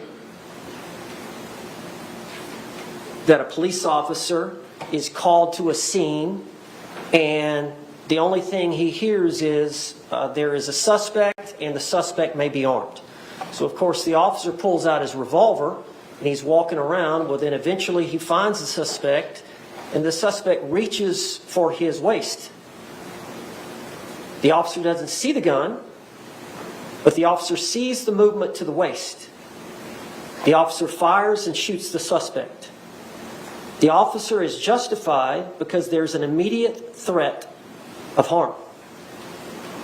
The officer has to react instinctively. There's no time to think. Similar to the actions that Sarah Boone had to take. Another example, you're in a bar with your buddies and you've had something to drink and another group has had something to drink and one of your buddies gets into an argument with one of the buddies on the other party. And one of your friends, seeing that it's being escalated and the guy that's arguing with your buddy is aggressive, more aggressive than your buddy is. Your buddy's trying to settle the thing, but this other individual, maybe he's had too much to drink and he's more aggressive. So you go around behind this individual and before he's able to strike your buddy, you grab him. You lock him up. That's physical restraint to block an attack. Or you grab him by the neck and you choke him. Physical restraint to block an attack. That's what she was doing with the suitcase. If she let him out of the suitcase, she was going to be harmed based on him trying to get out with his hand, based on the threats he made while he had his hand out, and based on the threats he made while he had his hand inside just before she went upstairs. Thank you. Thank you. Court's going to re-review all the case law that it's obtained in its research in this matter and come back with an oral ruling momentarily. Thank you.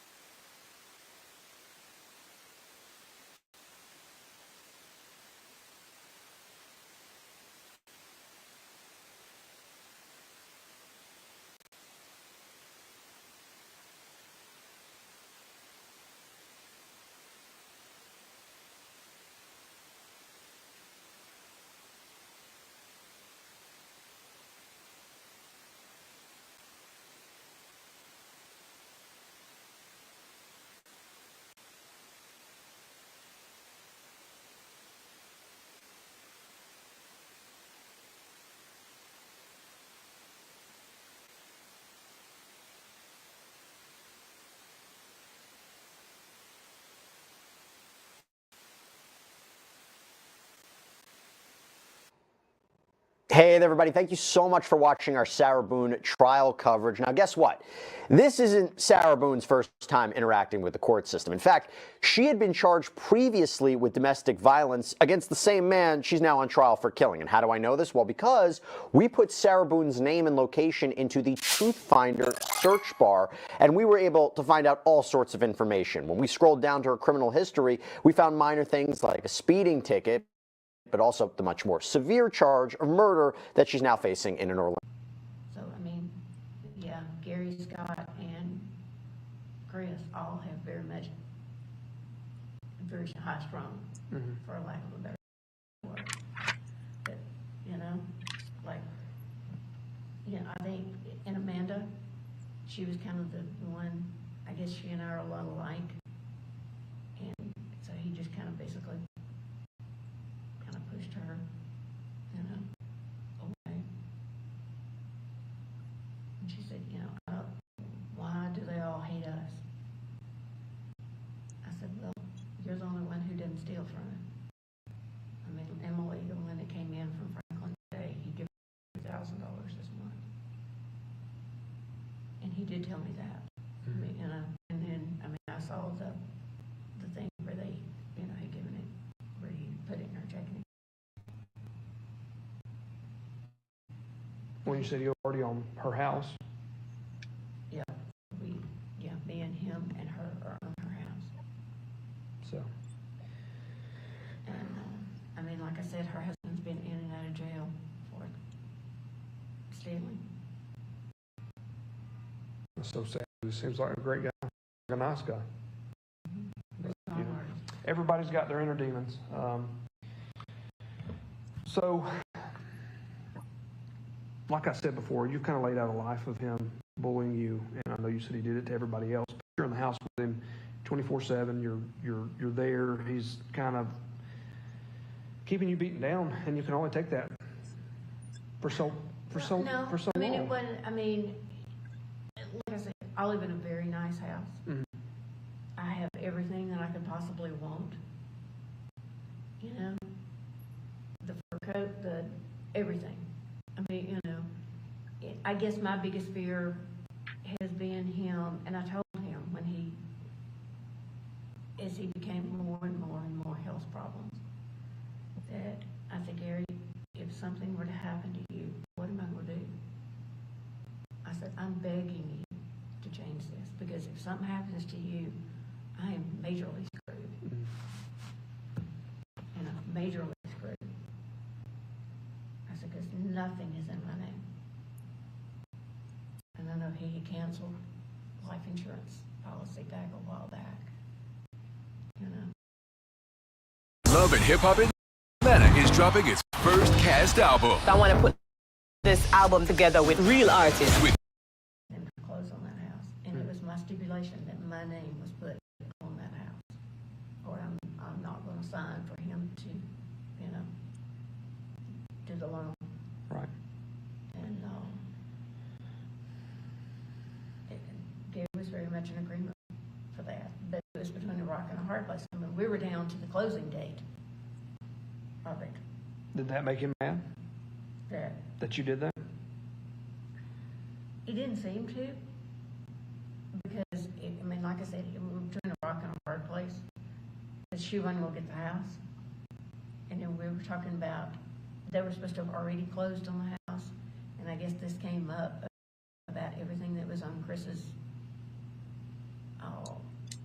that couldn't do the house with Chris's name on it. Chris couldn't be on the mortgage. Chris couldn't be on the insurance. Because he was a felony against him. And not to mention the fact that he is in hock. I mean, he's paying over $500,000 in restitution for bad checks, for embezzlement, and all that. Wow. So, I mean, like I said, he was taken to jail on the day that they brought Olivia home from the hospital. And I wound up staying 2 weeks up there because he had to go back to court up there because they got him on a fugitive warrant in Franklin. And then we're going to extradite him to Tuscaloosa. And I never knew what happened with that. I mean, she was, I'm going to tell, So, I mean, I thought it's just easier just to let it go. She's not going to tell me the truth anyway. So, just let it go.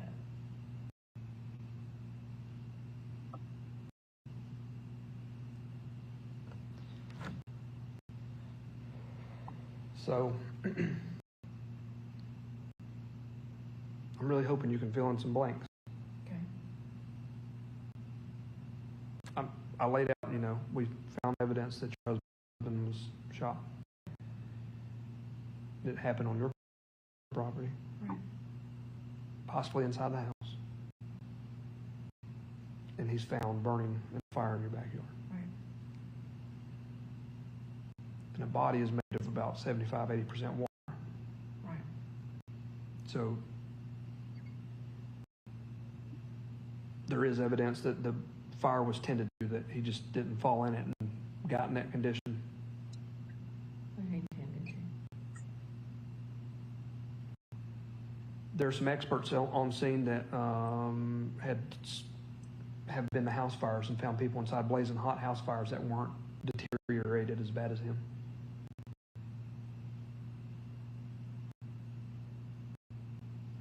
So an outside brush fire that's only going to burn hot for a few hours is not going to do that much damage. I don't know. I mean, like I said, I was gone all afternoon yesterday. So I'd like to think that Scott wouldn't have come back. But like I said, I went home. And I would go down there.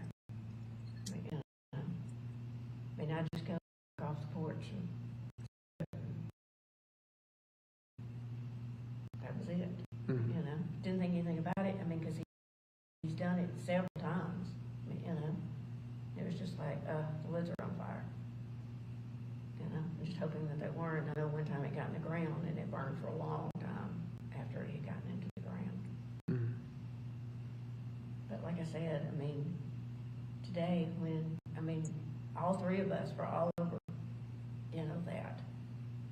Walking around and doing and that kind of stuff. And we had even pitched wood and stuff back into it. Today, like there's a piece over here burning and there's a piece of, all three of us, You were concerned about the fire because you didn't want it burning because it was so dry. Right. And you never saw him tending to it. Yeah. He was down there, but he'd go and, That you didn't see him after he started the fire. But no. On I Tuesday told night. him to, watch it and stuff. Now, but he was always bad about starting it and would just leave. I know he started one. There's a big like electrical box that sits, and back. That's probably a couple of years ago or more. He started a fire up there, and Scott called me, and he said, "Daddy started a fire up here with the electrical box." I said, "Put it out. It's all I know to do." He was just, and then like I said, then he started one in the house. And after Right, and that's what you explained to me this morning and today, that you've been so concerned with him starting a fire. But again, you were concerned with him starting a fire. You never saw him tending to it at all after Tuesday night. You were leaving and going to the lake and stuff with it burning, and you were throwing more wood on it. Well, Amanda is not today. Okay, We just this pitched morning. it up on, we just pitched it back in there. Because there was, like I said, it was laying all around the outside edges, of it. And we all, pick it up, pitched it back in there. Even Scott, I said, "Scott, are you sure that's not, oh, no, that's human." I said, "Scott, it doesn't look human to me. I think it, and he picked up the skull part of it. He said, "No, can't you?" And I said, he was adamant that it was human.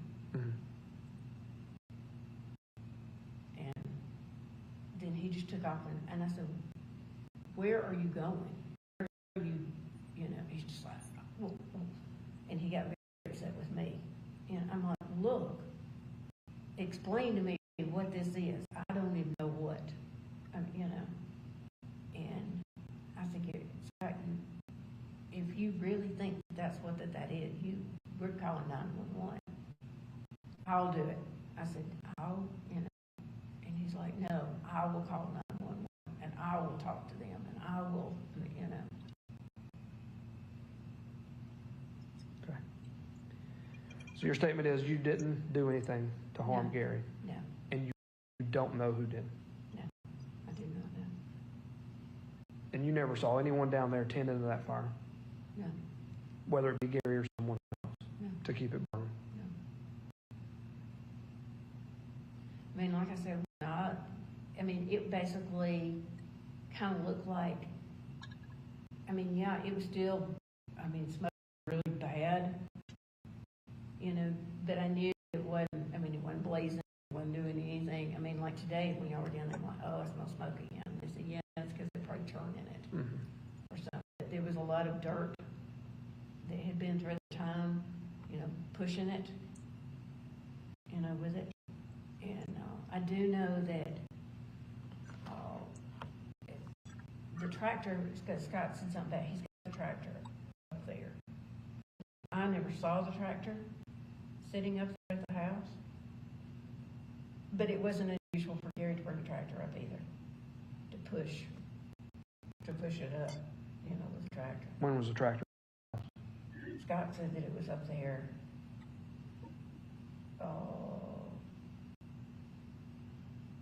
Wednesday morning.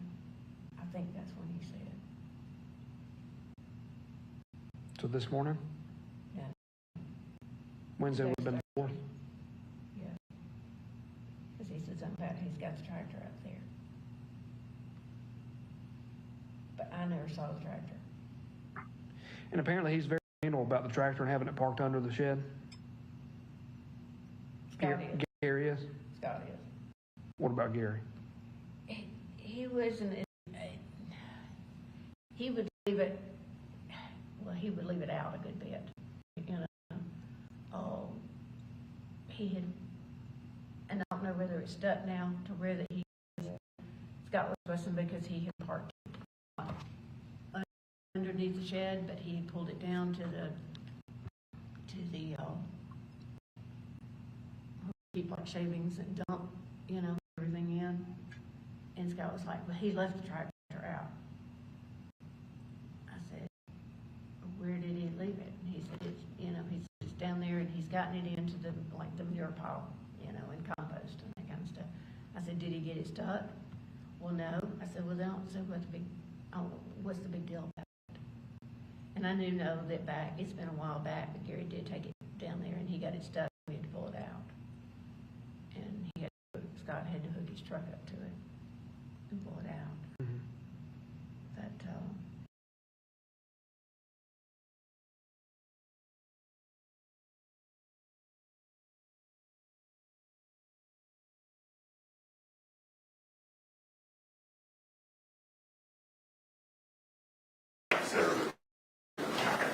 But Ms. Boone is currently seated at counsel's table, wearing the same clothing from this morning. The court has had the opportunity to review the case law, review the arguments provided by both the state and the defense. The court finds that an overt act has been established. The case law is clear that a scintilla of the providing of an overt act is sufficient to provide the self-defense jury instruction. An overt act is not something that's specifically defined in Florida case law. It's something that's from the totality of the circumstances, seemingly under the authorities that the court has reviewed. As such, the court is going to find that under Holland, a overt act has been established and will allow the defense to proceed with evidence of reputation and specific instances of conduct and battered spouse evidence, so long as the necessary predicates are established for those items. Any questions or clarifications with regard to the court's order state? Defense. I think it would help if we went through my exhibits involving the blow-up photographs and these other photographs, because I think some of it was contingent on the court's ruling. So I don't know if you want to try to deal with all of them one at a time in front of the jury, or whether we want to just talk about them ahead of time so that we know. Are there any objections to those items? It depends on the items. I was shown a lot of different things, including like a rap sheet between the victim and the defendant. So I've taken that. we need to, I'm happy to take care of some of this stuff in advance. I'd rather do it now. Yes. So that it's not up, down, in and out with the jury. So. All right. Go ahead, Mr. Owens. What do we got? Well, I had the court go ahead and mark everything. Some of it is a composite. Is this it here?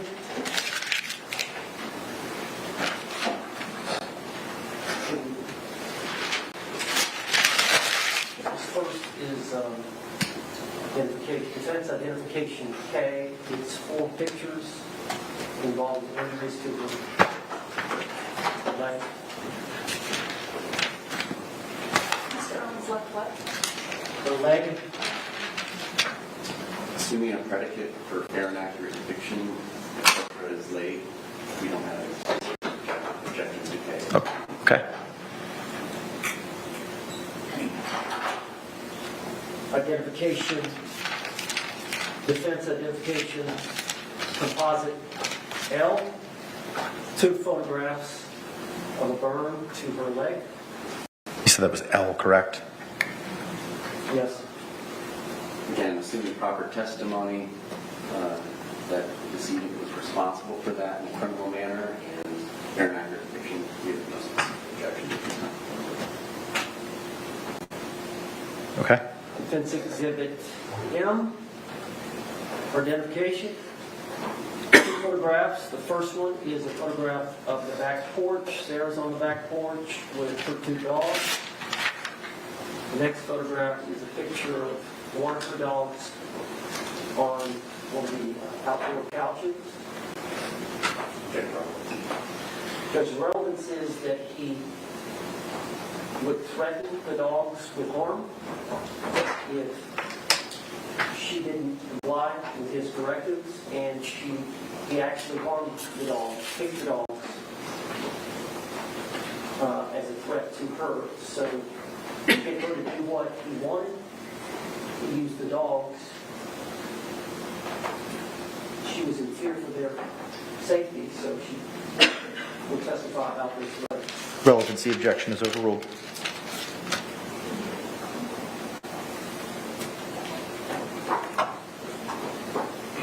Identification, defense identification number N, or letter N, 1 photograph. It's a photograph of the living area, but also the stairs, and it shows that one of the allegations by the state is that the defendant. Okay. No objection. No objection to, assuming all the normal practice stuff. Judge, this is where he took a bat. It's 5 photographs where he took a bat to the TV, to Sarah's TV. My understanding, is this O? This is still O, correct? Yes. My understanding from the state is there's no objection so long as the foundation's established. Yes, sir. Thank you. We also intend to introduce the video. There's a short video on It's on the state's exhibit 2. We're not objecting to that. Okay. As long as the foundation. No objection so long as foundation is established.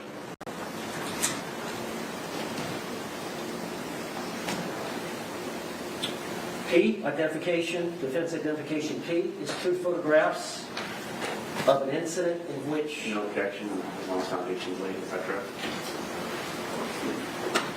All right. No objection so long as appropriate predicate is established.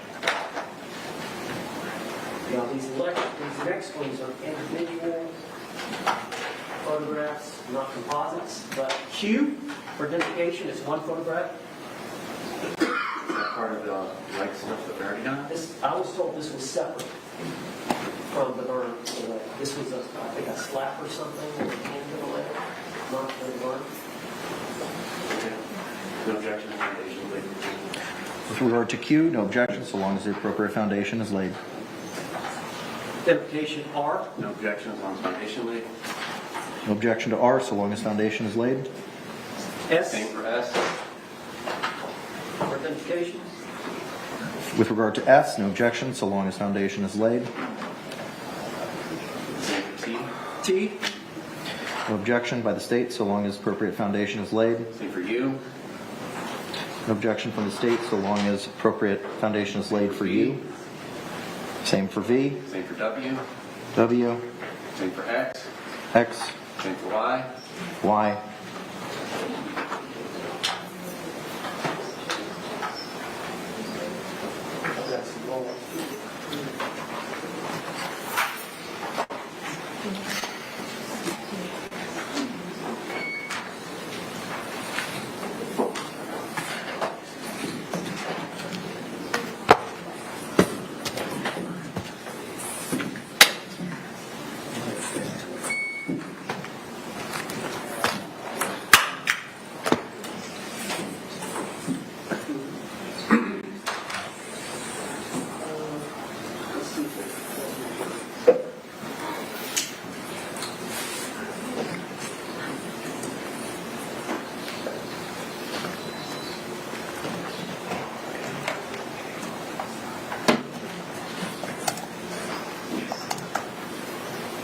It's one of the other. Oh, go ahead. A, identification for A. Were these the ones that we addressed pre-trial?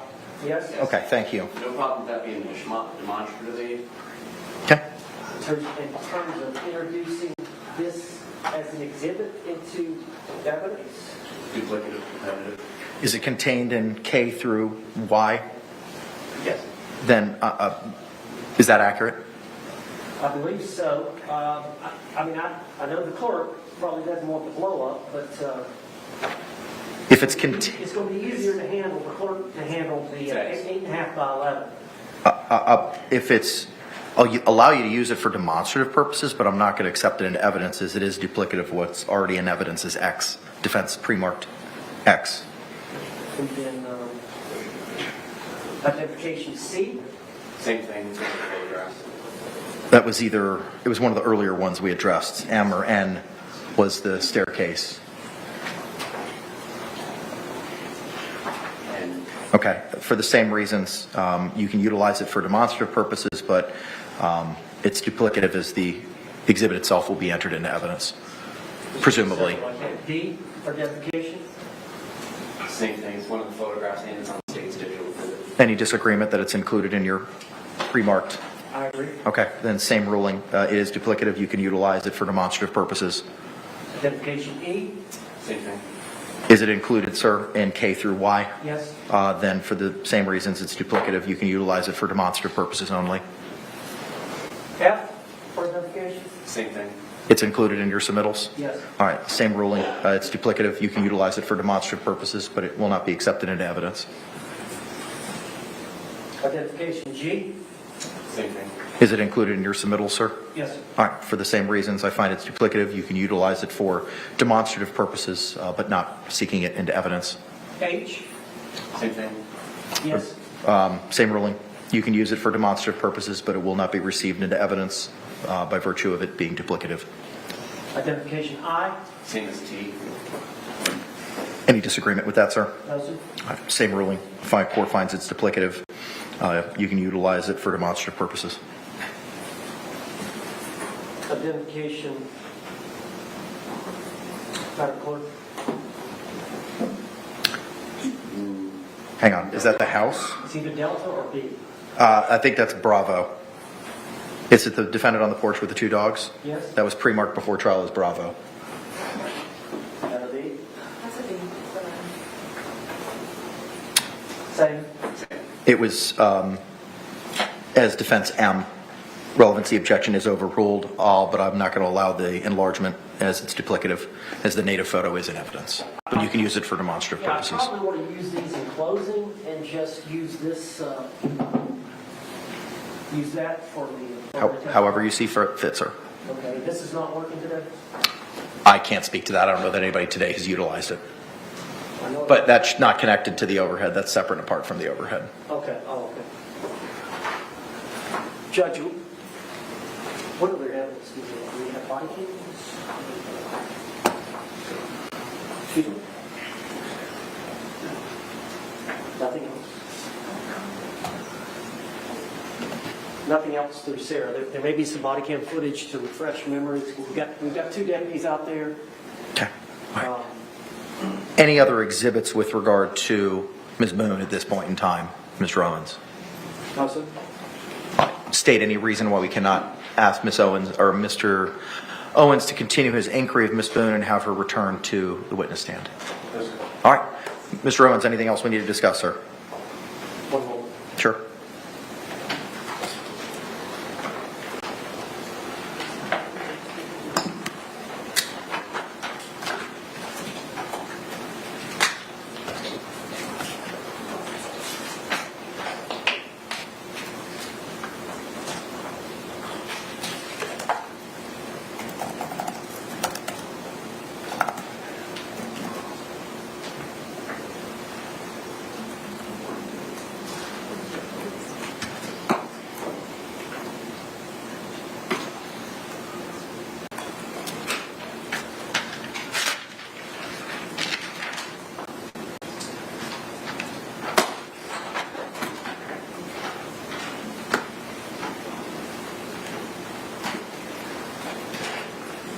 Judge, I think we're ready. Okay. If we can bring Ms. Boone back up to the witness stand. Once she is seated, we can bring back in our panel.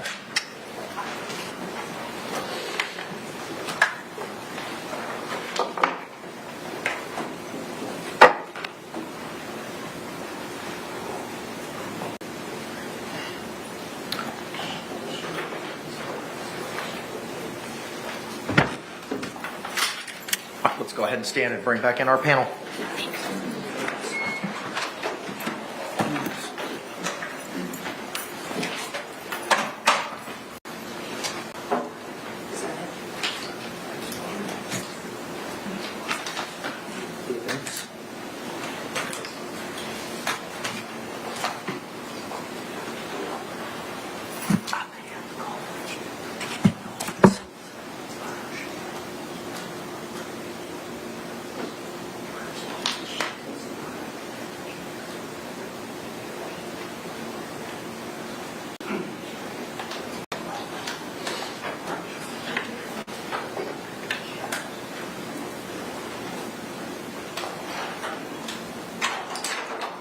Jury entering.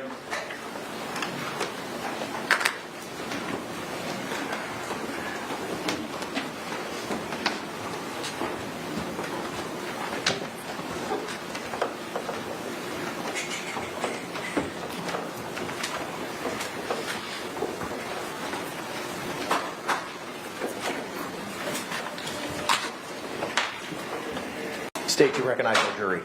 Yes, sir. Defense, do you recognize our jury? Yes. All right, thank you. All can be seated. Members of the jury, again, you could, once seated, raise your hands to confirm that you complied with the court's instructions during our last break. Record reflect all hands have been raised. Mr. Owens, you may continue with your inquiry, sir. Thank you, Judge.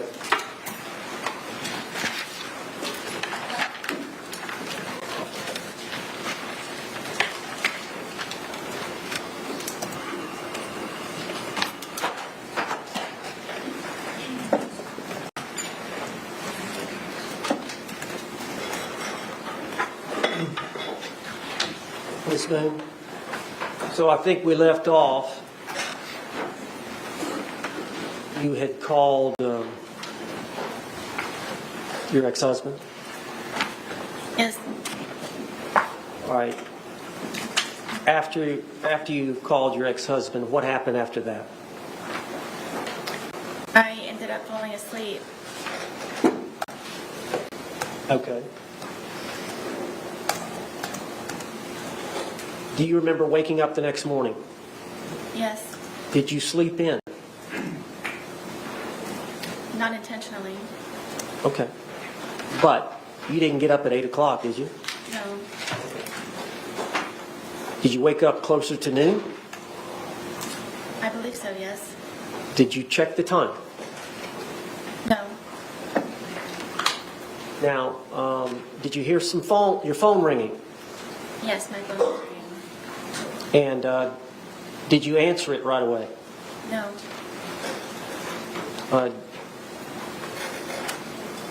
Do you know approximately how many times it rang before you answered it?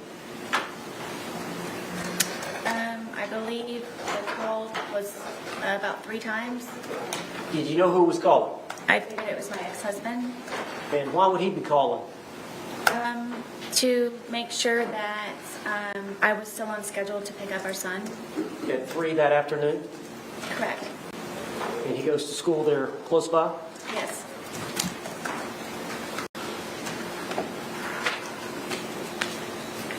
All right. When you woke up, did you stay in bed for a while? For a little while, yes. All right, tell the jury what happened when you got up. I knew it was my ex-husband calling repeatedly.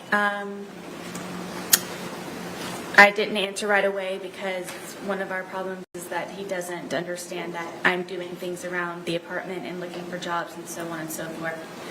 So I inevitably just let it ring, and I laid in the bed, and I figured that George was downstairs either drinking or looking for jobs, or may have just left. And so eventually I decided to get out of the bed and start moving to go downstairs. I was motivated enough to go downstairs, and when I went downstairs, it was very quiet. So I had the understanding, I believed that he had left. And did you check to see if he was, where would he be looking for a job at? Usually on the couch. He would have my son's laptop, and he and I, which we would share. Y'all only have the son's laptop? Correct. And the TV was not working at this time? The TV was not there. Okay. So you thought he would be in the living room on the laptop? Yes. He was not there? No. Where else did you look for him? I looked on the back porch. I went through the front door to see if my car was there, thinking maybe he had taken my car. I checked the bathroom, and when I was checking the bathroom, I saw the suitcase, and I remembered about the night prior, and I unzipped the suitcase and... Let me stop you there.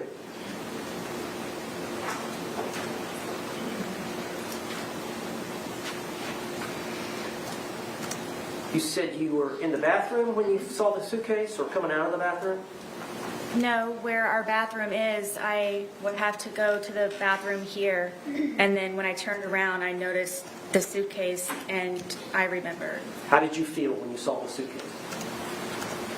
I don't think I've ever experienced anything like that before. Describe it for the jury. I guess it was... I was aghast, and I just can't describe the feeling. It was terror to a certain degree. I'm sorry, say that again now. It was terror to a certain degree.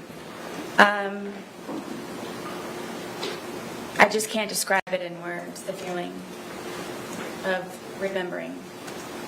And then he was still in there. So what did you do? I immediately unzipped the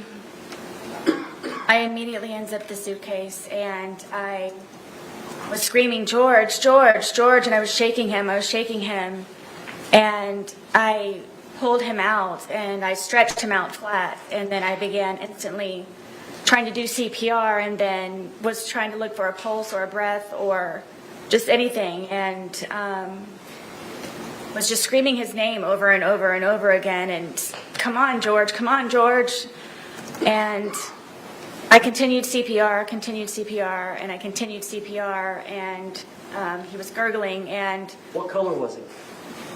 What color was he? Yes. He was purple. At some point, did you call your ex-husband? Yes, when he started to gurgle, and I knew that my ex-husband is notorious for bringing my son over in very inopportune times when George is possibly drunk or doing things not appropriate for my son to see. And I just didn't know what to do. It was just a quick knee-jerk reaction. Brian was kind of my go-to person because of my family being deceased, and I don't have anyone else that I can call. And I just wanted to ensure that he would not bring my son over in the process of all of this at some point. So you called him. I called him. Did you ask him what to do? Or did you just tell him to come over? I just told him to come over.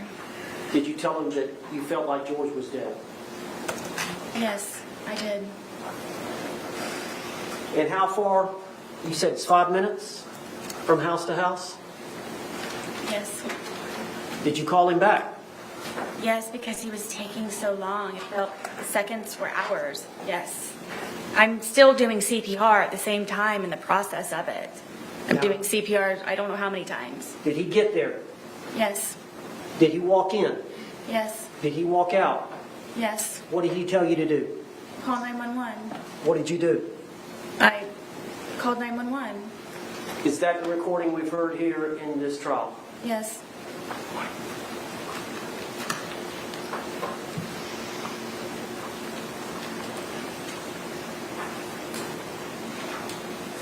Did you love George? To this day. Why did you love him? George was very passionate. George was a very real person. George was nice to me on the good days. George complimented me. George and I were two bodies with one soul, he and I would always say. I don't believe that I've ever had a connection with anyone like I have with George. Did you have that connection with your ex-husband? I did not. Was it even close? No.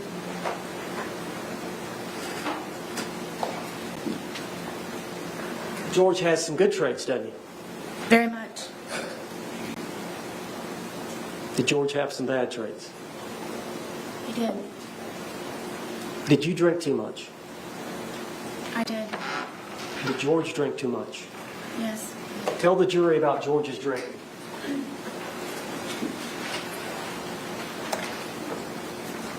If George was able to, he would drink from sun up to sundown. And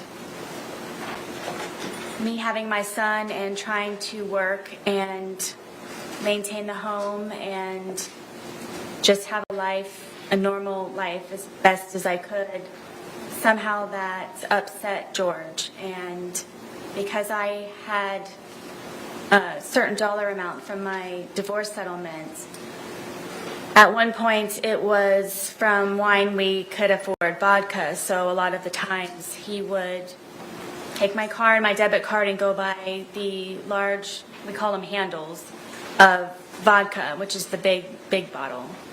And sometimes he would finish that all off on his own throughout an entire period of a day into an evening. That's honestly where I thought that he was going to be that morning when I came downstairs, because he's notorious for just automatically already being outside from drinking all the time. All right. And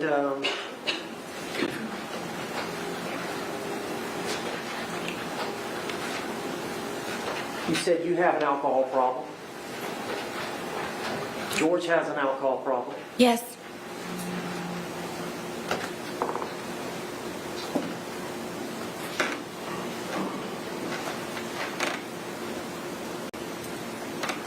How did George's drinking adversely affect you?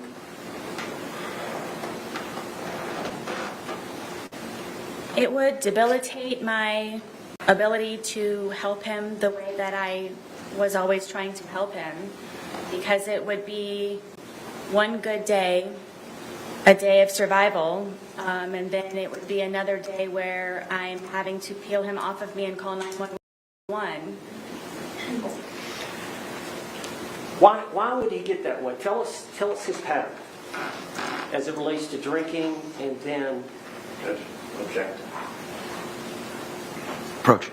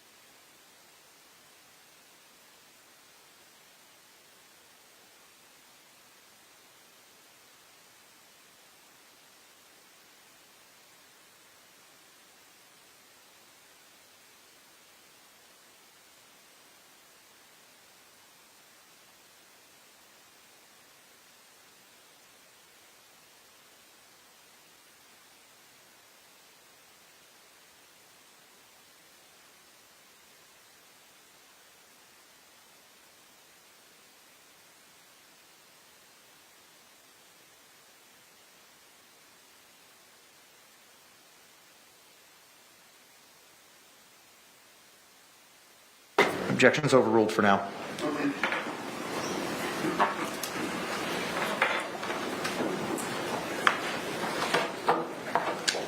You already go the 3.5 years?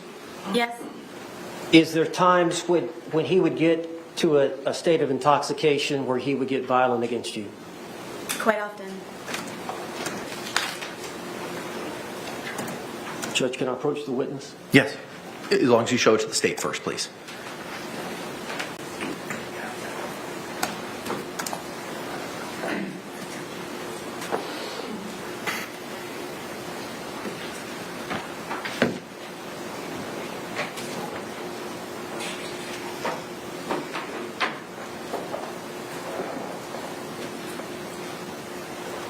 I'm going to show you defense exhibit for identification P. There's 2 photographs. Could you look at those photographs and see if you recognize those? I do. Are those 2 pictures of your body? Yes. Did they show injuries to your body? Yes. Were those injuries caused by George Torres? Yes. Are those photographs a fair and accurate depiction of the injuries you sustained at the hands of George Torres? On this occurrence, yes. Do you remember this occurrence? I don't. It was so often. You don't remember a specific date? I don't. But you're sure that that's you? Yes. Is that the injuries that he... What's the injury to the rib cage? I don't remember specifically. These may be the pictures. So, when we used to go over to his brother's house, one of his brothers and his... Non-responsive. Sustained. You don't have to answer the question. Oh. Just a minute. Do you know what happened to... Did George cause these injuries? Yes. All right. Were y'all both drinking at that time? I don't remember on this instance. Judge, I'd like to move this exhibit into evidence. Okay. All right, what was pre-marked as P will be received into evidence without objection as Defense Exhibit 2.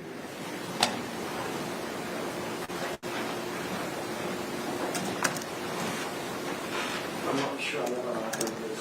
Mr. Owens, may I give Mr. Tackett just a number, please? Thank you. Mr. J, would you be so kind? Thank you.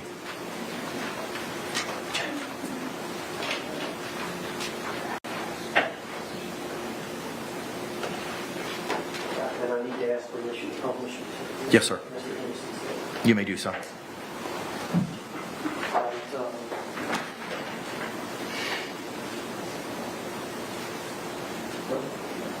This is Maxwell, Judge. Looks like I think there's a wheel on the top we can use to. There you go.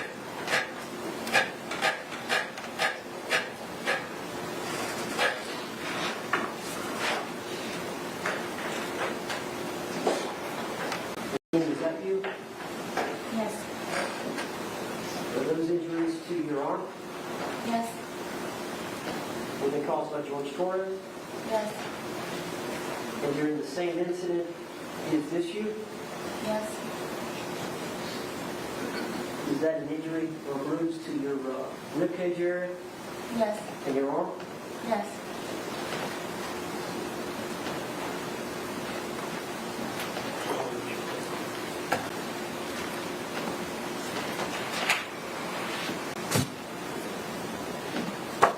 I'll show you identification, defense identification Q. See if you recognize that photograph. Yes. Is that your thigh? Yes. Okay. Do you remember this incident? Yes. Can you tell the jury what happened? I wanted to take my dogs for a walk and get off of the back porch. Were y'all drinking? Yes. And he was upset that I would rather go walk my dogs than sit there and continue to drink. So he slapped my thigh as hard as he possibly could and said that you're not going anywhere. And it was It was a good smack on my thigh.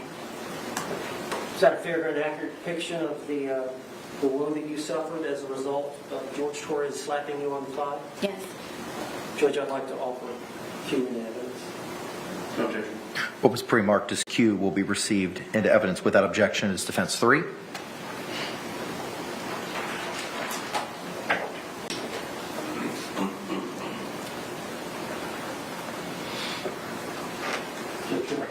You may, sir. And for the jury's sake, is this the photograph you just mentioned? Yes.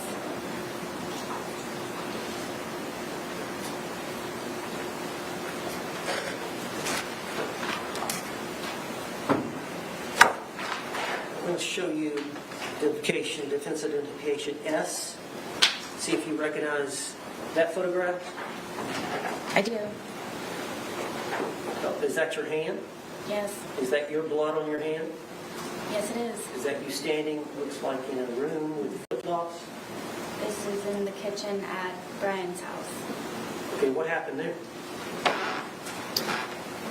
So George was very drunk, and I wanted to leave, and he's notorious for taking my car keys and putting them around his neck and my phone in his crotch area and telling me to come get them. And I really wanted to leave because of how drunk, and I knew the escalation of his anger. I didn't want to be there when it was at its peak. So I tried to take my keys from around him because he kept taunting me to take my keys, come get your keys. And so I attempted to go and get my keys.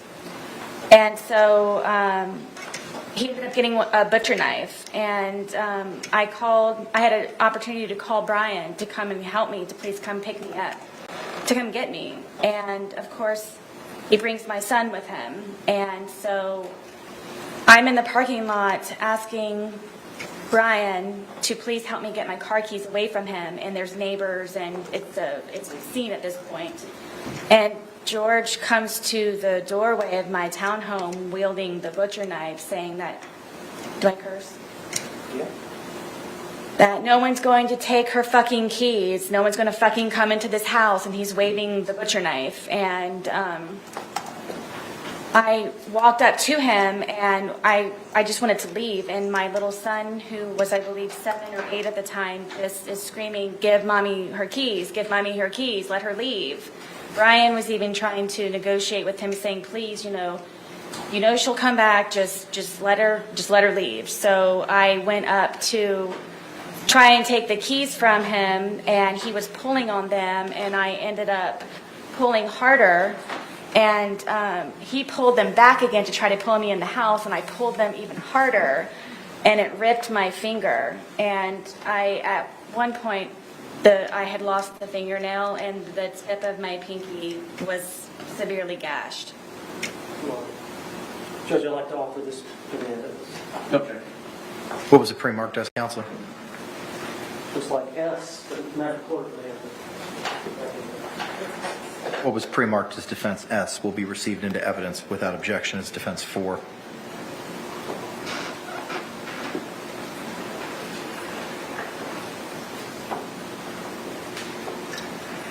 Ms. Boone, for the jury's sake, is this the picture you're referring to?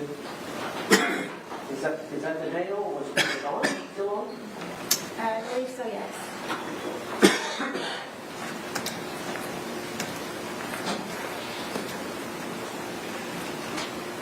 Now I'm showing you a composite identification L, 2 photographs. Can you look at those photographs and tell the jury what they are? I wanted to eat, and while he was drinking, went and made myself, as quickly as I possibly could, a microwave bowl of, I believe it was broccoli and cheddar soup, and I didn't get it out enough time, and he came up behind me and he slapped it out of my hand, and it was a 2nd-degree burn. I went to the hospital for it. Are those fair and accurate depictions of the injury with the burn to your thigh? Yes. We'd like to offer identification L in evidence. No objection. What was pre-marked as L will be received into evidence without objection as defense 5.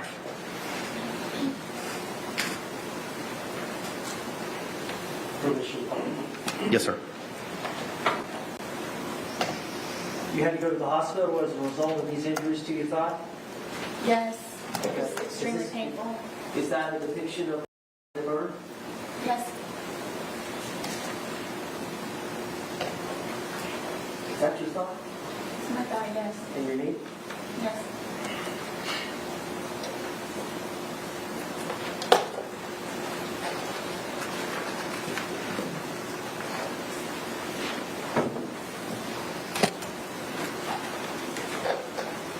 All right, I'm showing you the positive exhibit for identification. Okay, 4 photographs.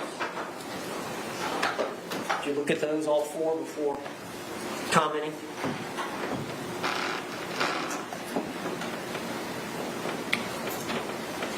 This is a longer story, isn't it? Go ahead and tell me.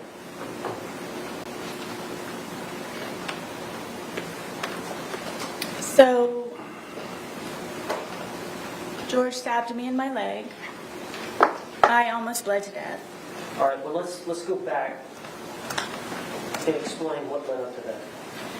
I thought it would be nice to cook a nice steak dinner. We don't have 2 nickels to rub together, so I thought it would be special to make a steak dinner and make potato and go above the normal whatever's left over in the refrigerator. And so I spent a lot of time doing that, and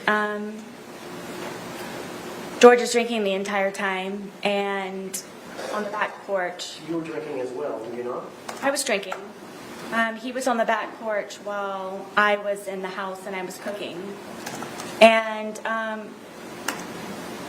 it was one of those where maybe if I start making dinner now, it will be over at a particular time and we can go to bed at a reasonable time. And I even put it in the bedroom and had a movie set up for us to watch. So it would just kind of be dinner in bed. And then he came upstairs and saw that I had made the steak dinner, and I don't know how to describe how drunk he was, but it definitely was not George. And had him come lay on the bed, sit on the bed, and, you know, put the, I got the dogs out, and I presented him with the steak dinner and sat down and was getting ready to start playing the movie. And he starts being very rude and cursing the steak and finding fault with it. And then, you know, I'm having to encourage him to eat. You know, if you want me to cut it up for you, I will cut it up for you. Did you want some more sour cream for your potato? What can I do to make you happier? And then he started to pull on me and kept saying that, excuse me, that I just want to fuck you on the steak and fuck you on the potatoes. And I took offense to that, and I kept trying to encourage him to eat. I started to eat. Was this just him really drunk and saying nonsense? I don't know why he was so angry that day. I don't know if it's because I got steak. I don't know. Most of the time I don't know the reason why. I couldn't take it anymore. Obviously, I was not going to be able to eat, so I started to crawl off of the bed to leave, just the bedroom. And he told me again that I'm not going anywhere, and he stabbed me in my leg, and it crunched. You could hear a noise that it made, and blood just started to come out of my leg just like a fountain. So I got off of the bed. He's starting to freak out and grabbed me a towel.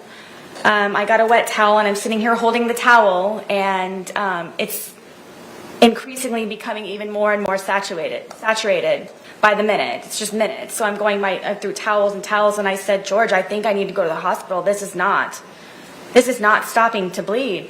This is serious. And he got on his knees and begged me, please don't call the police. Please don't call the police.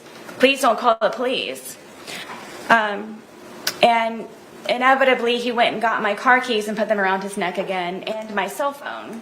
So I was not able to call anyone, and I wasn't able to leave in my car. So I figured I would just go downstairs, and I'm just going to go downstairs. And I had propped my foot up on the glass table that we had, and blood is just everywhere. Blood is everywhere. I can't keep up with the amount of blood, and I'm starting to feel very weak and really weird. And he comes downstairs and he's still begging me, please don't call 911, please don't call 911. I kept telling him, there's something, this is serious, this is something. Because he knew that he would probably get arrested or something bad would happen to him. So I couldn't take him anymore. He was just all over me, and just, I'm bleeding. I'm bleeding very badly, and he's having me try to console him. And I kept telling him, please, I need to call 911, please. And I said, okay, just give me a moment. And I crawled upstairs to my son's bathroom, which is the furthest bathroom away from everything. And I remember holding onto the sink. And I looked into the mirror and my lips were blue. And I knew I needed help. I needed help. And he came upstairs looking frantic for me, calling my name. And then I turned to him and I said, please, I'm going to die. I've lost a lot of blood. There's something wrong. My lips are blue. Please, please, we don't have to call an ambulance. If you could just take me, I'll drive whatever I can do, please, to go to the hospital for this. And he said that before anything happens, I had to concoct a story in order for him to not be arrested or be in trouble when we did inevitably get to the hospital. So I'm sitting there with this blood-soaked towel with blue lips, trying to come up with a story of what I can tell them when I go down there so he's not in trouble, and telling him that it's okay. And I came up with the story of that we were sword fighting silly after drinking with our steak knives, and he accidentally punctured my leg. And from there... How did you get to the hospital? Originally, he told me to drive, and because of the amount of alcohol that he drank, and I couldn't. So he got into the driver's seat and drove me, and the entire time he's barking at me to make sure that I get the story straight. We're sword fighting, okay? We were drunk, Did you go to being the silly. emergency room? Yes. All right, and did you get treated there? Yes. I was bloody, and all right, let me show you the photograph. Can I show you these? Yes. All right, is this a fair and accurate depiction of the injury to your leg? Yes. I had to go to 2 different hospitals for it. And you lied to medical personnel about how this happened? Yes, they brought in sheriffs and everything. Was it consistent with, they brought in sheriffs? Did you have to answer to the law enforcement officer? Yes, Did you stick with the story that you and George had agreed? I did. Judge, I'd like to offer this composite. No objection. What was pre-marked as K will be received into evidence without objection as to Defendant 6.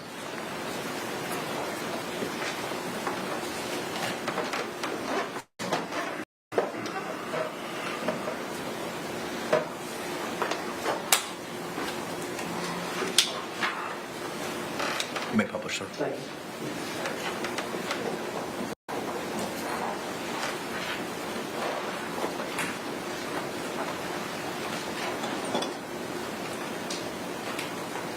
And is this you at the hospital? Yes.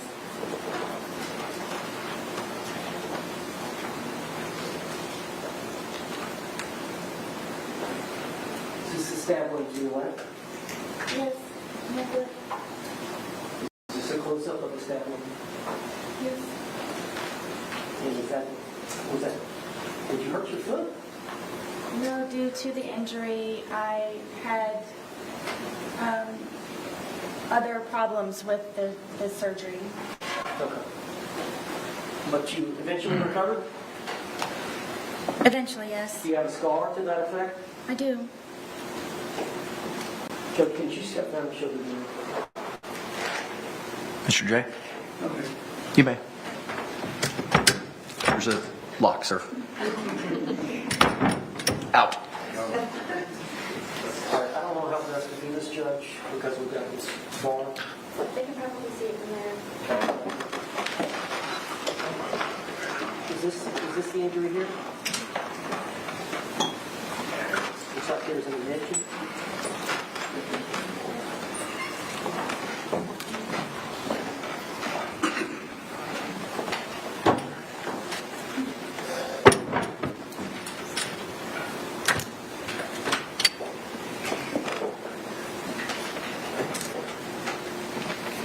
All right, I'm showing you identification T. You recognize that photograph? I do. Yes. All right. Looks like you've got an injury to your lip and to your face. Do you recall this event? I was trying to sleep, and Have y'all been drinking? I'm sure. I know that he had been drinking. This was one of the instances where I would go upstairs to try to go to sleep. And But y'all drank together a lot, did you not? sometimes, yes.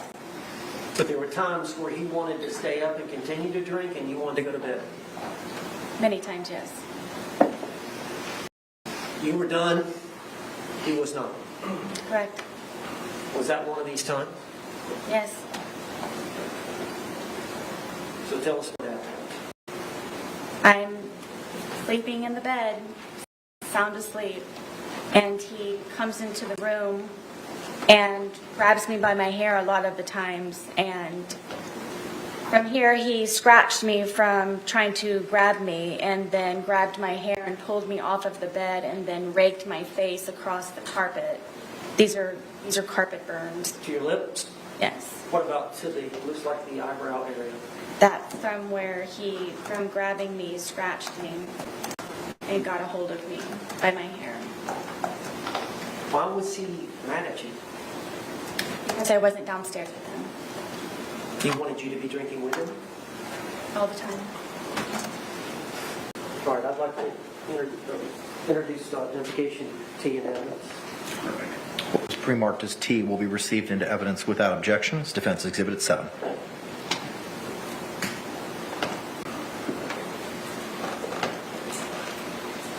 Oh, permission, Bob. You may, sir.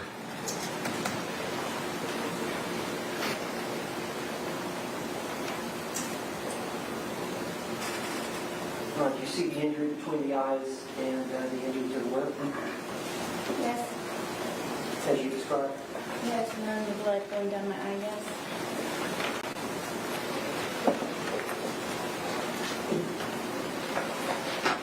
Showing you what has been marked as exhibit for identification, or defense exhibit. You for identification? Yes, Can you describe that photograph? I can.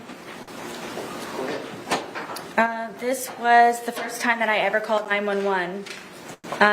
George and I had gone to a bar across the street within walking distance, and at some point I asked a guy, or he asked me somehow or another, it was over a cigarette, and he left, and I didn't know where he went, and the bartender said, oh, he left, he took your car and he left. So Why would he do that? well, I found out when I got home, it was because I spoke to another man. And so I paid the tab and I walked home. And he's sitting on the back porch with the handle of vodka. And I was walking on eggshells and terrified and kind of treaded lightly when I came in. And he acted all natural and fine. So I didn't know the reason why that he had just gotten up and left with my car. So then he calls me a whore, and then he calls me a slut, and then he calls me a cunt, and gets up and pushes me. and he pushed me with both of his hands so hard that we have this little area where our washer and dryer is, and there are metal doors that are on it. And he pushed me into the metal door, and then I fell back, and he got his knees on top of me, on my arms here, so I was pinned down, and was starting to strangle me, and hit my head up against the metal closet over and over and over and over and over it again, and calling me a fucking whore, and you're such a slut, and fuck you, and everything, and my tongue was popping out of my mouth, and I thought I was going to bite my tongue off, and because of the amount of noise I guess my head was making on the metal door, he slid me down and got back on me, and then started to strangle me again. And it was on, we have carpet, but it's like concrete, and I was able to get my arms out from underneath and grab his throat and get him off of me. So I got him off of me, and I pushed him off, and he came up and he goes, "You fucking bitch," and he stomped my face. And the next thing I know, I woke up. I obviously blacked out. I'm obviously, I guess, yes. And he was passed out on the floor, and I woke up frantic looking for my phone, and I immediately called 911. Okay. The police arrived on that incident? Yes, they did. Is this a fair and accurate depiction of the injury you sustained as a result of him kicking you? Stomping, yes. It was a stomp? Stomp. With his All I heel? saw was his heel. This is, would ask that this be identification you be admitted today. What was pre-marked as you will be received without objection is defense 8.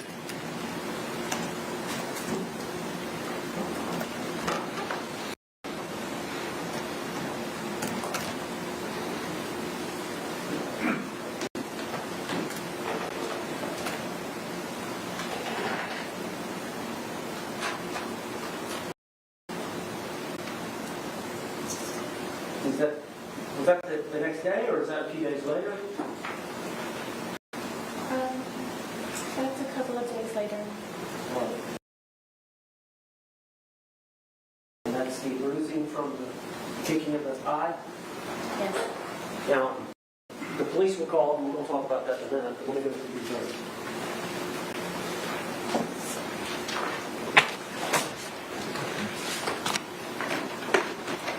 Showing you identification V, defense. Do you recognize that?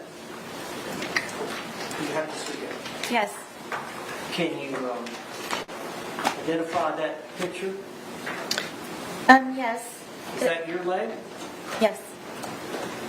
And is that was like the injury to your knee? Yes.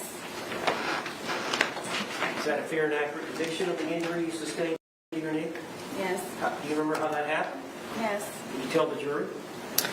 I was trying to get off of the back porch, and he grabbed me and pushed me, and it was a rock or a really sharp piece of mold from him grabbing me and pushing me onto the ground, and I guess I just happened to hit my knee just right on whatever it was. Were y'all drinking? Yes. Why did he push you? Because I wanted to get off of the back porch. And he wanted to stay out there? Yes. He wanted you to be with him? What's the deal with him wanting to be with you all the time? Insecurity, I guess. I don't know. Did you do your best to please him? And then some, yes. All right, I'd like to introduce an evidence identification. Okay. What was pre-marked as V will be received into evidence without objection is defense 9. Now, Ms. Boone, were you treated for this, or did you self-treat?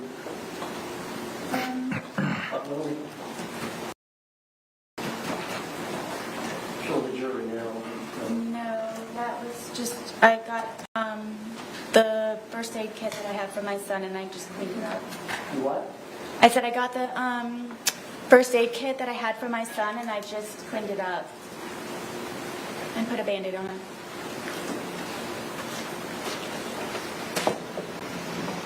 All right, I'm showing you identification W. Defense identification. You recognize that photograph? Yes. What is that a photograph of? This is a photograph of my arm. And is that a fair and accurate depiction of the arm with some type of injury? Yes. Do you remember this event?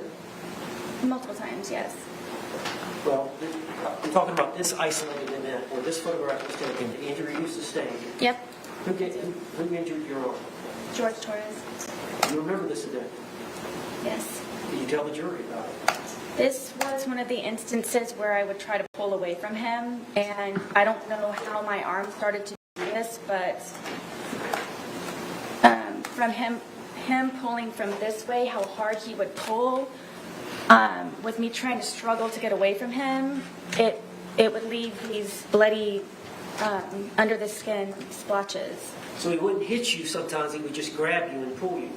Yes, from me trying to pull away from him, that's the point of it doing this, from me pulling away from him. Now this is one of the many times y'all were both intoxicated? I mean, I can't say for sure that, yes, but whenever it would happen, yes, it would be drinking. Identification W in evidence. What was pre-marked as W will be received into evidence without objection as Defense Exhibit 10.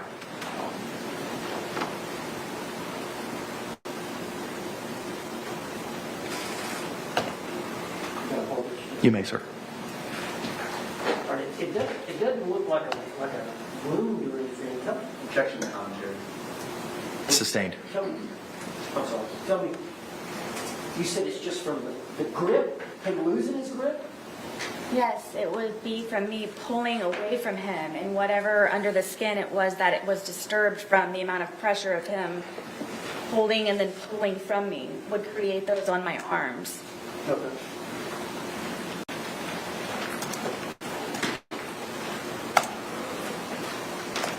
I'm going to show you Defense Exhibit X for identification. Yes. And what is that a picture of? This is a picture of my ear, the side of my head. Is that a fair and accurate depiction Yes. of the injury you sustained by George Torres? Yes. Do you remember this event? Yes. Were you drinking? I at the time was not drinking. On this event, you had not consumed any alcohol. I mean, I may have earlier. This was another. I was in the bed trying to sleep. Where was George? Downstairs drinking. All right, and so you were wanting to go to bed, and he wanted you to stay down there with him? Yes, I was in the bed.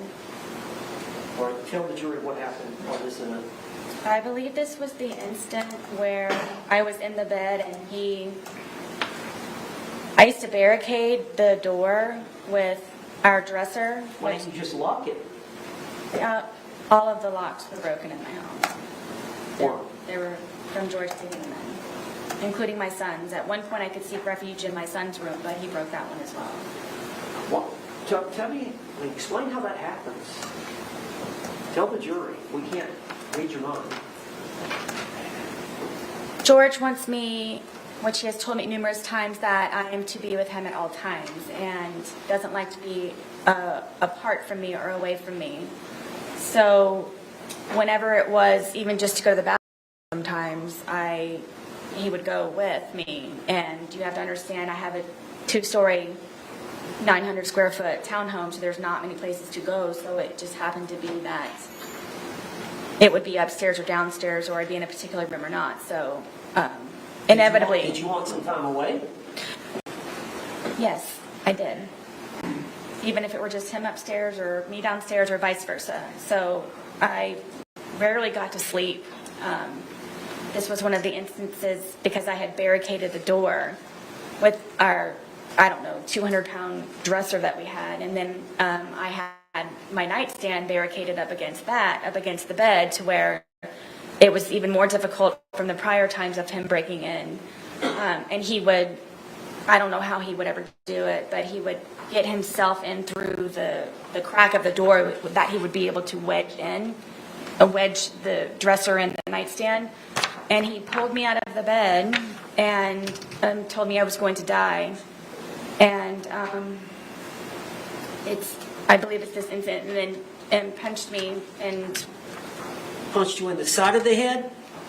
yes, in Was my it- temple and everything. Was it an open fist or a closed fist, or do you know? It was fully closed.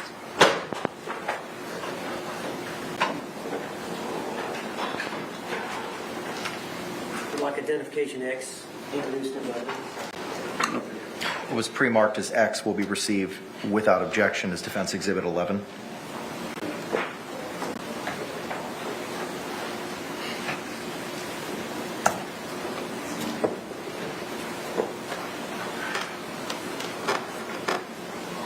Part I'm showing you this exhibit.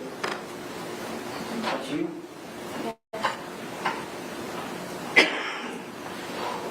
Did you get any treatment for that? Medical treatment? I know the police came, but I don't remember. I remember it hurt for a good solid 2 weeks after that. Was this one of the incidents where the police were called? Yes.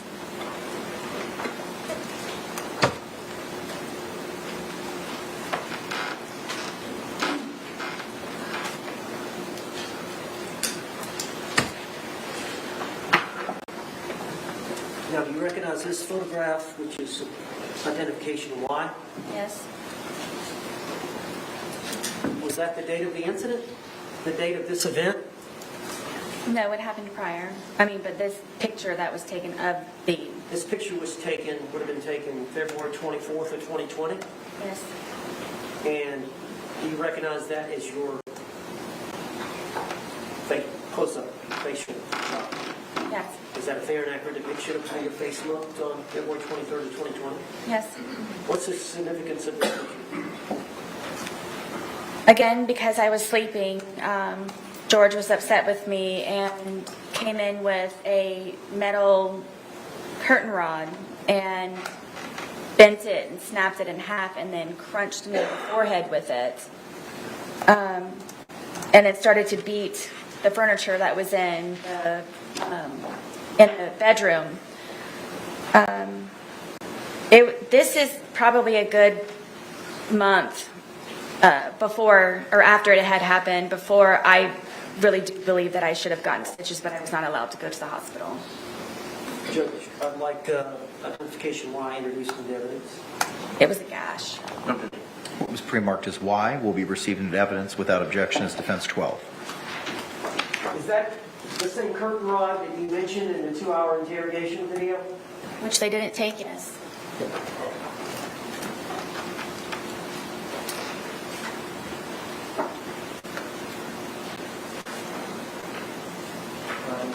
This was photographs that were taken, I guess it would have been the crime scene? Was it the crime scene investigator that came out and took photographs?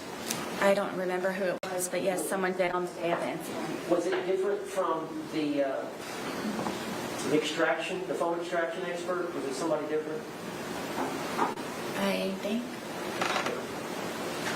But isn't this Boone right here? Yes. And remember, that's a month later. And then on that same date,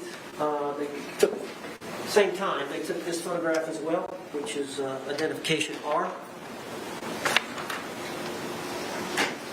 Yes. All right, and what does that depict? I believe it's from holding the baseball bat, and Is that an injury to your hand? it's a bruise. Was that taken,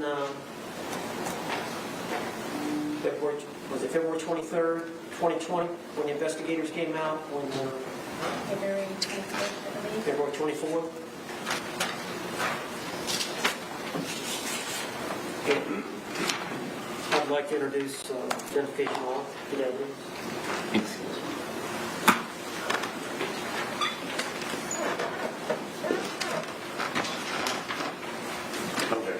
What was pre-marked as Defense R will be received into evidence without objection as Defense 13.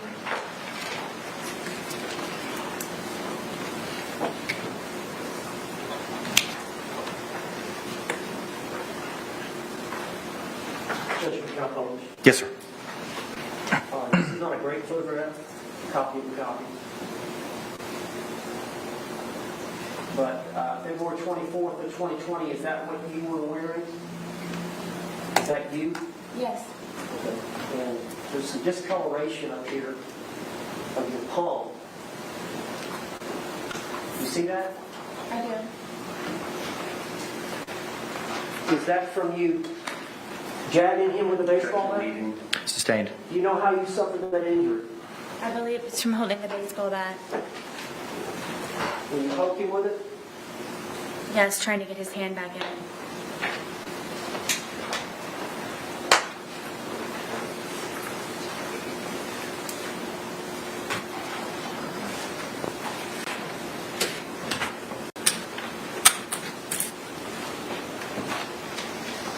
I'm showing you defense identification in.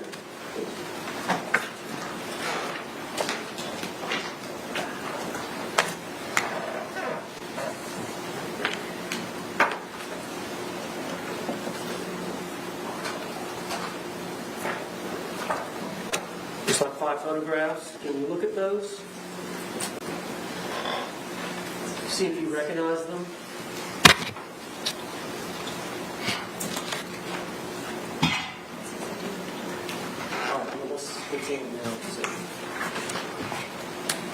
Yes. And are those fair and accurate depictions? Yes. As a composite of the events that occurred in relation to George Torres and your TV? Yes. Yes. All right. Are those stills of a videotape that you took? Yes. And is that videotape, was it on your phone? Yes. So when law enforcement seized the phone, they would have had access to this video? I believe so, yes. And tell me about it.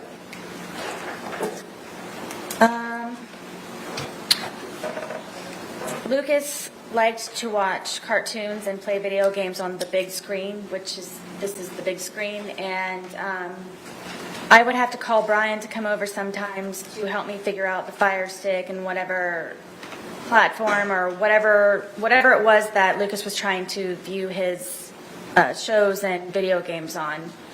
And I don't remember how George found out that Brian had come over. I believe because it was actually fixed and he knew that I didn't know how to do it. Found out that Brian had come over to fix it, and was he jealous of Brian? I don't know if he was jealous of Brian. I think that he had a fear that I somehow would go back to Brian. So I think by Brian helping me with things for Lucas, he just didn't want him to be interacting with me at all. So Lucas wasn't over here this day, was he? No. Brian wasn't over here this day. He may have been. I can't remember when he actually fixed the television for Lucas. But y'all were drinking this day. I know he was for a fact, yes. Chances are you were. Probably so, yes. Okay. I would agree. So how did it end up badly? He accused me of sucking Brian's dick and told me that he was going to break my face with the bat and that he was going to make me unrecognizable to my son with the bat.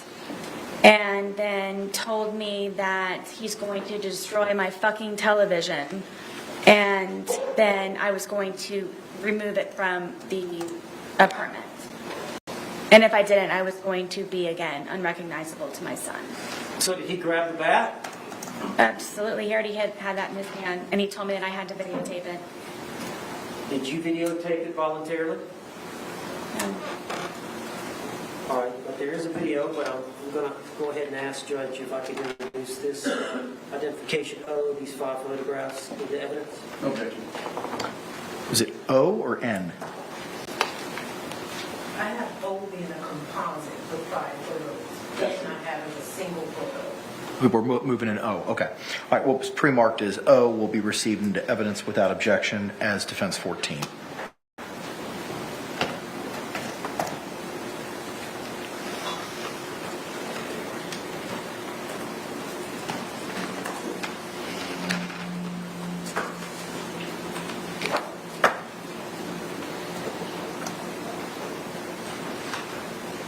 All right, so these are some stills from video.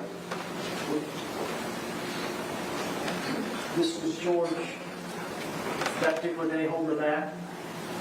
He was telling me that I'm going to take the television out once he destroys it. He wanted you to take the television out?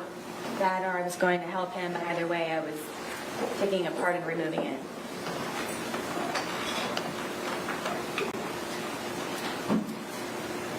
And what is this picture of? The process of him destroying my television. While you're videotaping? Correct.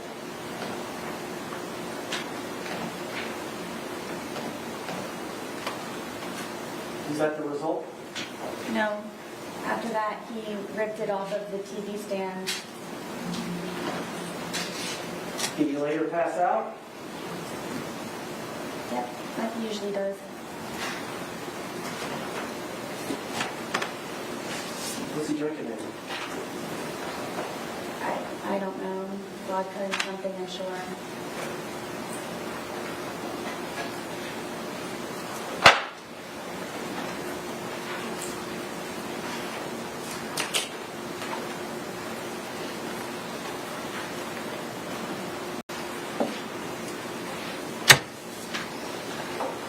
I'm showing you identification N. See if you recognize that. It's my living room in the stairwell. All right, were those, was that a photograph taken by a crime scene? Correct. Is that a fair and accurate depiction of your living room and stairwell? Yes. And I'm going to try to introduce this as identification 9 as an exhibit. No. It's pre-marked as M, correct? It's got N. N, I apologize. What was pre-marked as N will be received into evidence without objection as defendants 15.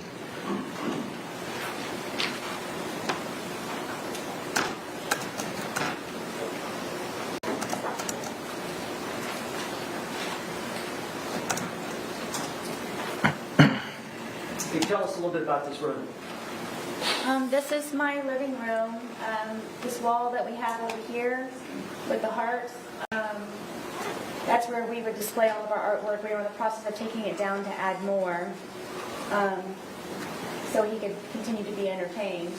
The bookshelf over here is my son's bookshelf with all of his toys and little guns and musical instruments.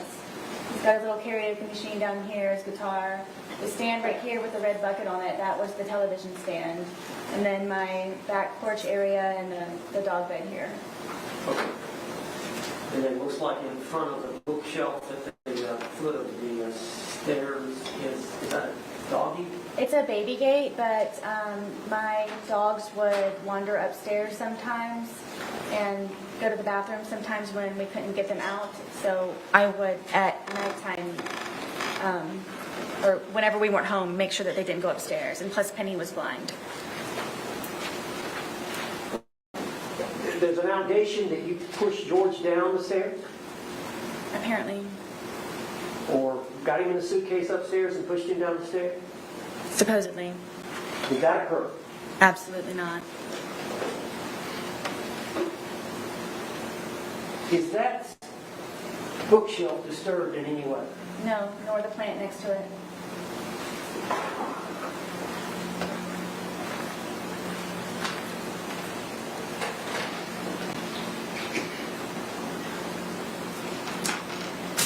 I'm showing you composite, 2 photographs, identification M. Did you look at those 2 and see if you recognize them? Yes, this is me sitting on the back porch with my dogs. And as you can see that we are both drinking. All right, who's taking the picture? I'm guessing George's, or maybe it's one that Lucas wasn't over here, so it had to be George. How can you tell y'all are drinking? because there's a cup here and then he has a beer. And there's two dogs. There's one sitting next to you. Who's that? That's Penny. She's the blind dog. I used to have to pick her up to put her somewhere so she would stay there because she was unfamiliar with the area, especially since we moved from my marital home to the townhome. So most of the time Penny would be close or next to me. Who's next to the film? This is little guard dog Tess. She was the deaf dog. And this is the fence here. Well, I'll show them. Okay. But this is Tess, and then this is deaf, blind. Penny and Tess. All right, and then the second one. This is Tess on the back porch, taking a nap. She was never far from me. All right, when George was sober, how did he treat the dogs? Nice. I don't know if he was a pet person, but I mean he was nice. If I needed him to feed them, he would feed them. Were there times when George was drinking where he would threaten to harm the dogs? All the time. You're going to have to tell the jury. One of the worst threats was Penny being blind. He would actually leave the gate open in the back. He wouldn't threaten me to do it. He would actually do it on nights that I had to go up to sleep or I fled the night before or something. And would tell me that he hoped that I would come back and find her bloated body dead in the pond across the way from our townhome. And Tess was notorious if I wasn't there to go look for me, and would say that he would hope that I would have to scrape up her dead body from the street that was out in front of our apartment complex. Why was George upset with you? Why would he threaten to harm the dog? Anything that he could get to try to have some type of hold over me. Control? And he knew I loved my dogs very much, especially that they were handicapped. Were they afraid of him? Yes. Penny would hear his voice and instantly go underneath the dining room table that we had. Tess was always fractious and very, very quick with his movements, but she was never far away. They never showed their teeth. They never growled. Tess would occasionally bark, but it was very rare. And he used to kick them and just... For what reason would he kick them? Penny would try to find me because she's blind. Speculating in the mind of the dog. Sustained. I'd like to move identification M and the evidence. Any objection? What's pre-marked as M will be received into evidence without objection as defense 16.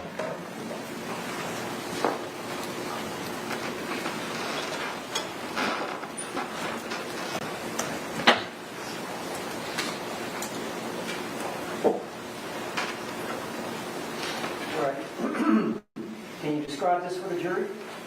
This is again, it's our back porch, and this is the fence that I made for the dogs to have a little bit extra space. Penny is next to me. She's the blind dog, and then Tess is down here at guarding the gate. Are these fake rabbits? Is that?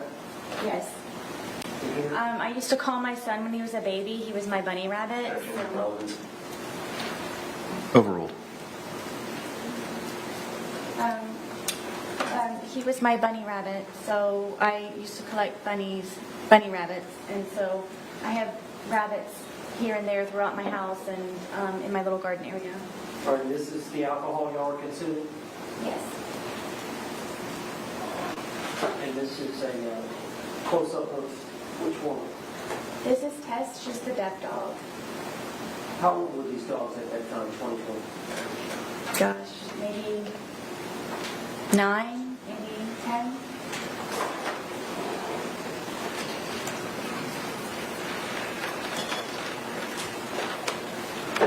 We approach. Yes.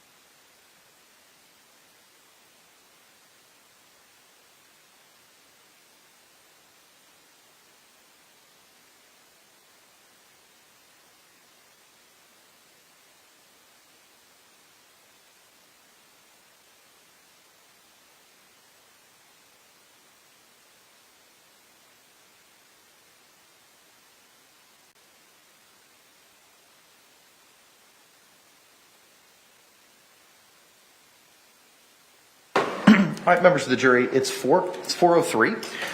By show of hands, would you like to take an afternoon break at this point in time? Okay, court sees no hands. We may have to work also a little bit past 5 o'clock, maybe going to between 5:45 and 6 this evening. I know juror third from the right, you may have to make a phone call as to that. Does anyone have any concerns about working a little bit later today till 6 o'clock? If you have those concerns, please raise your hand at this time. All right, court sees no hands. Ma'am, are you in a position to step out to see if you can get assistance with childcare, or is that not an option for today? I'm actually all set for today. She's already taken them off. You are? Okay. All right. Excellent. Very good. Thank you very much. I appreciate you all. With that, Mr. Owens, you may continue. Judge? Yes, sir. I think one of the jurors raised their hand. Oh, I'm sorry. Yes, juror fifth from the right. Are we going to get a break before the 5:45 mark? Because if not, then yes, I would like a break now. Did I tell you what? Let's go ahead and take it at this time. We'll give you all a 15-minute recess. It's 4:04. Hang on. Don't leave yet. I got to tell you a couple things. It's 4:04. We'll see you back here at 4:20. Same instruction as before. Please don't conduct any independent investigation or research as the person, places, things, or charge involved, and don't have any discussions amongst yourselves or anyone else. We'll see you in a couple minutes. Thank you very much. Jury exiting.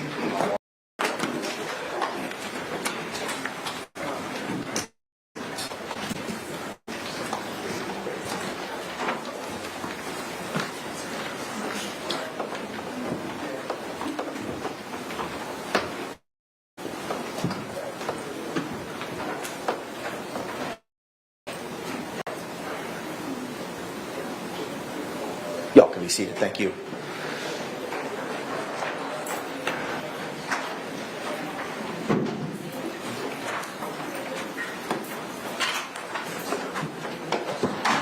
If Ms. Boone needs to use the facilities, we might as well take advantage of that at this time. All right, court will be in recess till 4:20. Thank you.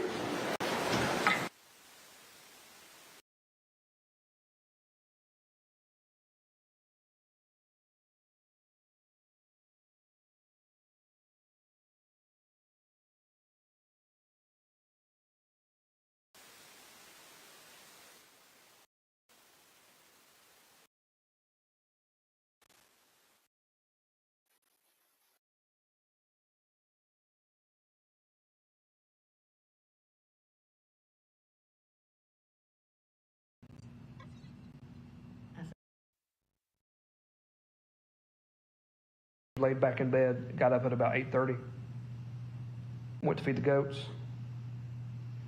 You were invited by Amanda to Lake Lanier. You left the house a little bit before noon to go there. Yeah, I think that it was around noon, something like that. Like I said, I went. You went to the marketplace in Cumming. How long do you think you stayed there? Long enough to run in by a chair, because she said, you're gonna have to bring a chair. There's no chair. So I wasn't planning on stopping there.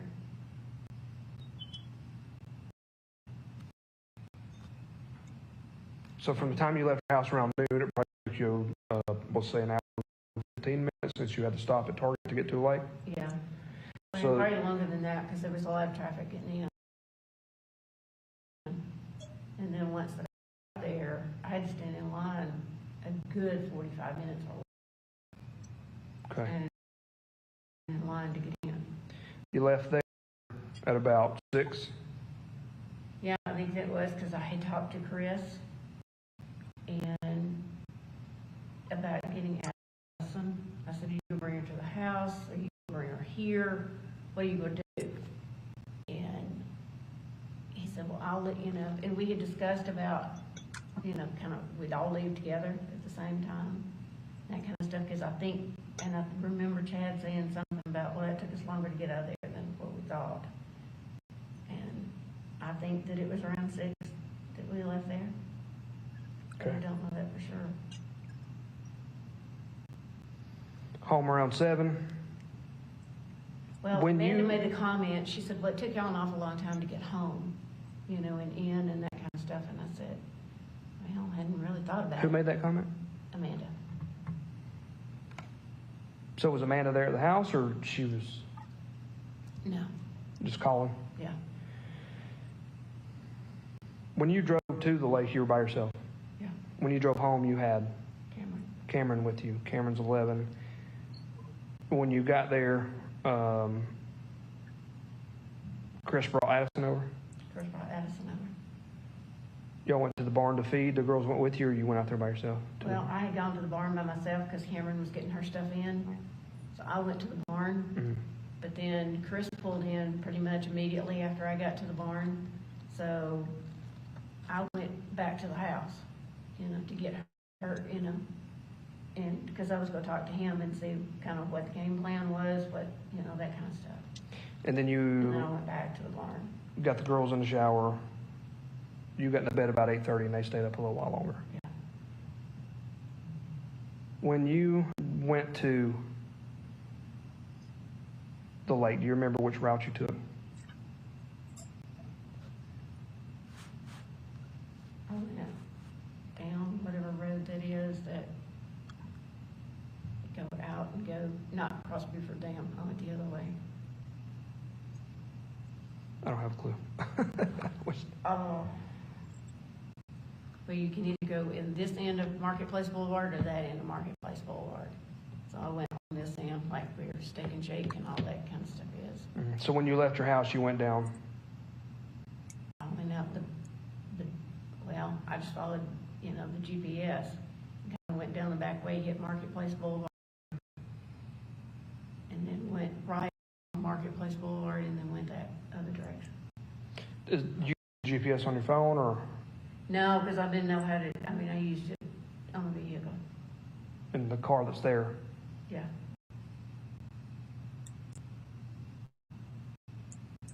But then coming back,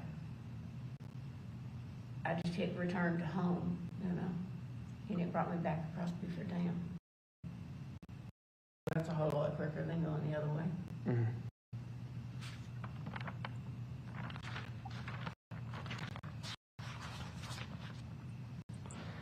All right, and you're still maintaining you don't know. I don't know. We don't have any enemies. No. Nobody wanted to hurt him. Not that I know of. Was there any reason to target your property and him? I wouldn't think so.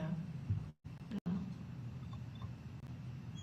Are you currently in an affair with anyone? No.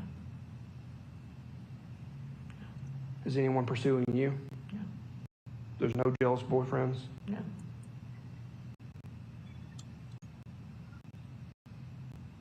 The last affair you had was 10 years ago with? And it was, it was not a sexual affair. If that's what you want to call it. It was simply, More of an emotional?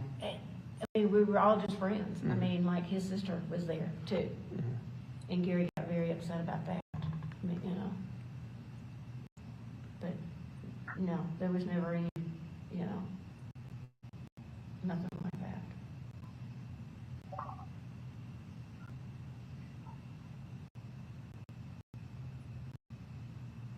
You have any questions?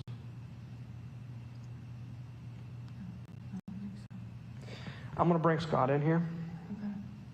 I'm going to disclose to him about the projectile we found. When you walk by, if you would mind not telling him, obviously if you want to tell Amanda and Chad, is that her fiance out there? While y'all are out there sitting, that's fine. But I would like to speak with your son and tell him and get his reaction and see what information he can offer me. Can you tell me what the text is that came across on my phone? Jackie said she is going to bed. Are you going to be okay tonight? I'm worried about you. Okay. She's the one that lives on my road. Okay. All right. Yep, that is all I believe I have for you at this time. Where do you plan on going this evening? I don't. I've got my dogs, so I don't. You have the dogs with you? Yeah, they're out there in the car. In the car, running, okay. Yeah.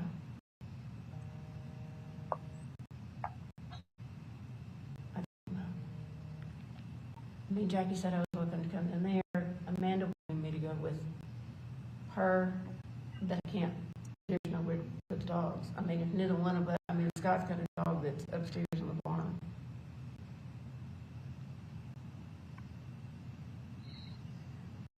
So I'm just trying to figure out how I can get a hold of you tomorrow because I'm going to have your phone.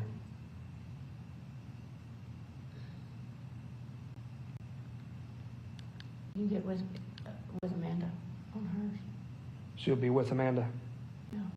Okay. I mean, yeah. I mean, depends on what I'm gonna do with the dogs, though.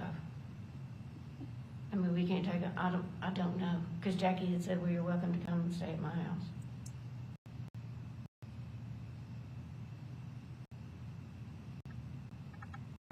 Okay. Was there anybody else that you left out that was at the house, your house, in these past few days, other than the family? Any workers or friends, or I know you said he didn't have any friends. No, I mean, I was trying to say, I don't think that we had anybody that was working at the house. No. I mean, not that I know of. Some of Scott's friends have been there. But I don't remember when that was that they were there. Oh, Ted was there. A friend of his was there. Came for a very short time. A friend of Scott. Scott. Oh, on Saturday. And he didn't stay long. He was supposed to have stayed there for dinner, and his mom was actually going to come for dinner too. And Scott, there was an incident with a snake that supposedly Scott encouraged him with a snake. He got mad and left. And hence, his mom didn't come either for dinner that night.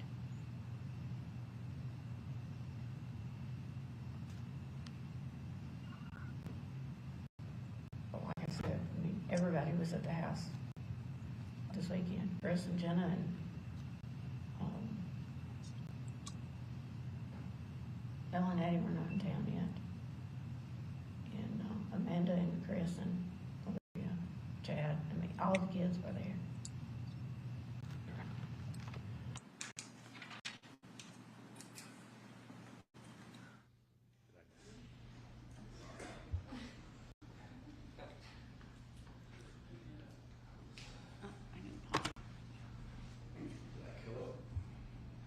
I think so. I was cleaning 2 my minutes screen, and I was left. like, I need to clean that screen.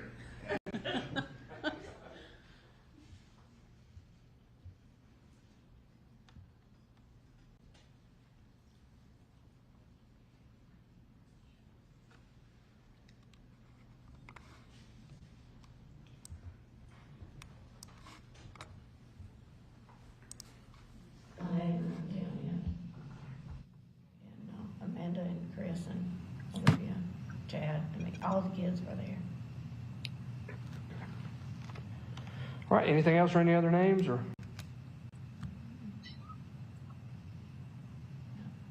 All right, I'll walk you out and we'll bring Scott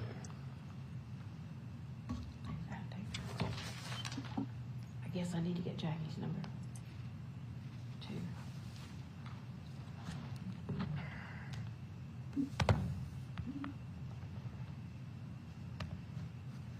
Put it out on my head off. There you go.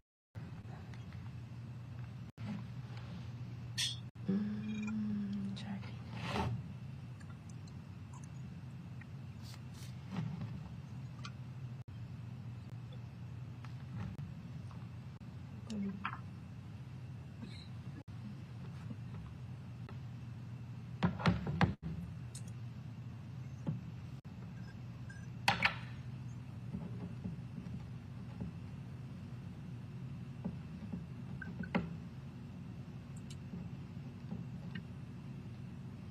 Nine 696. Mm-hmm.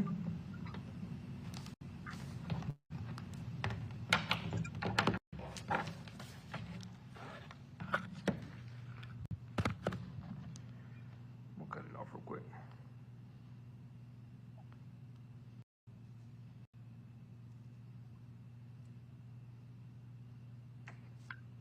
What I'm trying to do is get to the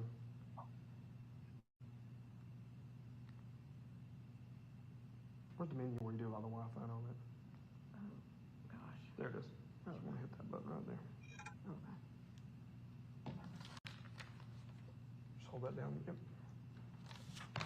All right. I'll walk you out here.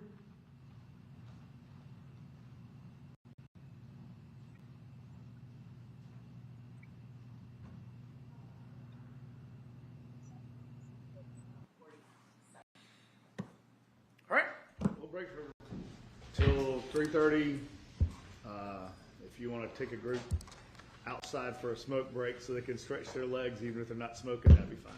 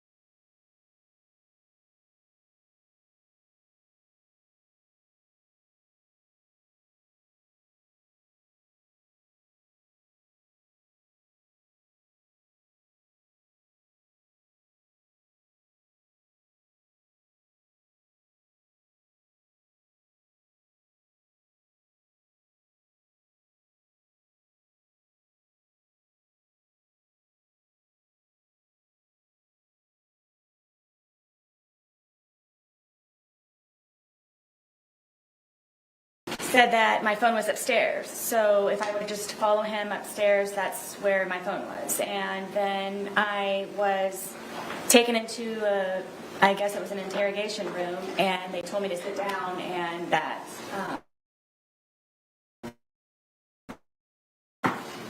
then I guess the interview or interrogation began, and I just simply was getting my phone.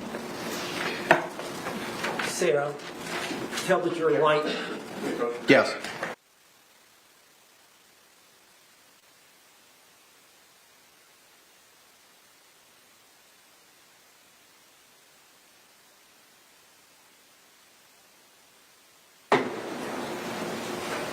You may proceed.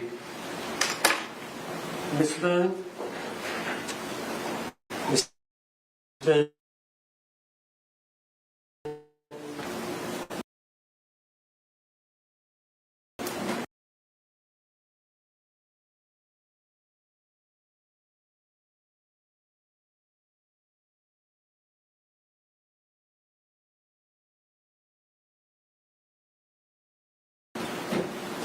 I lied to the police.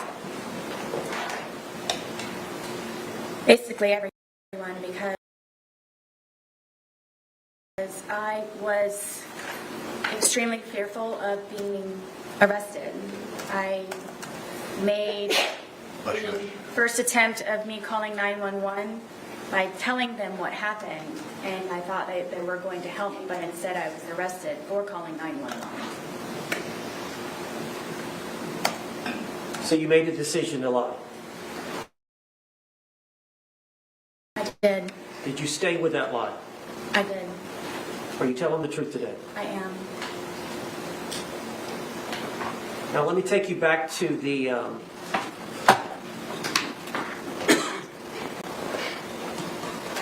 to this incident.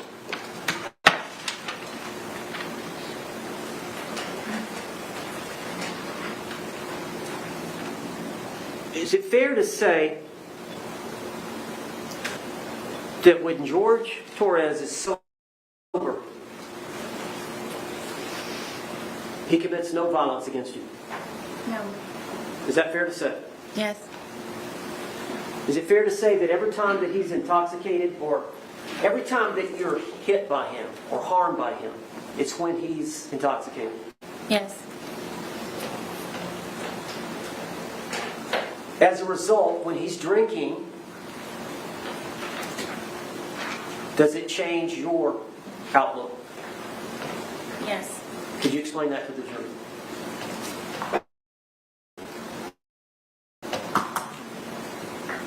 I'm always fearful, paranoia. Why? Because I try to protect and defend myself for fear something happens at the last ultimate second. But you're always that way, fearful. Is it because of these prior incidences? Absolutely. Do you try to placate it? All the time. What do you mean? With the puzzles and the painting and feeding the ducks across the way at the I literally had no chin. It was just down here. And I'm like, you know what? Let me do chin and jowls. Let's just trail, anything that I possibly can. I told you I was running out of things to entertain him with. Why do you think George, what bothers him? Objection, calls for speculation. Sustained. Does he tell you? Objection, calls for hearsay. Sustained.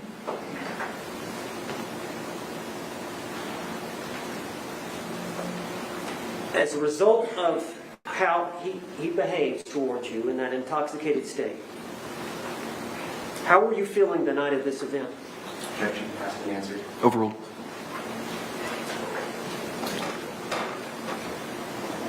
Extremely nervous, anxiety galore, just, I can never relax. When he's drinking? Yes. And the state of intoxication that he was at the time of this event, is that the state that scares you the most? It's the tone, yes. there's a lot of alarms and red flags that go on throughout the day or night or whenever it is that we are drinking. Not responsible. Sustained. Tell us about that. How that heightens, does that heighten your sense of safety? At all times. But especially when he's drinking? Oh yes, all the time. And then his mood? Yes, it depends on what mood he's in that day. Well, do you have like a sixth sense of how he's doing? Yes, I knew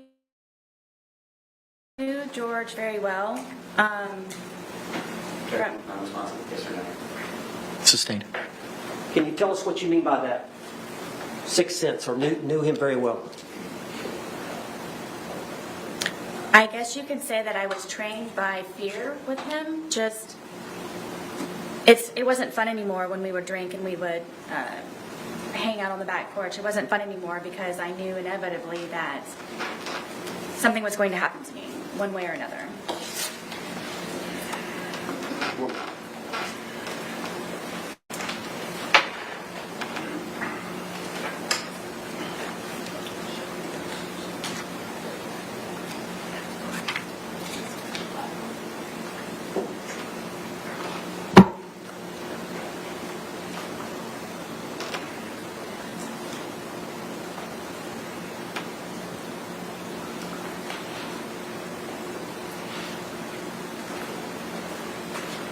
Miss Boone, you know, those bruises that we saw of him, they look pretty deep.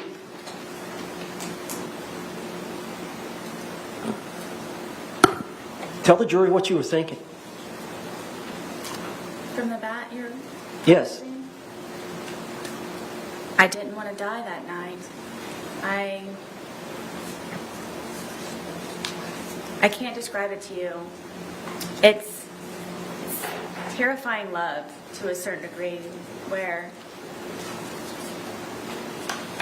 my plan was to show him the next day, and just I wanted him to be better and treat me nicer and be the person that he was when I originally met him. And I knew that was in him still. I knew that it could be found, and I just couldn't figure out what it was that I was doing wrong in order for it to not be back to where that was. And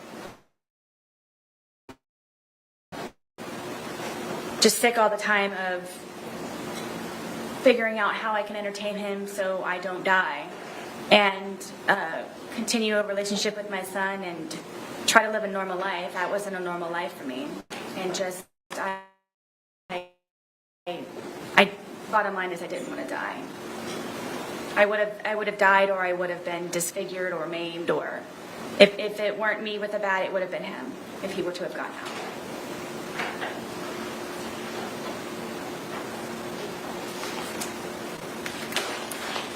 That's all. Any cross-examination?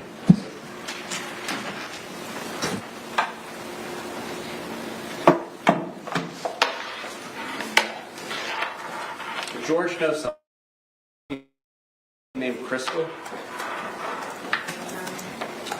Did you ever mention Crystal in your text messages about being one of his bitches? I don't know. I don't remember. How about Christine? Did George know a Christine? I don't know. How about a Pamela Erickson? These may have been people that he was communicating with on whatever the platform was. On your phone? I believe so, yes. And did you find these communications? I believe I found one or two of them from some of them. And did you send a long letter to his family to relay to him about George and his girls that he was cheating on you with? I believe so. Okay, so you do know those names, right? I don't remember them. It's been however long. Okay. Now, on February 24th, 2020, you called 911 at about 1 p.m., correct? Yes. And at that point, you were still feeling a little intoxicated, were you not? It was more shock, but yes. Okay. So you agree that you previously stated I was still, I believe, intoxicated to a degree? To a degree, yes. So 1 p.m., it's about 14 hours after 11 p.m. the night before, correct? I'm guessing so. All right.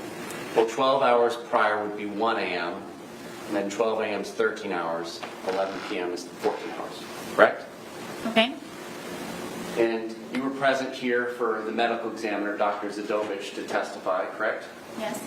And you heard her talk about all the effects of ethanol that it has on the human body, correct? Yes. And she also mentioned something that it, on average, dissipates at about 0.015 an hour. Do you recall that? I believe so. Okay. So,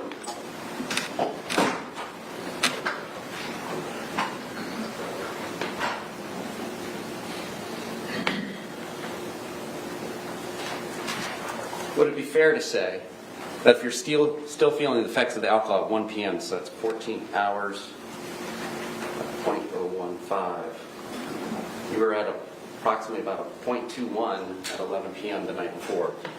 Do you feel like you were 2.5 times the legal limit at that time? I don't know how you came to that number. Judge, I'm going to object. Roach.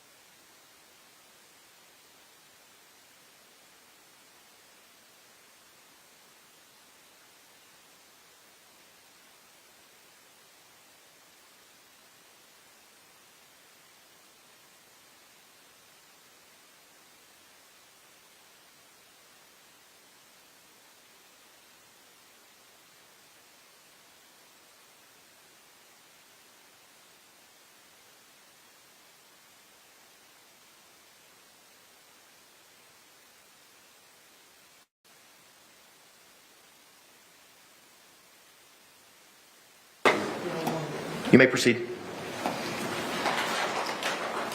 So you testified earlier that you all had about half of one of these bottles left from the night before, correct? Yes.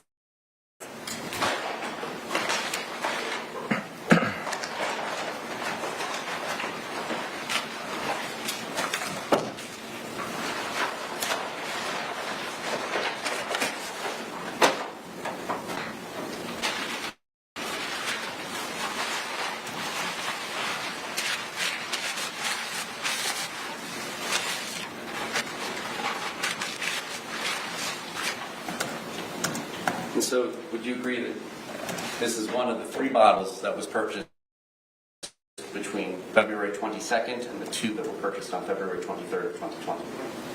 I'm guessing Okay. maybe it's like the bottle of this. All right, and it's 1.5 liters. Would you agree?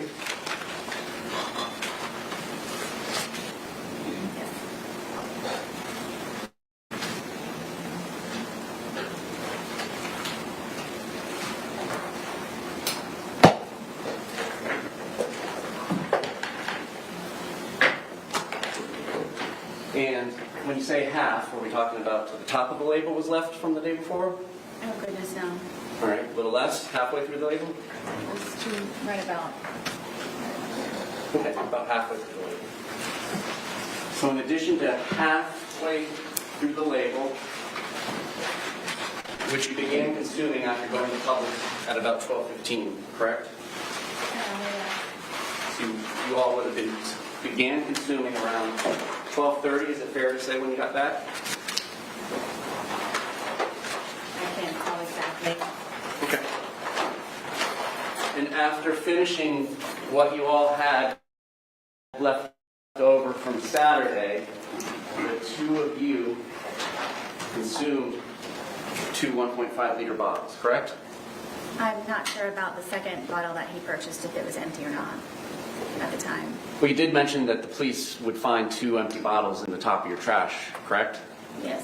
And we did all see that in the photographs, correct? See that Two. they're empty in the garbage, yes. All right, and you say you were about 100 pounds at the time? Yes. And we all know Mr. Torres was 103 pounds at the time of his death, correct? That's what they say. All right. So that's 3 liters of wine between 200 pounds split between 2 people over the course of a day, correct? Yes. And you testified today that you were intoxicated at the time that this occurred, the videos between 11 and 11:30 at night, correct? Yes, at some level, yes. All right. Now, what does that mean to you? Previously, have you indicated that that means the room is spinning? Do you ever recall saying that? I do. So what was your level of intoxication at this point in time when the first video was filmed at 11:12 p.m.? Fridays, Life After Lockup is back. I've been out 7 months. Was this plan? What was my level? What were you feeling? Did you have trouble with your balance? I was more tired than anything. Did you have trouble with your balance? I don't believe so. So you were able to flip a suitcase over with a 100-pound man in it, right? I mean, yes, it happened. Okay. How about your speech? Do you feel like your speech was slurred? Clearly. How about your inhibitions? Do you feel like you were doing things that you wouldn't do when you were sober? I wasn't thinking about that. Well, on reflection, do you feel like this is something you would have done when you were sober? I didn't know me and George. I'm just asking you, looking back on this, when he's in the suitcase and you're telling him how you feel, and then you wait 11 minutes and you film another 22 seconds, and then you go upstairs, upon reflection, is that something you would have done and left him in there had you not been drinking? I don't know. I can't say. Okay. If I was scared, then it would be something. Okay. All right. Now, today you testified about the time frame between the 2 videos, correct? Yes. So you came down from the shower where you were hiding, correct? Yes. And as you're coming down the stairs, before you even get to the bottom of the stairs, you can kind of see over your shoulder or towards your right that he's trying to hide in the suitcase, correct? Yes. And the lid is down, but it's not closed, and you can tell he's hiding in there. It's not a great hiding spot just yet, right? Correct. And so you come over to him, and you're laughing, right? Yes. And you move the suitcase around some before zipping it shut, right? No.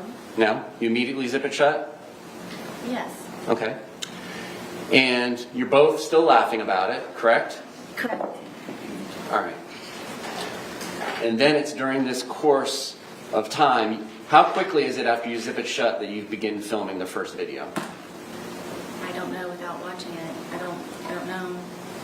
Okay. I mean, the video's not going to catch you zipping him up because you're like 10 feet away, right? How quickly after you zip him up is it before the video starts, is my question. I don't know. Okay. And then during that 9 minutes and 14 seconds is when he begins to get angry, correct? What 9 minutes?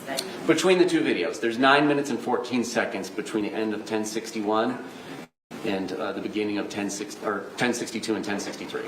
So you got the 2-minute, 3-second video that starts at 11:12:45, correct? I guess. Permission to use State 17? You may.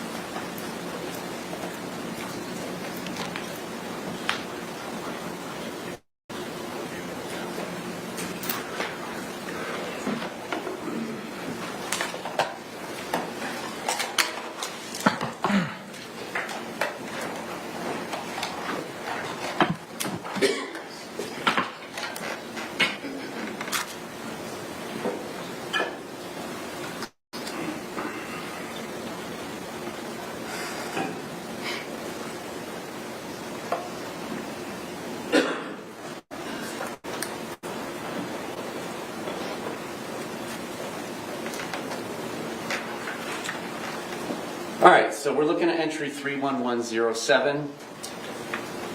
That indicates, according to the phone extraction, 2/23/2020, 11/12, 45 p.m. Image underscore 1062 movie begins being captured.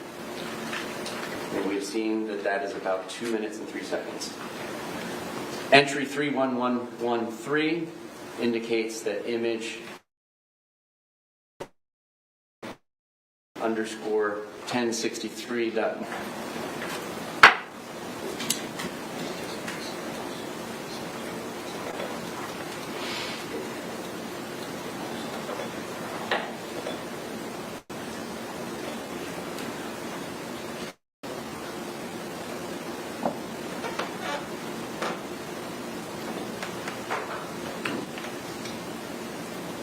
I was disconnected.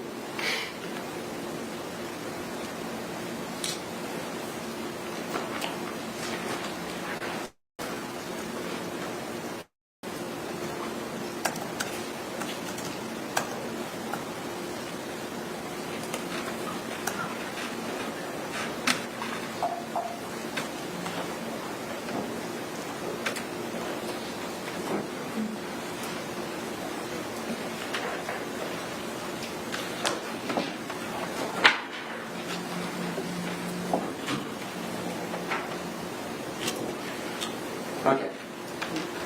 31113, a second movie is captured at 11:23:03 p.m. Your testimony was that after that first video was captured by your phone and you, Mr. Torres began getting angry and trying to push his way out, correct? Say it one more time, please. Between these two movies, of which there's about 9 minutes and 14 seconds, Mr. Torres begins to get angry and try and push his way out and get out of the suitcase, correct? He had been angry on and off throughout the entire day. Okay. You didn't tell us that earlier. You said it was a wonderful, fun day all day, correct? That's because I lived. Okay. But you did not tell us earlier today that he had been angry throughout the day. When would I say that? You described your entire day of doing puzzles and arts and crafts and outside by the dartboard, and you said it was a wonderful day and everything was fun until he was in the suitcase. Did you not testify to that earlier today? I did. Okay. My specific question between these two movies is, this is when he begins to get angry and trying to push his way out and to get out of the suitcase, correct? Angry again, yes. Okay. And he was expressing his anger in what manner? How did he say this? At which point throughout the day? Ma'am, you know very well that I'm talking about between these movies. Please answer my question. Between these two movies, how did he express his anger with you? Told me that I was going to fucking die. Okay. Now this is happening after he's already told you several times he cannot breathe in the suitcase, correct? Correct. And he's been in there for whatever brief amount of time it took you to zip him up, and the laughter stops, and then you go over and begin to film, correct? Yes. And you're filming. Your purpose of filming is to kind of teach him a lesson. This is your chance to say something to him when he can't say anything back to you, correct? No. Then correct me. There was no lesson to be learned. It was just I wanted him to try to understand how I felt so maybe he could progress in being a better person the next day. So you wanted him to understand how you felt in the past, and that's not teaching a lesson? I just wanted him to understand. Okay. All right, and so immediately prior to zipping him up and putting him into the movie, you had been upstairs, correct? I'm sorry? Immediately before coming down and zipping him up and then filming the first of the two movies, you had been upstairs in the shower, correct? Yes.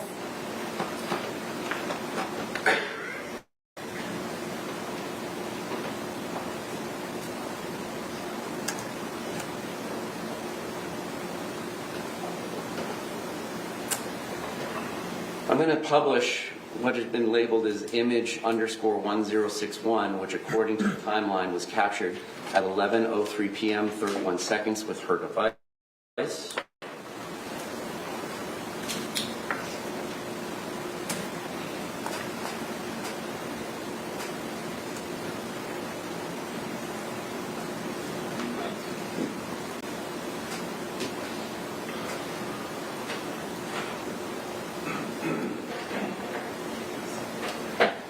All right. Does this appear to be the suitcase that's in question in the two movies that are filmed at 11:12 and 11:23 p.m.? No?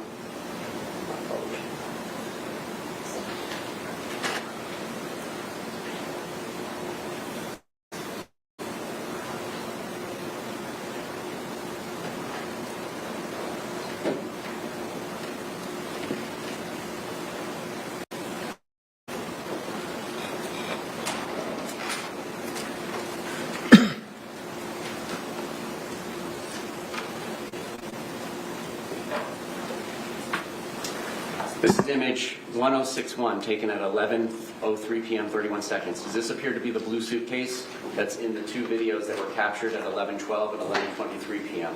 Correct. Did you take this image at 11:03 p.m.? I don't remember if I did or not. And again, we had, and by we I mean you and Mr. Torres, two 1.5 liters bottles of wine and plus whatever was left over from the day before, correct? That's correct. So you don't remember taking this photograph? I don't. Do you remember whether or not Mr. Torres was in here? I don't remember taking the photo. Okay. So, what is your memory of what happens between 11:03 p.m. and 31 seconds when that image is captured, and then when the movie starts at 11:12:45? What do you remember? I don't. Okay. Do you remember anything from that night? I do. You told the police on February 25th, 2020, when they first showed you the video, that you didn't remember taking that. Do you remember that? I do. And your testimony is you do remember taking that video, I do. but you don't remember taking that photograph 9 minutes prior. Correct. Is there something? Did you have more to drink in those 9 minutes? I did not.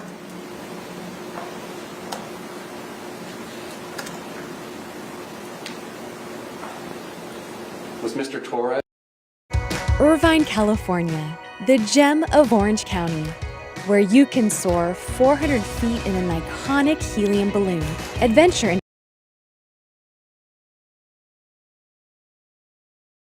Townhouse on Sunday, February 23rd, 2020? Yes. I'm talking about Sunday. This is the Sunday fun day when we're going to Publix twice. Were the police out of your residence? No. It was the day after, Monday the 24th. Correct? Yes.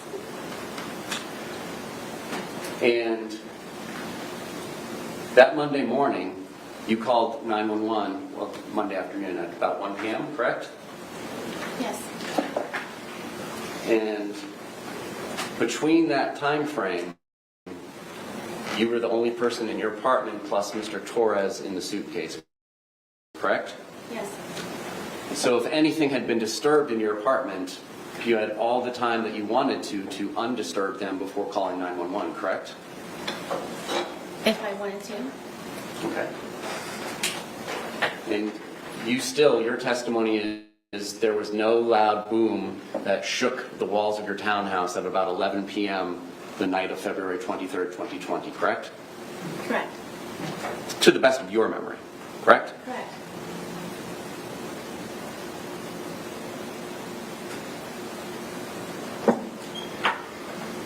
Now, that second video, the 22 seconds where you just hear him say Sarah and you don't say anything, you're familiar with that video, correct? Yes. It's after that you go upstairs, correct? Yes. How quickly is it that you go upstairs after that? It was pretty quick. Can you grab the dogs? No, the dogs were upstairs already. Okay.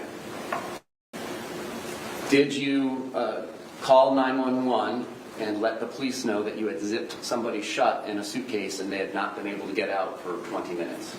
I did not.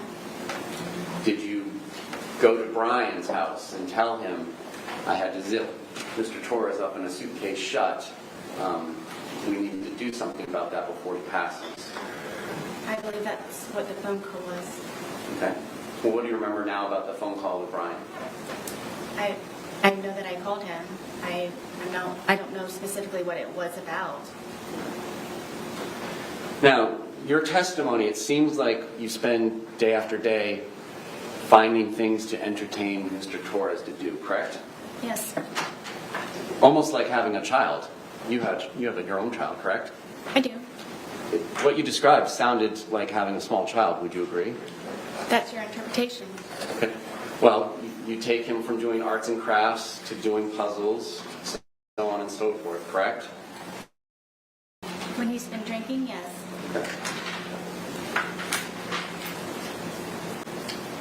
And Mr. Torres was notorious for doing some of these things, correct? What do you mean? Well, you described Mr. Torres as being notoriously known for doing things. You described your ex-husband, Brian Boone, notorious for doing things like nagging and calling all the time. You remember your testimony calling people notorious for doing things? Yes.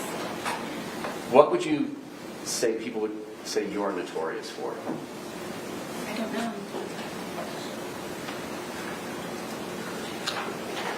And you would not answer Brian Boone, your ex-husband's phone calls just so that you could let him know that you're busy and you have things going on, correct? I knew that at whatever time it was that he was calling me, that he could wait for the few moments of me getting up to where Lucas gets out of school at 3 o'clock. Okay. But you wouldn't return his call. You would let him call several times, correct? That day, yes. Okay. How about other days? Would he have to call to remind you to get Lucas on other days? He wasn't reminding me. He was just making sure that Lucas was covered for pickup or drop off. All right. You didn't mention to the sheriff's office on either February 24th or February 25th about going to Publix with Mr. Torres at noon or 12:17, did you? I don't recall. So the best evidence of that would be the recording of those interviews? Correct.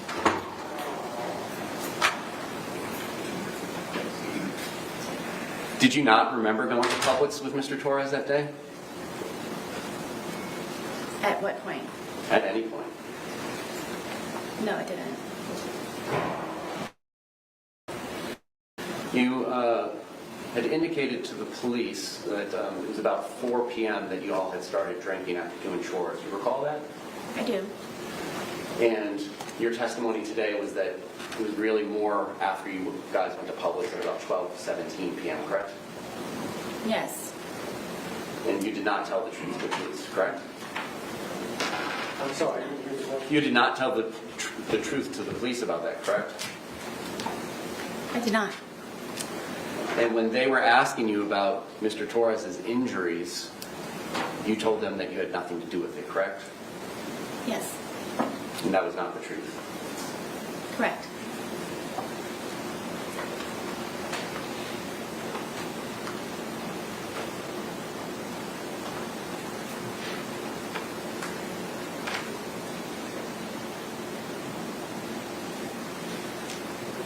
What did y'all have for breakfast on the 23rd? I don't remember. Did y'all have lunch? I believe we had leftovers from, I think, something that we had in the fridge. And do you recall what those were? Not at this point, no. And then I believe you mentioned having a sandwich of some sort for dinner? No, I believe it was for, I'm guessing he and I ate at the same time.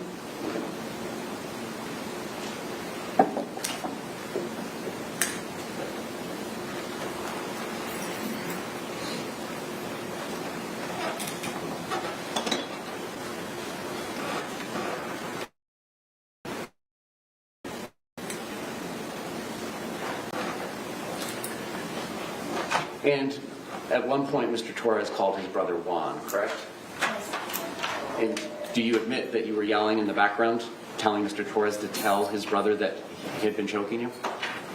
I don't know if I was yelling. I know that he could hear me through the phone. So how long had that been going on that day? When did you start getting on Mr. Torres about choking you in the past? He and I had conversations about it because he didn't remember doing it to me. And the next day and the day of. Is it fair to say that there are just points in time where you don't remember what you do either, correct? Are you talking about almost 5 years ago? I'm talking about from drinking. Is it fair to say that you don't often remember things that you did while you were drinking? I would not say often. Okay.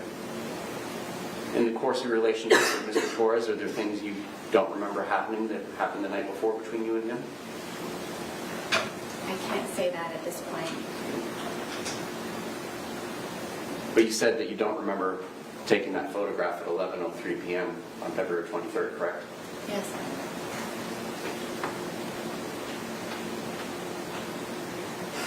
Was there anything else that you were telling Mr. Torres that he needed to tell his brother? Not that I can recall. Was there anything you were telling him that he needed to tell his daughters? Not that I can recall.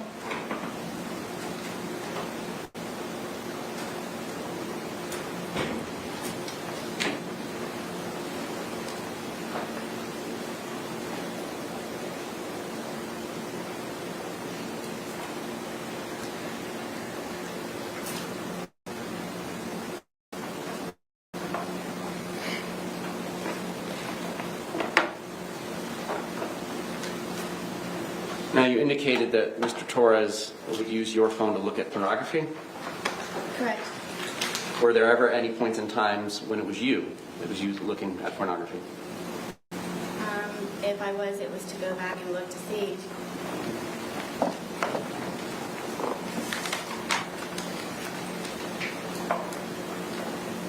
Did you ever threaten to get Mr. Torres arrested if he did not do what you wanted him to do? I wouldn't say threaten. Okay. Well, were there ever points in times where you would like him to call you or return a call, and if he didn't do that, you would threaten to get him arrested? It depends on if he had my keys or something that I needed from him. Okay. And it was your townhouse, correct? Mine, yes. Flush hours. When did you get him off the lease? I'm not sure what year it was, but I don't think he was actually removed from the lease. Okay. I think he was made a different type of tenant. And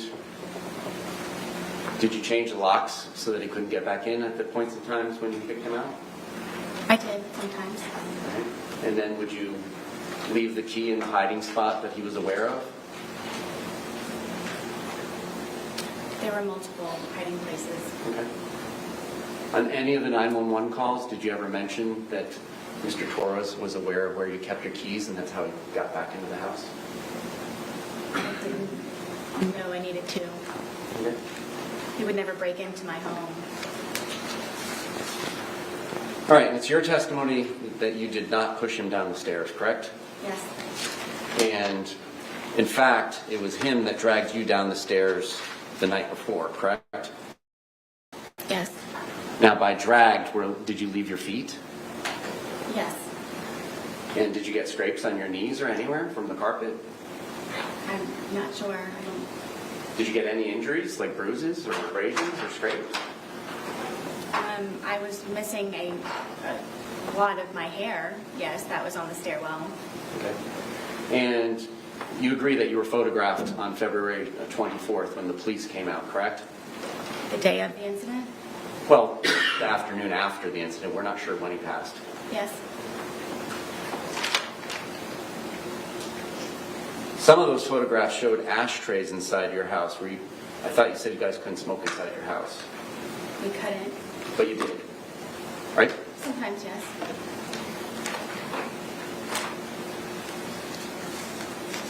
And you agree you would go to the hospital and tell them things that were not true, correct? Yes. There were times where you would go to the hospital and leave without getting treatment, correct? Yes. And is it fair to say that you often had alcohol in your system when you were going to the hospital, correct? Sometimes.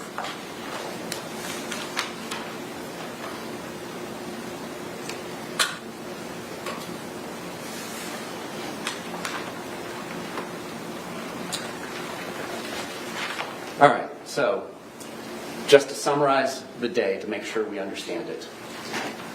You all wake up sometime in the morning, but it's an unknown time, correct? On February 23rd. Or early afternoon. Yes, I had a problem with the detectives and them having me guesstimate times. Okay. Are you the kind of person, like most of us, that uses your phone when you wake up? No. So the first activity on your phone may have nothing to do with when you woke up. Is that fair for you? Yes, other than looking at the time possibly. Okay. So, at some point you wake up, it doesn't sound like you have breakfast, correct? Right. You do some chores, correct? Yes. So that is true. That part of it is true. You did do chores before going to Publix at 12:17? Yes. All right. After chores, you go to Publix and you get that 1.5 liter Magnum bottle of Woodbridge Chardonnay, correct?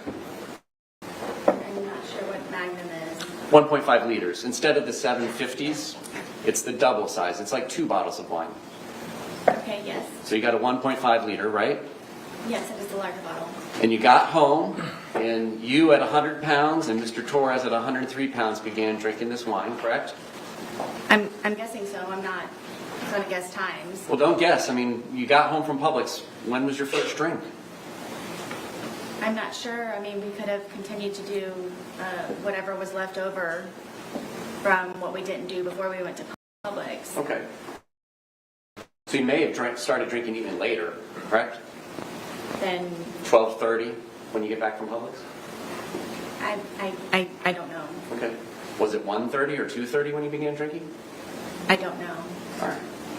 Was it before any of the phone calls to the brothers and his daughters? Yes. And so you drink what's left in the bottle of wine from the day before that's halfway labeled, correct?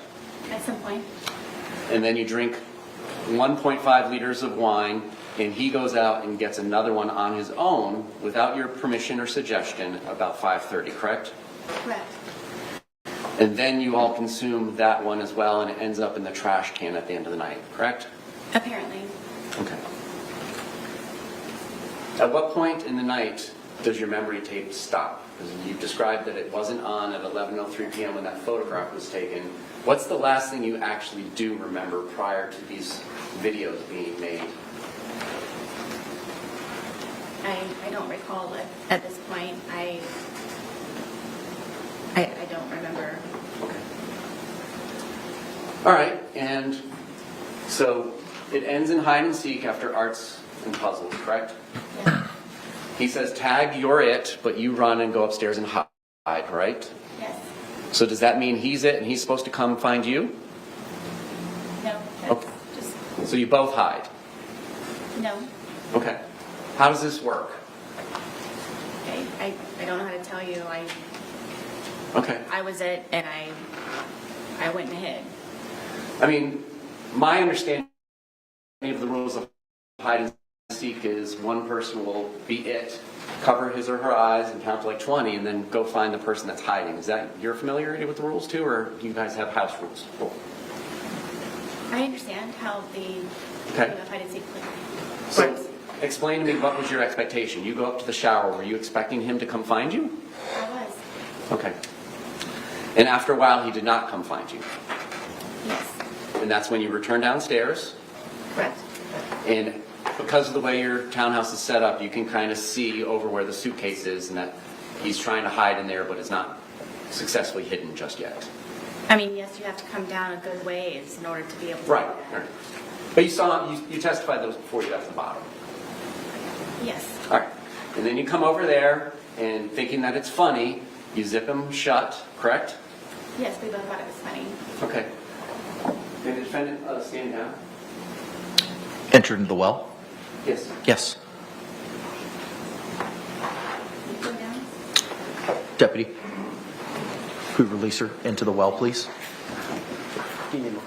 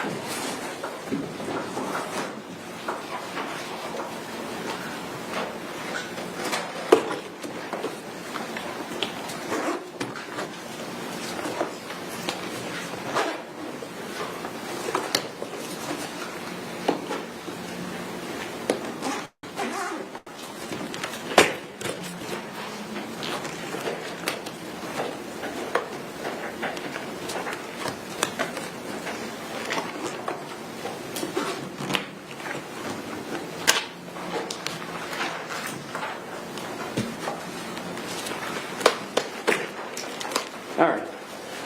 Ms. Boone, can you demonstrate for the jury where Mr. Torres' head was and how his body was positioned in the suitcase, if you don't mind? His back was this way and his head was here. All right, and then is it fair to say his feet are kind of down here, which would be the front left corner from their perspective in the jury box? Yes. And then his knees are kind of tucked up towards his face. If I remember correctly, yes, that's the position. Okay. All right. Can you help me understand how it was that you zipped it shut? Can you show us where you say you left an opening that his hand got out of? Would it be easier to put it on here? I didn't want to make you go down there. If you're happy doing that, I'll let you. Hold on. Does she need to be wearing gloves? Yes. Agreed. If she's going to be manipulating it.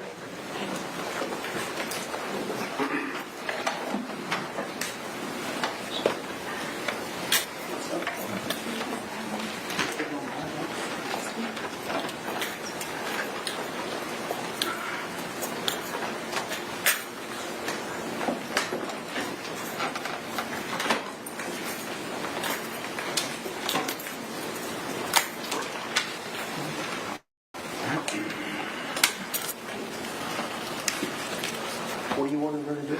Just demonstrate how she zipped it shut. Okay, well, where's the paper clip? And do you remember which one it was in?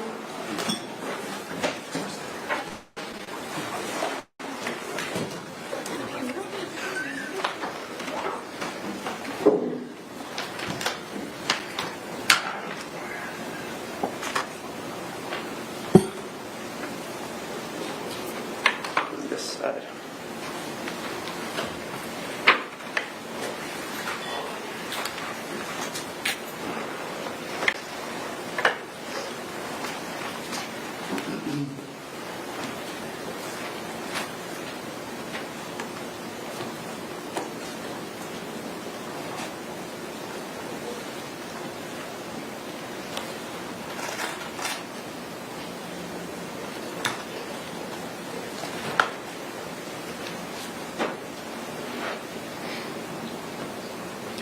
Judge, the paperclip was on when this event occurred. When we pulled the suitcase out earlier, the paperclip was not attached. So now the prosecutor has attached the paperclip. We don't know if that's the way it was attached. It's not even a paperclip. We don't Okay. know if that's the proper way that it was attached. But he's asking her now to pull. Is there an objection? Yes? Approach.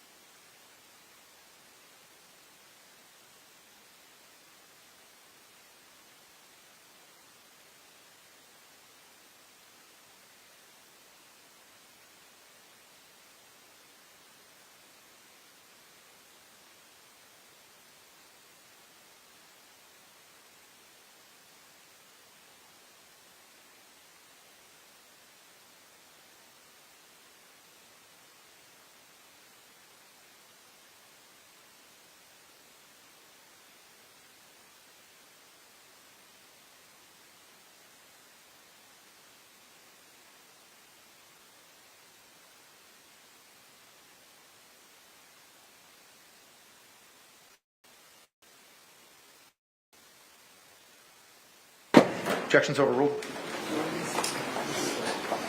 All right. If you feel most comfortable, sir.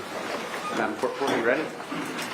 Can we see how it was that the two zipper parts were positioned when you say that Mr. Torres was able to get his hand out? If you want me to do it, I'm fine. I'll take your direction. From what I remember, this is how the suitcase was.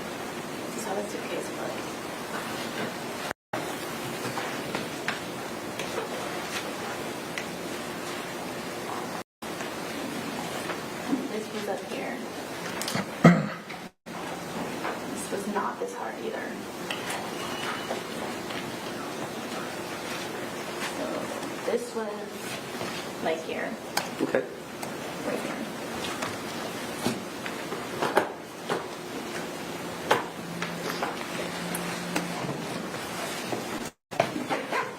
About right there, ma'am? Sure. I assume this one was much closer? It's not over there? Where did you leave? You asked me where I zipped it. When you say that it was zipped shut, show us. Are you talking about how I zipped it, or? When you're done zipping With it the hole. shut and he's inside of it, where are the zipper components?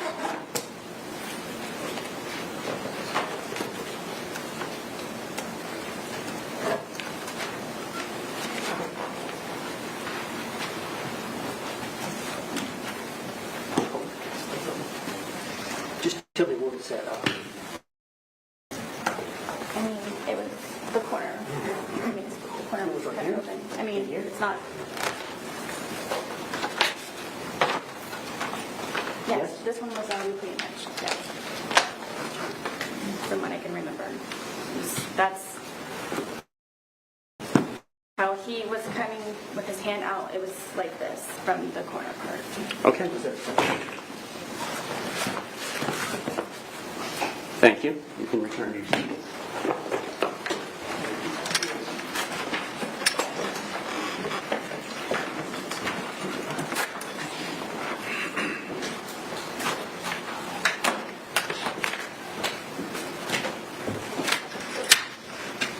Did you ever change the position of those zippers once you put it in that position? I did not.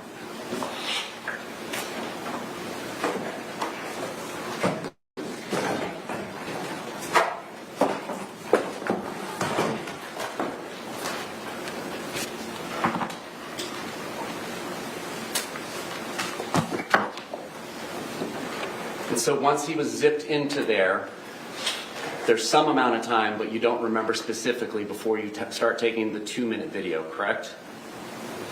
Yes. And then that's when you say what you say, and that's when he says what he says. We've all heard it, correct? And then between there and that second video of the 22 seconds length, it's at this point where he's beginning to get angry, and then that's when you take the baseball bat that's in evidence, and your testimony is start poking him with the end of it. Did you say this was the second video? Between the two videos, that's when you started hitting with the bat because he was getting angry and trying to escape, correct? Right, I was not hitting him. I was, yes. Okay. Did you ever hit him with the bat while he was outside of the suitcase? No. So each time that he is hit with the bat, it's through this suitcase. And that's what leaves the marks on him, because you didn't hit him with the bat outside the suitcase, correct? Yes, you'd like me to demonstrate. No, that's okay. The suitcase will speak for itself. And then you take the second video and you go upstairs and go to bed, correct? I apparently went upstairs and I used the phone to make a phone call. Okay. And then I fell asleep. All right. And at the point in time when you left and went upstairs, he was still inside the suitcase, correct? Correct. Was he still asking for you and calling your name? Not that I can recall. Did you say shh to him again? I don't remember. Did you tell him that this was his problem and it's on you again? I don't remember. Did you do anything to help him escape from the predicament that you zipped him up in? No. No other questions. Any redirect examination?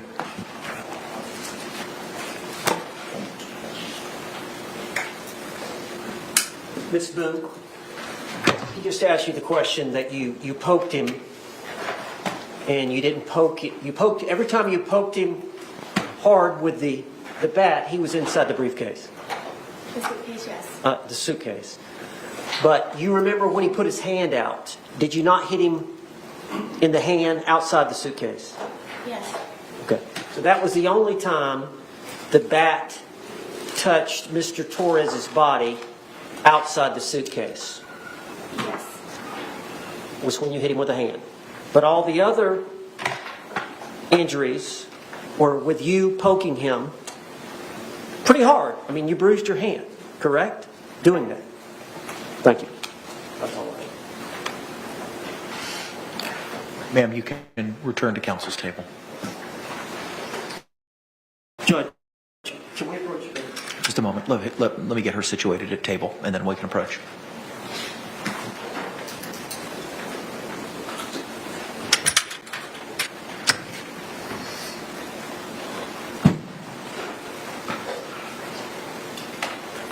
All right, come on up, y'all.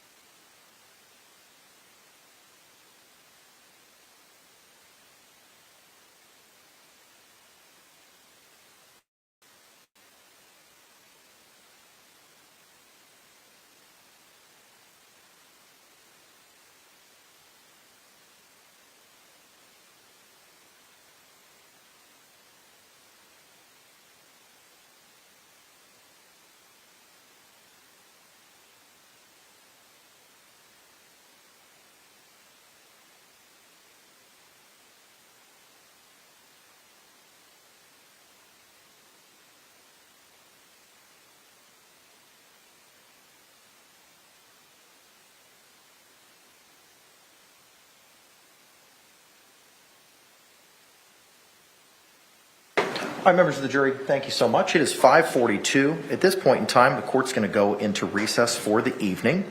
I thank you again for your continued service and your attention in this matter. We're going to start tomorrow again at 9 a.m. here in 12 Alpha at the Orange County Courthouse. I'll read you another instruction. I know you've heard it. I'm sure you're sick of it, but I got to keep reading it. So thank you. Jurors, you must not conduct any investigation on your own. This includes reading newspapers, watching television, or using a computer, cell phone, the internet, any electronic device, or any other means at all to get information related to this case or the people and places involved in this case. This applies whether you are at the courthouse, at home, or anywhere else. You must not visit places mentioned in the trial or use the internet to look at maps or pictures to see any place discussed during the trial. Jurors do not watch local news or read local newspapers. Jurors must not have discussions of any sort with friends, family members, or even your fellow jurors about the case or the people and places involved. So do not let anyone make comments to you or ask questions about the trial. I want to stress again that just as you must not talk about this case face to face, You must not talk about this case by using an electronic device. You must not use phones, computers, or other electronic devices to communicate. Do not send or accept any messages related to this case or your jury service. Do not discuss this case or ask for advice by any means at all, including posting information on an internet website, chat room, or blog. With that, members of the jury, I'm going to excuse you for the balance of the evening, and thank you so much.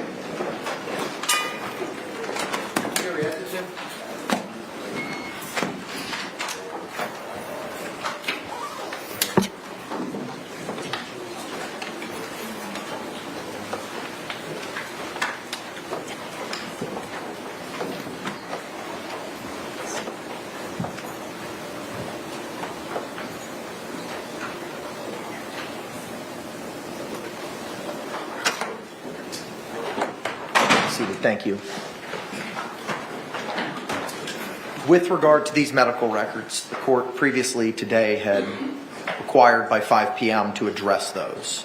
Unfortunately, they have not yet been addressed. It is imperative that the state knows what it is we're culling down or redacting. And I understand that you may want to be seeking those into evidence maybe tomorrow. And the state needs to be advised as to what it is that you're seeking to utilize. So where are we in figuring that out? Can I have 1 minute with the client? Yes, sir.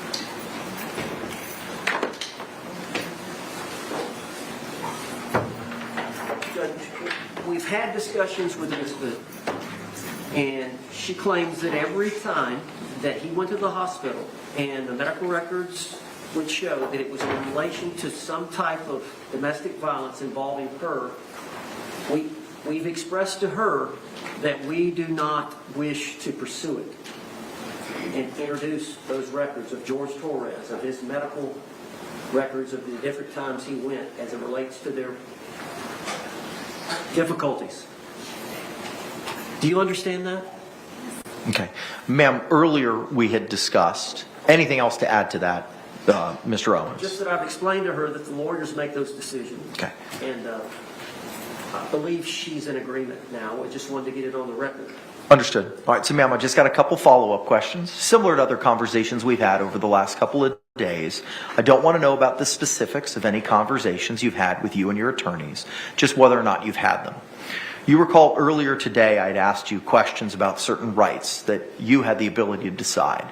Do you recall that conversation that we had, ma'am? It was before you testified. Yes. Okay. Do you recall that I advised you that the lawyers get to make most of the strategy determinations at trial? Do you recall that? I do. And do you recall that you said you understood that? Yes. And do you also recall that I advised you of certain rights that you have? Do you recall that? I do. And one of those rights was the right to testify or remain silent. Do you recall that? Yes. And did you understand that? Yes. So this decision is a trial decision as to whether or not there's certain evidence that your lawyers are going to seek to utilize in your defense. Do you understand that? Yes. Do you understand that they're exercising that trial strategy at this time not to pursue those medical records? I do. Okay. Do you have any questions about that? I don't. Are you on board with that strategy? I am. Are you still on board with the strategy utilized in your defense? All of it, yes. Are you satisfied with your lawyer's representation of you in this matter? Yes. All right. Thank you.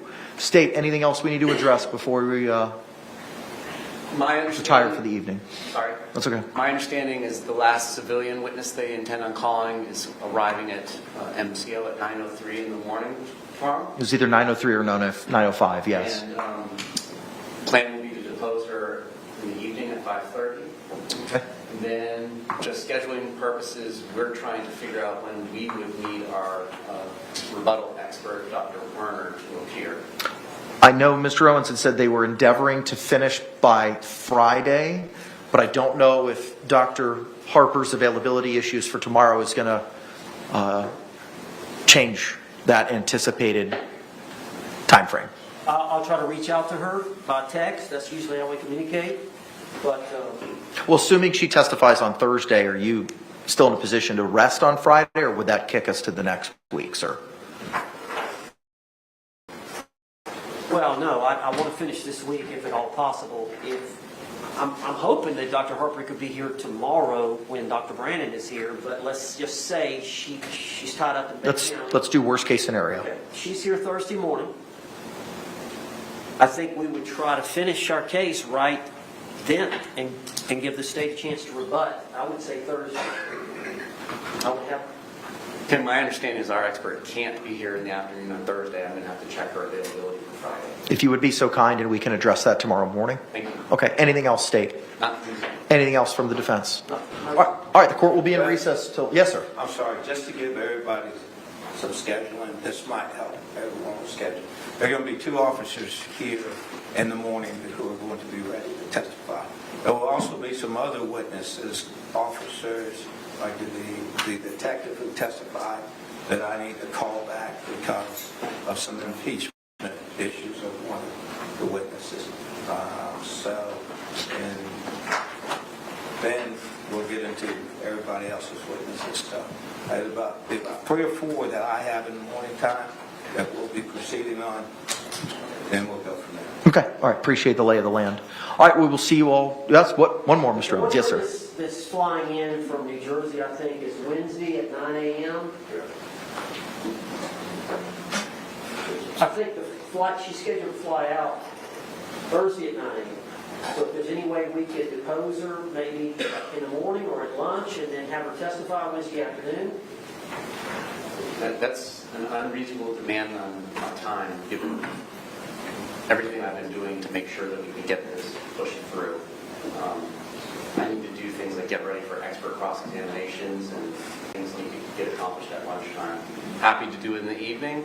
My understanding that she was supposed to be coming in today so that we could do it tonight, and that didn't happen. But I don't think I should be forced to accommodate a lunchtime deposition. Anything further? I'm just telling you what our plans were. Deposition will be at 5:30 tomorrow, or at any other. If we got to have it later, depending on how we go, we'll address it at that time. All right. Thank you both very much. We will see you tomorrow morning at 9 a.m. Court's in recess.